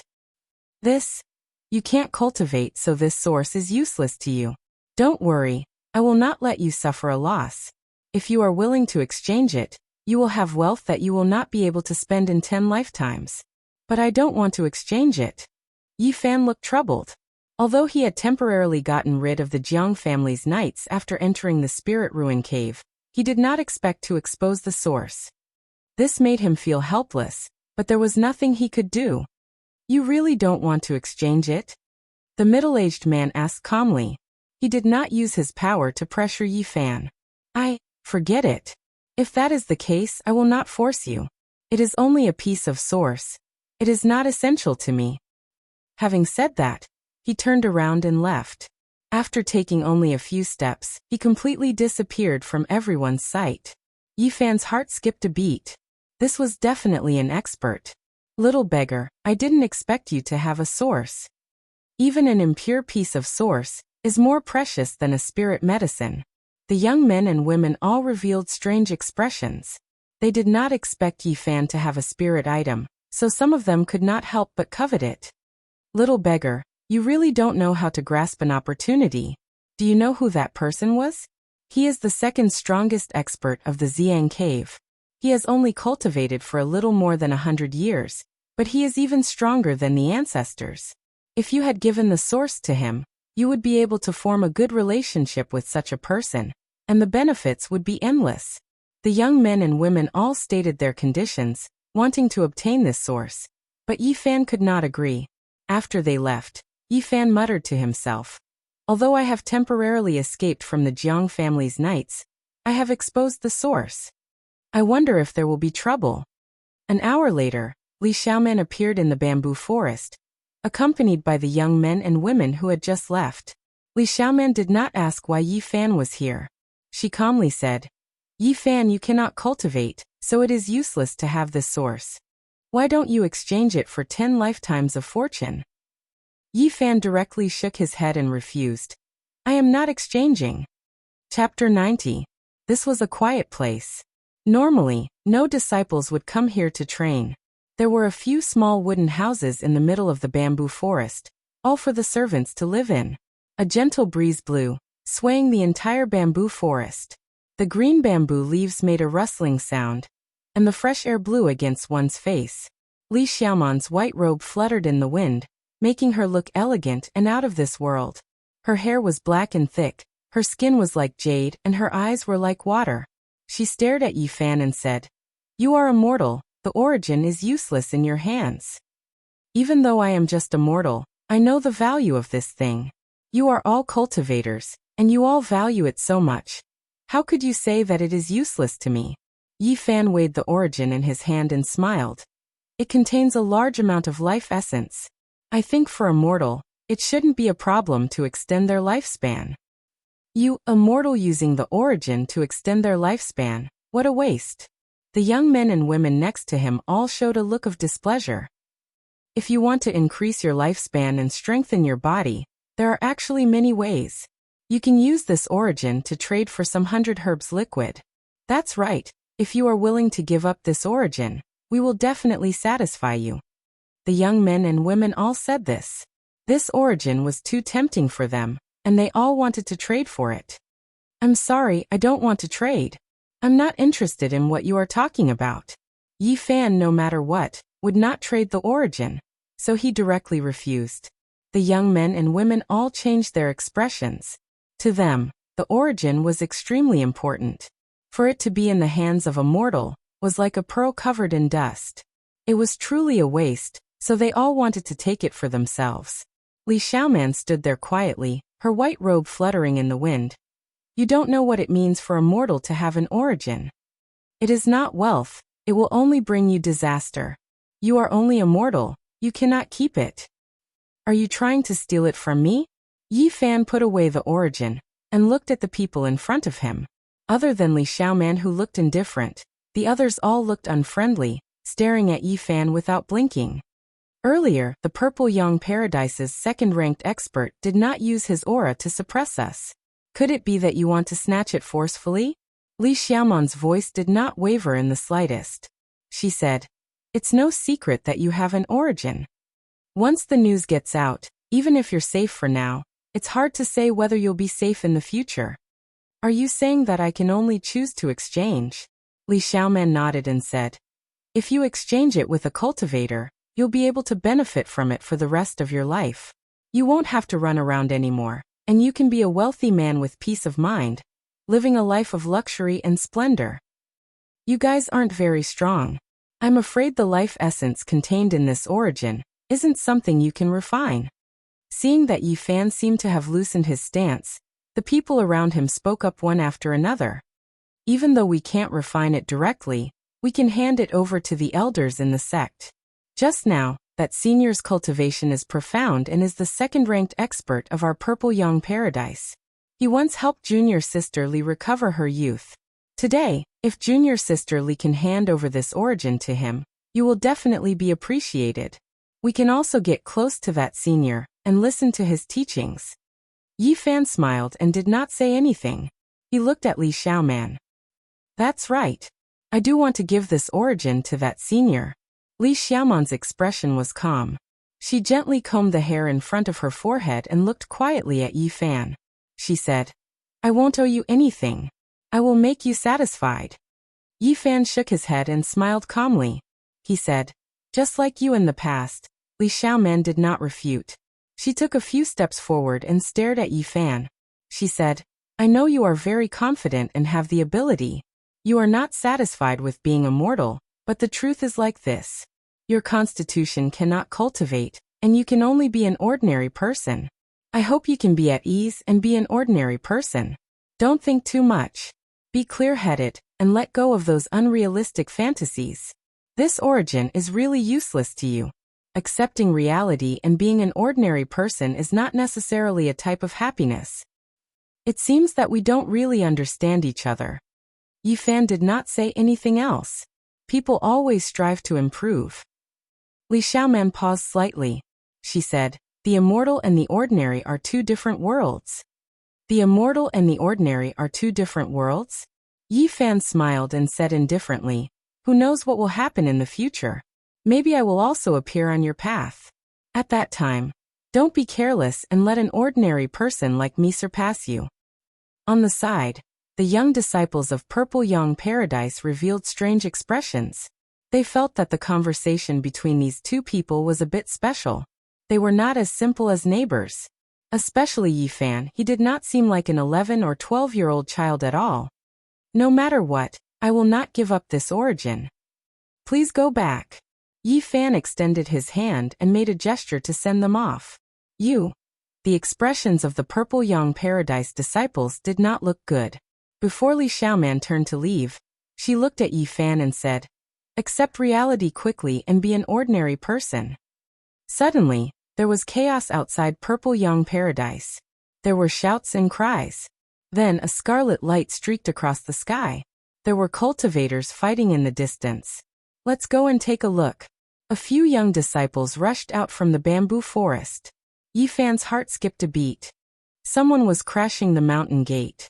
He immediately thought of the Jiang family's night. He decided to hide in the crowd and take a look so that he could be prepared. At this moment, there was chaos in Purple Young Paradise. Many cultivators rushed towards the mountain gate. When Yi Fan arrived, he discovered that there were already several people who were heavily injured and had to be carried back. Who is so bold to sneak into my Purple Young Paradise and fight after being discovered? It is a powerful knight riding on a terrifying mutated beast. He defeated 5 experts of our Purple Young Paradise and almost broke out of the encirclement. Now he is stopped by our martial granduncle. Hearing the discussions of the crowd, Yi Fan was almost certain that the Jiang family's knight had found his way here. What a lingering ghost. This made him frown. Just at this moment, there was a cheer in front. Someone shouted, Martial Granduncle is indeed powerful. He captured that terrifying knight. A 36 or 37-year-old middle-aged man walked through the void, calmly walking back. He was the second expert of Purple Young Paradise. Yi Fan had seen him not long ago. At this moment, he was carrying a savage beast and an unconscious knight back. He threw them heavily on the ground and said, Lock him up in the stone prison first. It is time to leave. Purple Young Paradise has helped me greatly. It is best to lock up this hot potato for a few more days. Yi Fan could imagine that when the people of Purple Young Paradise learned of the knight's identity, it would be too late for regrets. Yi Fan walked out of Purple Young Paradise's mountain gate and quickly rushed out of the mountains. However, at this moment a few people noticed his departure. They looked at each other and chased after him. If I can avoid this calamity, I need to find a quiet place to properly cultivate. Yi Fan had encountered a series of events and was eager to become stronger. He desired unparalleled power. After running for dozens of miles, Yi Fan gradually felt that something was wrong. Someone was following him at a speed no slower than his, and was about to catch up. His heart trembling, he charged into a forest of rubble and hid behind a boulder, sizing up the area behind him. It's him. The person was about 26 or 27 years old. He was one of Li Xiaoman's senior brothers. Not long ago he was still thinking about his source. He was very fast and entered the stone forest in the blink of an eye. I see you. Come out. Leave your source behind and I will give you a way out. As expected, he wants to steal my source. Yi Fan hid behind the huge rock and did not move recklessly. This person was not weak. Otherwise, he would not have been able to catch up to him. Even if he obtains the source, he will definitely not let me go. In that case, I might as well strike first. Yi Fan made a decision. If you don't come out and I find out, don't blame me for not giving you a way out. This person was very cautious. He felt that Yi Fan's speed was too fast and almost got rid of him. As a mortal, this was clearly not normal. When this person turned near the huge boulder, a golden light suddenly rushed up and cut through the void in an instant. With a schwa sound, it spun and slashed past. Pooh! Blood splattered and a head rolled down. The headless corpse's blood sprayed more than 2 meters high. Then it fell to the ground with a plop. Yi Fan kept the golden book. At this moment his expression changed. A few figures appeared behind him and were quickly approaching. He hurriedly glanced at them and then flew away. He did not know if Li Xiaoman was among them. The mountains were lush with vegetation, and it was difficult to see clearly. I hope you are not behind me. Yi Fan did not look back and left. Chapter 91. Yi Fan ran quickly, crossing the mountains and ridges. He was as vigorous as an ape and as swift as a cheetah. The mountains rapidly passed by. However, he could not completely shake off the people behind him. Several figures were still closely following him. It could be imagined that the cultivation of these people was not weak. They were most likely at the late Bittersea stage. Suddenly, Yi Fan's expression froze. In front of him was a large canyon. 2 figures appeared and blocked his way. Not only were there pursuers behind him, there were also 2 people who had surrounded him in advance. At this moment, it was too late to turn around and retreat. He stopped and said, "You two, we were just chatting together not long ago. Why are you blocking my way now?" In front of him, there was a man and a woman blocking the exit of the canyon. They seemed to be around 25 or 26 years old. There was a sneer on the woman's lips. "You were doing well in the Purple Young Wonderland. Why did you escape? Did you do something shameful?" The man took a few big steps forward, staring intently at Yi Fan. "Could it be that you stole something? Otherwise, why are you in such a hurry to escape?" As expected, beggars do not change their nature. Even in our Purple Young Wonderland, their hands and feet are not clean. I think that the origin source on you is not from a proper source. Perhaps it was stolen from our Purple Young Wonderland. Otherwise, how could a little beggar like you have such a valuable thing? The woman approached. And in this process, Yi Fan was also constantly moving forward. He appeared very natural, and did not look like he wanted to rush over. His body was calm, but he was sneering in his heart. These 2 people clearly wanted to snatch his origin source, but they still wanted to frame him with groundless charges. "How can you ridicule me like this? This origin source is clearly my family heirloom. You can't smear my name like this." As he spoke, Yi Fan had already approached the 2. And at this moment, the people behind saw the 2 approaching and shouted, "Be careful!" But it was too late. Yi Fan made his move decisively. He leaped up, and his movements were extremely swift. His hands shot out as fast as lightning, slamming their heads together. The two of them immediately fainted. The two cultivators could never have imagined that an 11 or 12-year-old beggar would have such terrifying skills. They were completely unprepared, and in the blink of an eye, they fell to the ground unconscious. Yi Fan did not use the golden book mainly because there were two people blocking his way, and he was not confident that he could kill them in an instant. Moreover, he wanted to give the people behind him the wrong impression that he had used this method to kill the first person, and that he did not know the cultivation method. At this moment, Yi Fan pulled out a small scimitar from the woman's body, and was about to slash the two of them when a shout came from behind him. Yi Fan did not slash down. He revealed a cold smile and said, "I hope I can mislead you." He pretended to be flustered and continued to run forward. Indeed, a hateful voice came from behind him. Someone said, "This little bastard is very crafty and has a strong physique. Senior brother Yang must have been killed by him in the stone forest like this." Fortunately, we followed closely. Otherwise, senior brother Wang and junior sister Zhang would have met with misfortune. Yi Fan muttered to himself, "It's fine if you can't catch up. If you really keep pestering me, I will give you a pleasant surprise." He did not have enough strength. If he exposed his trump card too early and got surrounded, the consequences would be dire. Now that he had successfully misled them, it was equivalent to having a protective talisman.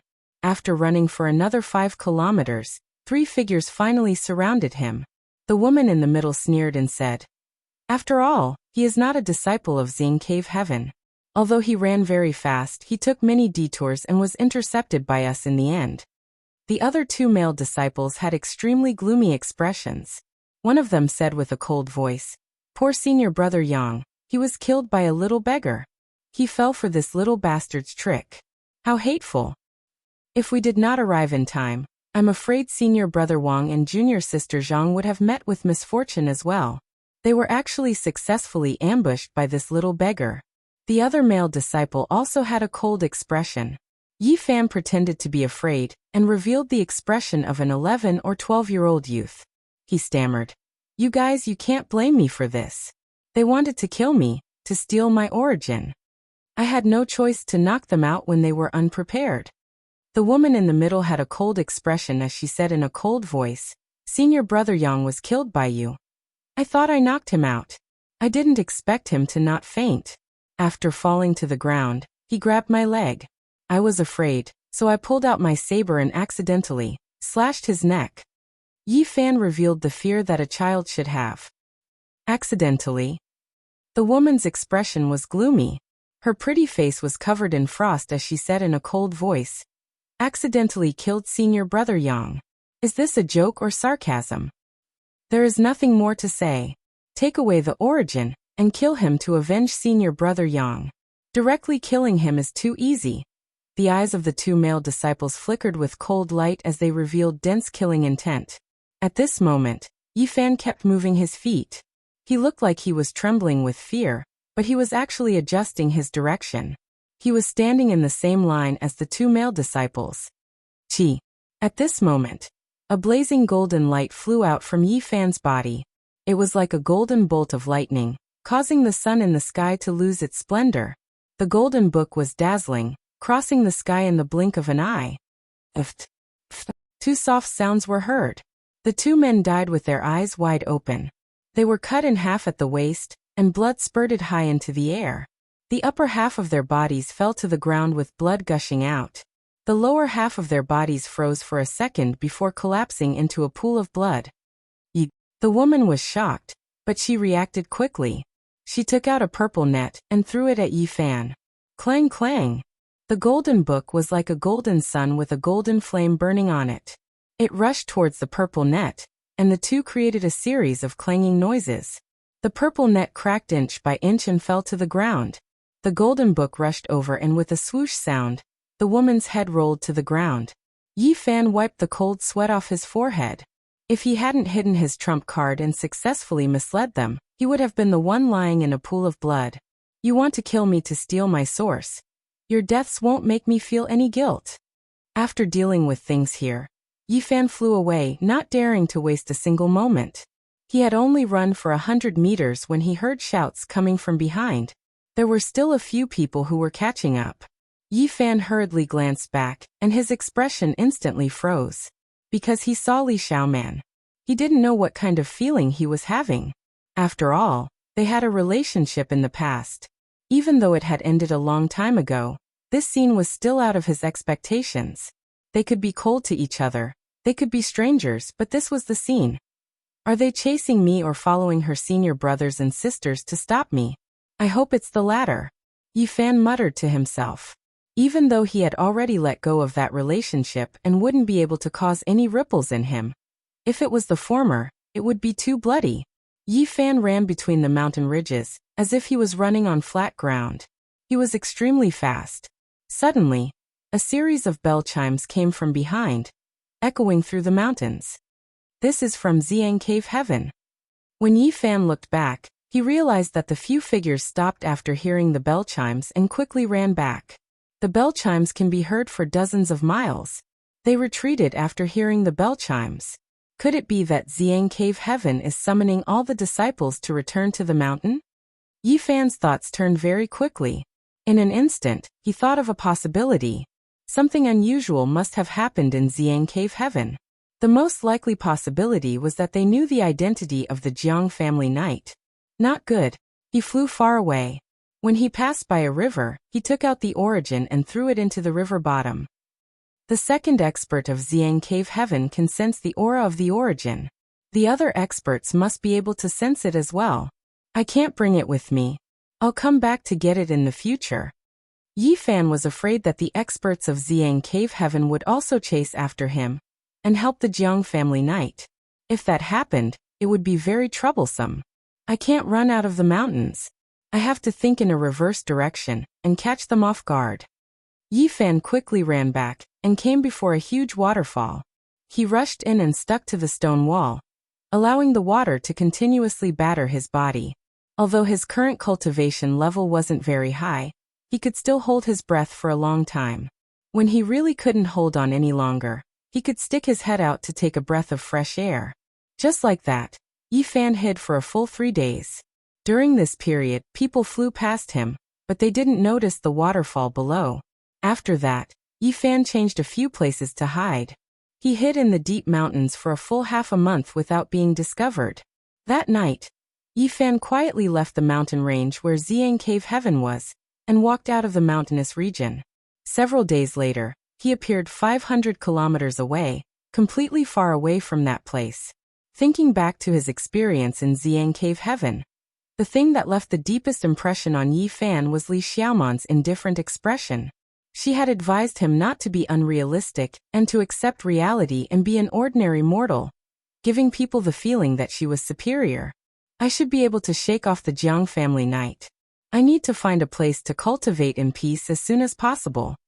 However, what Yi Fan never expected was that just 3 days later, he would see the Jiang family knight in an ancient city when he looked up into the sky. What a haunting ghost. The problem actually doesn't lie in that source. Yi Fan took out all the things he had.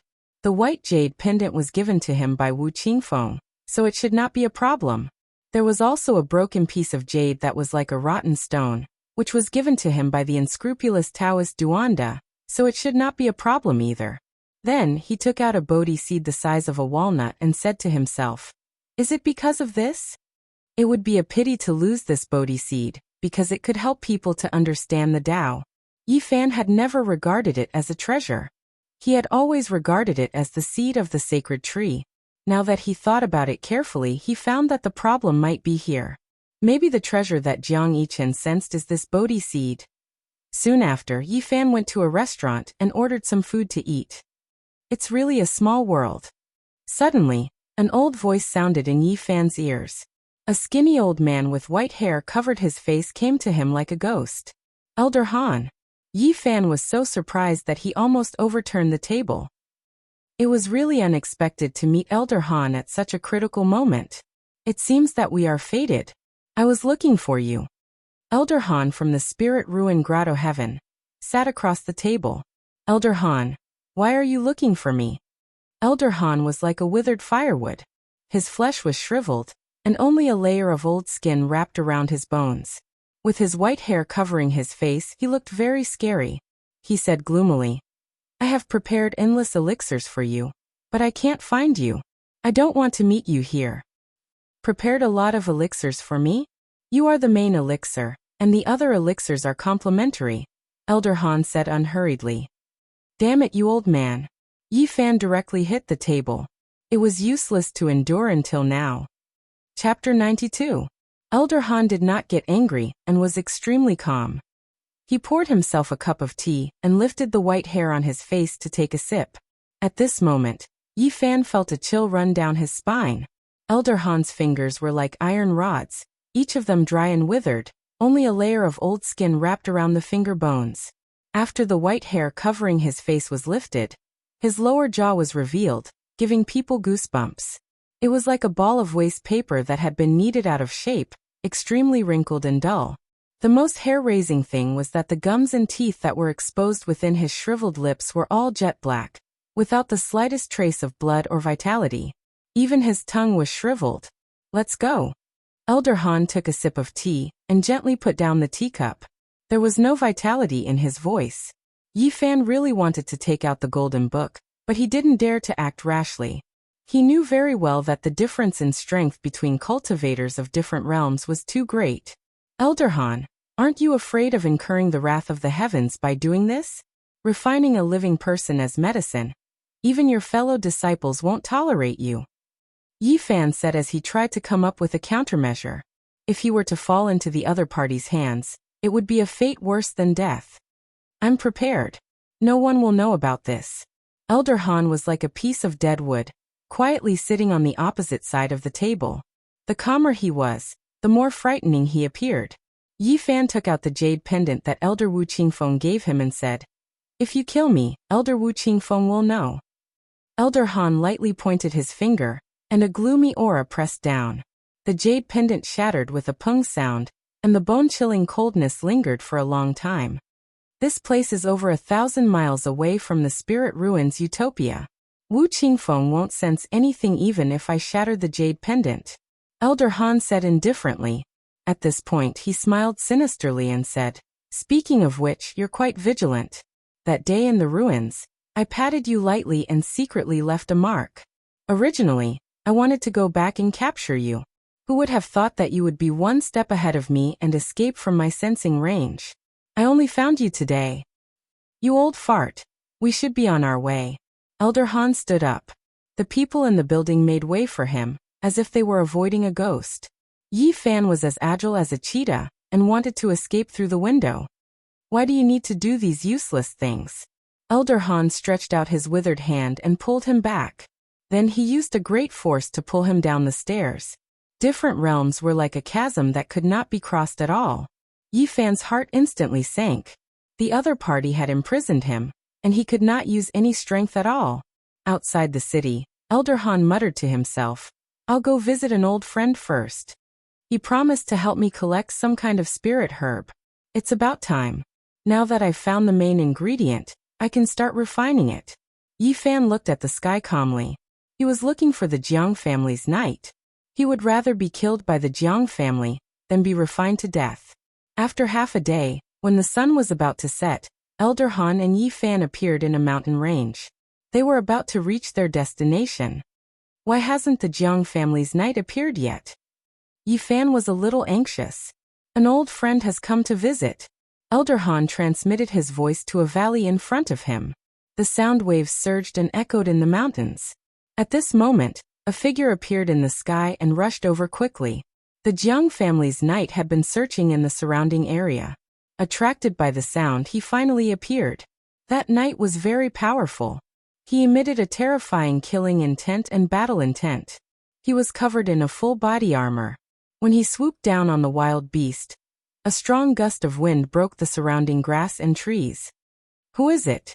Elder Han pulled Yi Fan back. At the same time, a white-haired, sinister-looking old man walked out of the valley. He did not look like a good person at first glance. "Leave this young man here." The Jiang family's knight's voice was very cold. He glanced at Elder Han and the old man who walked out of the valley. Elder Han could feel the opponent's strength. However, he would never give up on Yi Fan. He shouted to the old man at the entrance of the valley, "Come and help me." Chi. The Jiang family's knight made a decisive move. A bloody light cut across the sky. It was a bloody iron spear. It was emitting a bloody light. God knew how many cultivators' blood it had drunk. It emitted a horrifying energy wave. Clang. Elder Han took out a green wooden ruler. Green light flickered as he faced it head-on. However, he was immediately sent flying.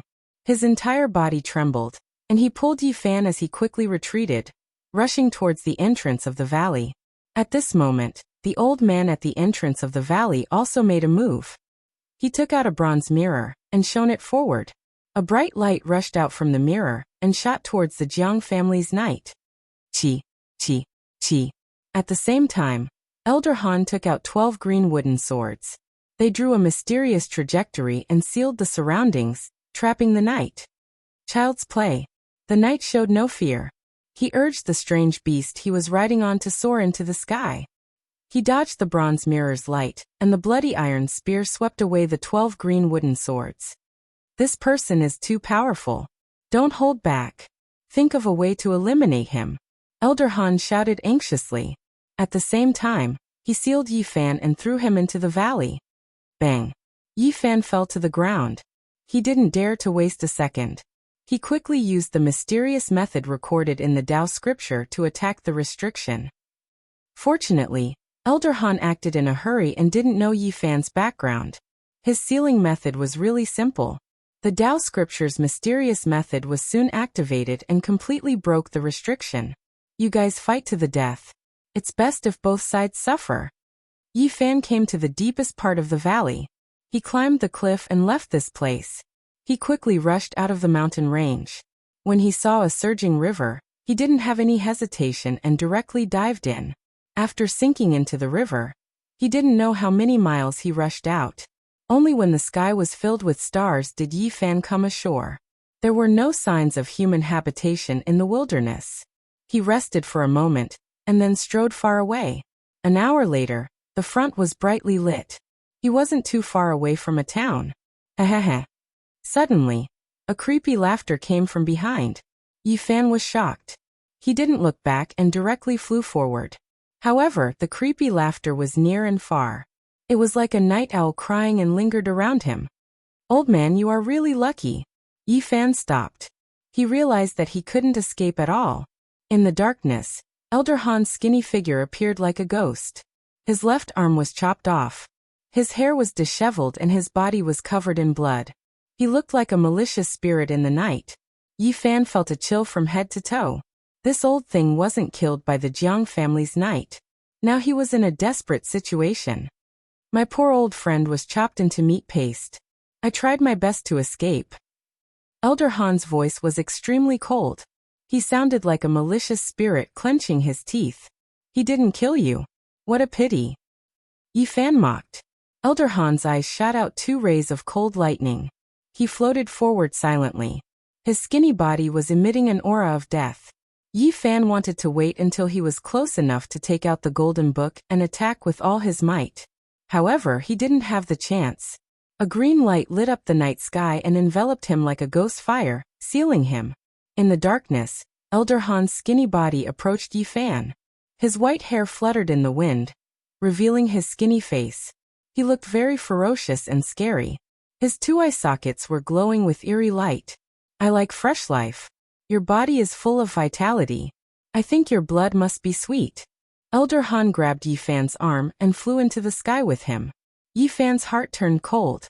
He had tried so hard to escape for so many days, but in the end he still couldn't escape death. I've left a mark on you. You can't escape. A green light rushed out of Elder Han's body and wrapped around Yi Fan. They disappeared into the sky in an instant. He did not return to the spiritual ruin grotto heaven. Instead, he brought Yi Fan to a barren mountain in the Yen kingdom. They entered a cave on a cliff and went deep into the mountain. Don't be afraid. Death is not painful. Elder Han's eyes shone with a terrifying light. The cave in the mountain was very deep. There were pearls along the way, so it was not dark at all. Elder Han quickly brought Yi Fan to a spacious stone room. The smell of herbs wafted through the air. There were more than 10 cauldrons in the room.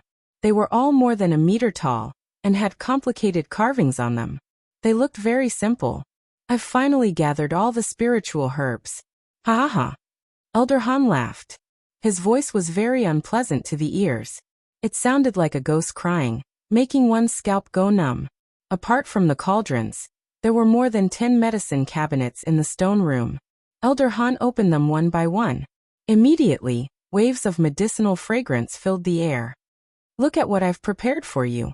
These are all spiritual herbs that have a price but no market. He opened a wooden box and immediately revealed a lotus seed the size of a pigeon egg. It was black and translucent, as if it was carved out of black jade. A strong fragrance wafted over and drilled into one's bones. Do you know what this is? This is the seed of the black jade divine lotus. It only produces one seed every 500 years. Its value is unimaginable. It contains endless life essence. Elder Han put down the wooden box and opened a simple and unadorned jade box. Immediately, a bright green light flowed out. It was a green fruit the size of an egg. It looked like it was carved out of jade. It had a gentle light flowing around it, sparkling and translucent. Do you know what this is? This is the fruit of the legendary green jade snow lotus. It grows on a snowy mountain that is tens of thousands of meters high. It doesn't see the sun for thousands of years, and is surrounded by powerful monsters. It took me 8 years to get one. These things all contained extremely strong life essence. If Yi Fan consumed them, he would definitely be able to expand the bitter sea. Elder Han continued to walk forward, and picked up another wooden box. After opening it, a faint red light immediately shot out. It was a 9-leaved strange grass that looked as if it was carved out of red jade. It was sparkling and had a special herbal fragrance wafting out. Do you know what this is? The legendary 9-leaved phoenix herb. Elder Han was very excited and said, according to legend, only land that has been stained with the blood of phoenixes can grow this kind of divine herb. I've spent more than 10 years traveling far from the Yen lands and traversing countless ancient lands and ruins to find this priceless and rare spiritual item. Elder Han kept opening the boxes, and took out more than 10 spiritual herbs. Every one of them was extremely precious and rare. Their value was immeasurable. Within the abode, the light was brilliant. Various spirit herbs flowed with different colored lights, and emitted waves of fragrance that refreshed the heart. Even in this situation, Yi Fan was dazzled. These rare spiritual herbs were too precious. If he could consume them, his cultivation would definitely improve by leaps and bounds. Elder Han smiled bitterly. Don't be jealous. When the time comes, I will put you all in the same cauldron. They will be with you. You have collected so many spiritual herbs. If you want to prolong your life, it is enough. Why did you capture me? If it was just to make the young Dan, it would be enough. But since I know you have consumed the legendary holy fruit and heavenly spring, my requirements are higher. Chapter 93. What pill do you want to refine? Yi Fan wanted to buy as much time as possible. He did not want to give up even at this moment. Of course, it's an immortal pill that can help me cross the sea of suffering, cross the divine bridge, and reach the other shore. Elder Han seemed to have read his mind and sneered. There's no need to waste time. No one will come to save you. Just be at ease and prepare to be refined as the main ingredient. Aren't you afraid that the night will appear again? Yi Fan didn't panic or feel fear, instead extremely calm as he said, perhaps you still don't know that person's identity. Elder Han's expression did not change as he asked, what identity does he have? He comes from the clan of the ancients, the Jiang clan. Yi Fan sighed and continued, you've caused a great disaster for the spirit ruin wonderland. Perhaps you still don't know my true identity. I have some ties with the Jiang clan, and that night came to find me. Yi Fan said it like it was a serious matter, and continued to speak. Elder Han's expression did not change as he listened quietly. In the end, he coldly said, how could you possibly be friends with the Jiang clan? I once saved the young daughter of the Jiang family who was stranded outside, and formed a great bond with them. If you don't believe me, you can go to the Mist Wonderland and see if I'm lying. Not long ago, I entered the Mist Wonderland with the Jiang clan. This. Elder Han's expression immediately changed. The Spirit Ruin Wonderland was one of the 6 major sects of the Yen land, so it was natural that they knew about the Jiang clan's invasion. Elder Han gritted his teeth. No matter what you say, you won't be able to live. Yi Fan said with a serious expression. Elder Han, you have to think about the consequences of offending the clan of the ancients. Don't think that you can do it without anyone knowing. You already fought with the Jiang clan knight today, so they will definitely be able to find some clues. Little brat, you're quite cunning even though you're still young. Do you think you can fool me like this? You're underestimating me. Elder Han suddenly laughed eerily. The more you talk, the more mistakes you make. I finally understand what happened. That knight is indeed from the Jiang family. Not long ago, he barged into the Purple Yang Cave Heaven. He must be chasing after you. Elder Han had lived for so many years, but even his eyelashes were blank. When he thought about what had happened recently, he could almost immediately guess what had happened. Yi Fan's heart went completely cold, and he said, Old bastard Han, you think too highly of yourself. Just wait for disaster to descend upon you. Little brat, you sure are calm. Even now you are still trying to deceive me. Just you wait, I will properly torture you. Elder Han laughed eerily. He picked up Yi Fan and said, Don't worry. No one will disturb us. I have carved countless Dao patterns here. After I step into the cave, this place will be isolated from the outside world. No one will be able to find us.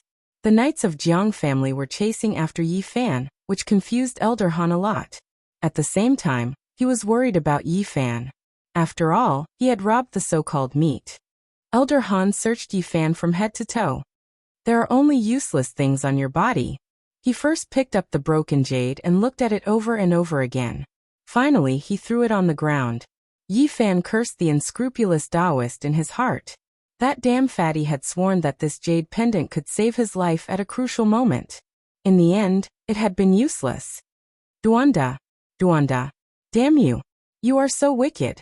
What is this? Elder Han held the Bodhi seed and carefully observed the Buddha diagram on it. He said, A diagram formed by natural patterns. Why does this baldy look so familiar? There seems to be such baldies outside the eastern wilderness. Baldy? Yi Fan was speechless. Elder Han put away the Bodhi seed and faced Yi Fan. He said, All right, it is time to send you into the cauldron. Elder Han, I don't have long to live. Can you give me a full meal? Don't waste your time. So what if you can stall for time? Just hurry up and go in. Elder Han carried Yi Fan to the cauldrons. He said, Pick one. This is your only right. Yi Fan knew he didn't have a chance and started cursing. Old man Han, I'm going to curse you. I'm going to curse your ancestors. I'm going to kiss your 18 generations of female relatives. Elder Han was as calm as an ancient well. He turned a deaf ear and threw Yi Fan into the cauldron. Then he walked to a corner of the stone room and moved a few large porcelain jars over. He poured a strange liquid into the cauldron. What is this? Yi Fan felt waves of fragrance rush into his nose. This is a liquid extracted from all kinds of herbs. It is essential for making medicine. If you continue to purify it, you will be able to get the 100 herbs potion. As he spoke, Elder Han poured all the liquid from the jars into the cauldron. Then Elder Han moved all the rare spiritual medicines in front of him and said, Finally, I have gathered all the spiritual medicines. I hope I can successfully make the spiritual medicine I need. At this point, he first took out the seed of the black jade divine lotus. The seed was as big as a pigeon's egg. It was black and translucent, sparkling and translucent. It released rays of black light, and its fragrance directly rushed into one's internal organs. Just this fragrance alone was enough to make one feel refreshed. Little bastard, do you want to swallow it? Elder Han stared at Yi Fan and snickered. Don't have unrealistic fantasies. At this point, he placed the lotus seed into the cauldron and pulled out a dagger. With a pu sound, he stabbed Yi Fan's left arm.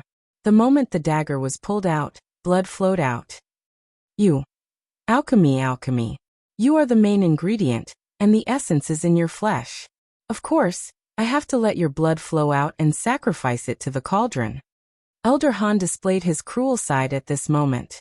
He caressed his broken arm and said, "To find you, I lost an arm today.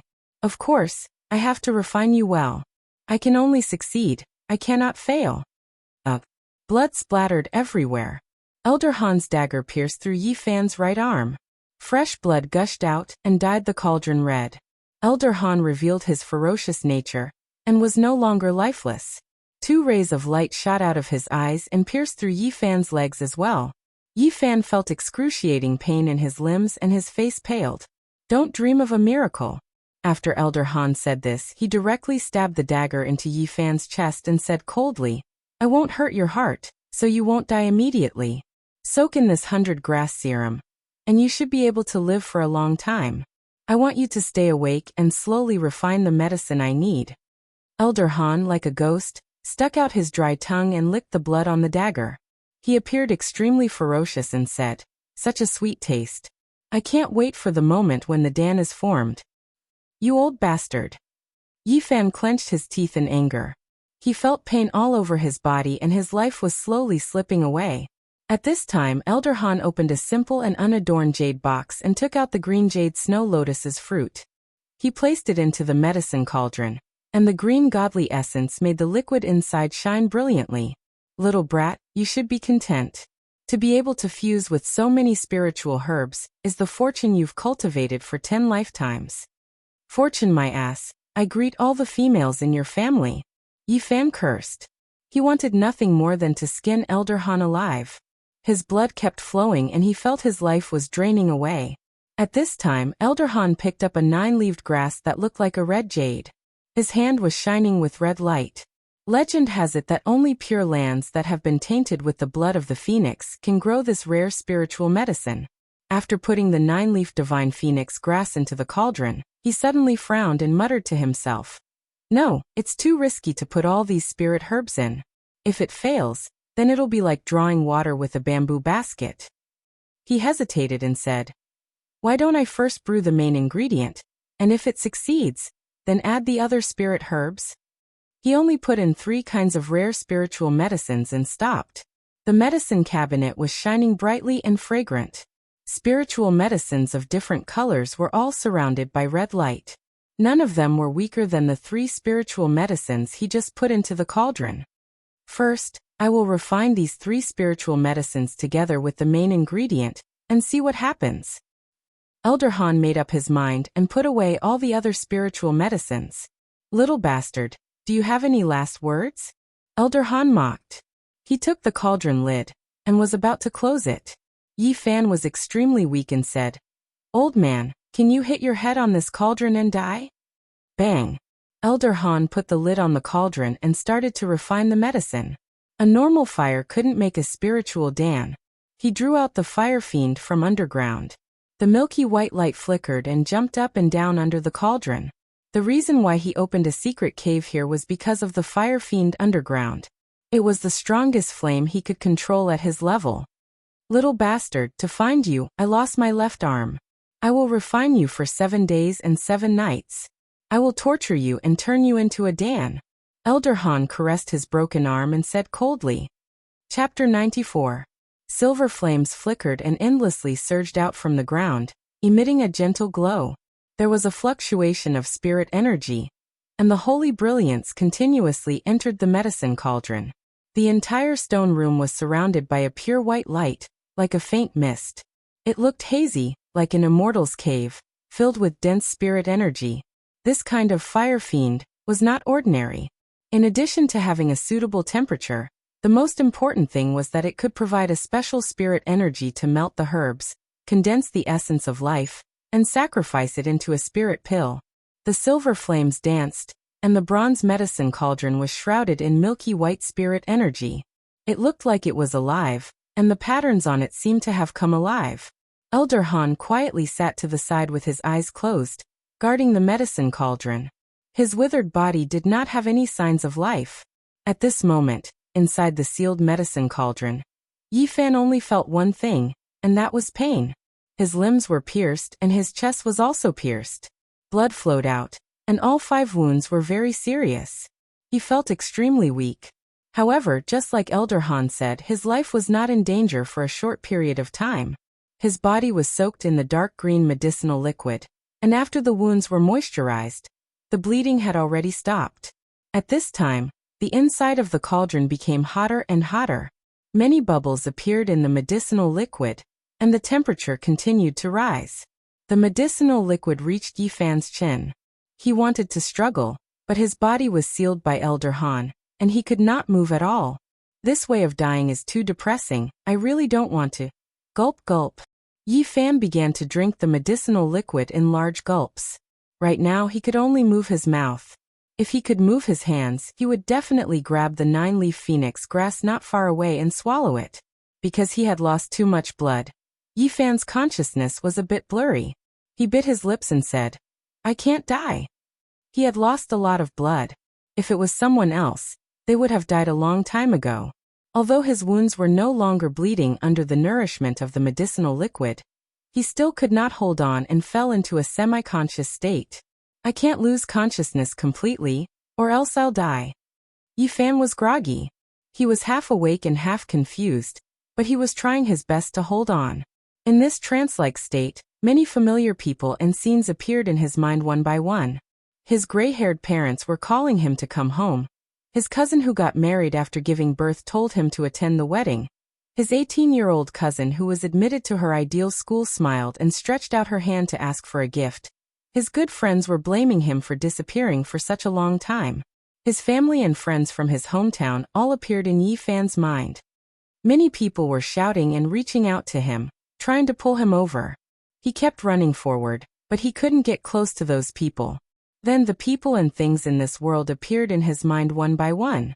Pangbo, who had a strong demonic aura, was struggling bitterly. Little Tingting, who was in the Jiang family with tears in her eyes.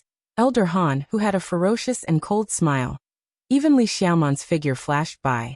From looking at each other across the sea to forgetting each other, and then to facing each other coldly in the end. She told him that immortals and mortals were two different worlds, and that he shouldn't have any unrealistic fantasies. He should just be a normal person. "I can't die. I want to go home. There are still so many family and friends waiting for me." Yi Fan's consciousness was blurry, and he let out a sleep-talking voice.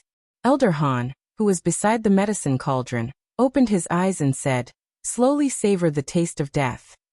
At this moment, more spiritual power leaked out from the fire spirit under the medicine cauldron.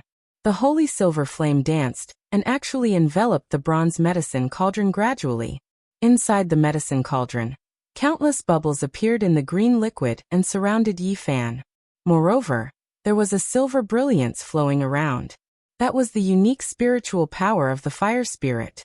Just as Yi Fan was about to lose consciousness, a trickle of water appeared in his heart. Hundreds of ancient characters slowly flowed past and stabilized his mind, allowing him to slowly wake up. Yi Fan gradually woke up, and he was shocked. Last time, the Jiang family's knights heavily injured him, and when he fell into a coma, it was the ancient scripture that woke him up. It was the same this time. At this moment, the temperature in the medicine cauldron was getting higher and higher, and the green liquid was about to boil. Yi Fan had no other choice but to silently recite the ancient scripture and endure it. Just at this moment, he felt a strange change. Silver brilliance rushed into his body and kept swimming around his flesh and blood. It was very lively. That was the spiritual power contained in the fire spirit. It could melt herbs, condense life essence, and refine spiritual pills. At this moment, it completely treated Yi Fan as a spiritual medicine. After rushing into his sealed body, it kept swimming around. As a result, the imprisoned life essence became active, and the power of the seal that Elder Han left behind was slowly loosening. Finally, Yi Fan was surprised and overjoyed. He found that he could actually move and break free from the seal. Elder Han would never have thought that the special spiritual power of the fire spirit would be able to break his seal. At this moment, the liquid in the medicine cauldron was already boiling. Yi Fan felt a sharp pain as if his flesh was being torn apart. He hurriedly used the mysterious technique recorded in the Tao scripture, and a large amount of life essence overflowed from his sea of bitterness, flowing to his limbs and bones. The surface of his body flickered with light, blocking the boiling medicinal liquid. Yi Fan was silent and didn't move. He quietly sat there and constantly used the mysterious technique of the Tao scripture, gathering a large amount of life essence from the medicine cauldron for him to use and heal his wounded body. An hour later, Yi Fan opened his eyes, and two cold lightnings suddenly appeared in the medicine cauldron. He reached out his hand and grabbed the lotus seed that the black jade divine lotus produced. The lotus seed was huge and shaped like a pigeon's egg. Its entire body was crystal clear, as if it was carved out of black jade. It flickered with brilliance, and a misty brilliance flowed out, illuminating Yi Fan's palm. This kind of rare spirit herb could not be melted in a short time. Otherwise, Elder Han wouldn't have said that it would take 7 days and 7 nights to refine it. Yi Fan put the lotus seed in his mouth, slowly chewing and swallowing. His mouth seemed to have countless pieces of jade sparkling, and the strong life essence overflowed. His mouth seemed to contain a divine object, which was incomparably dazzling. Next to the bronze medicine cauldron, Elder Han seemed to have heard a little noise. He sat there motionlessly, revealing a ruthless sneer on the corner of his mouth. Can't hold it anymore? Soaking in the life original fluid, even if the temperature rises and the flesh is torn, you will suffer a lot. You won't be able to breathe in a short time. Elder Han didn't have the slightest bit of pity or sympathy. He closed his eyes and became silent again. In the bronze medicine cauldron, Yi Fan's face was expressionless.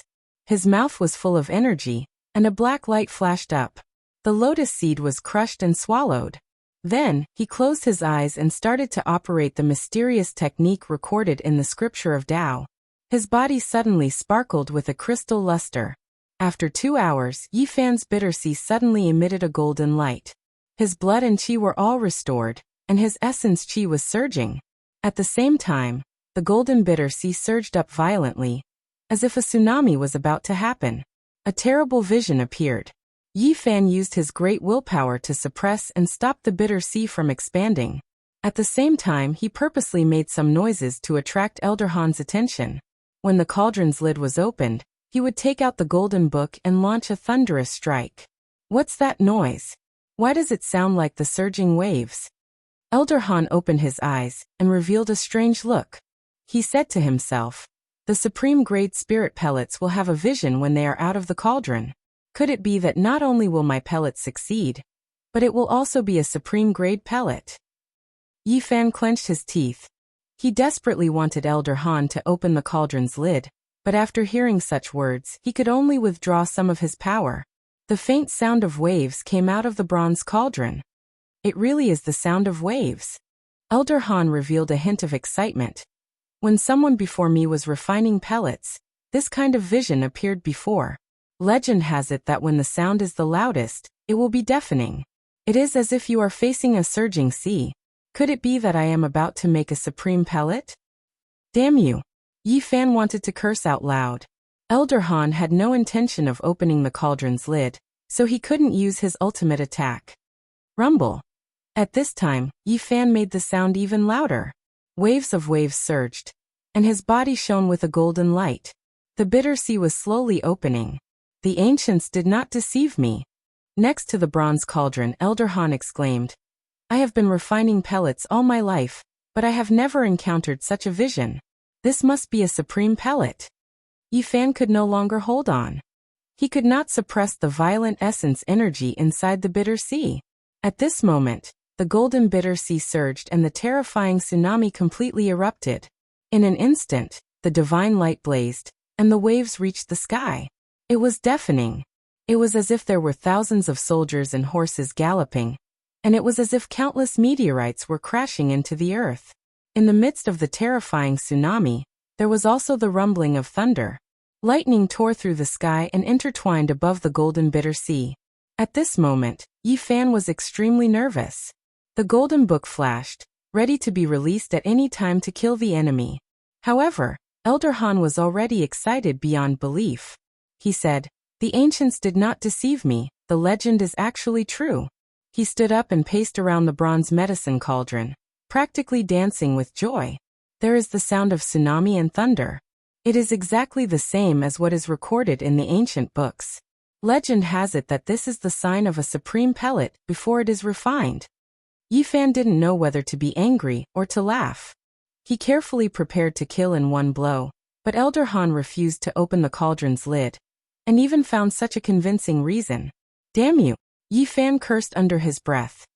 He calmed down and began to concentrate on opening the golden bitter sea. The ancients did not deceive me. Elder Han was so excited that he kept dancing.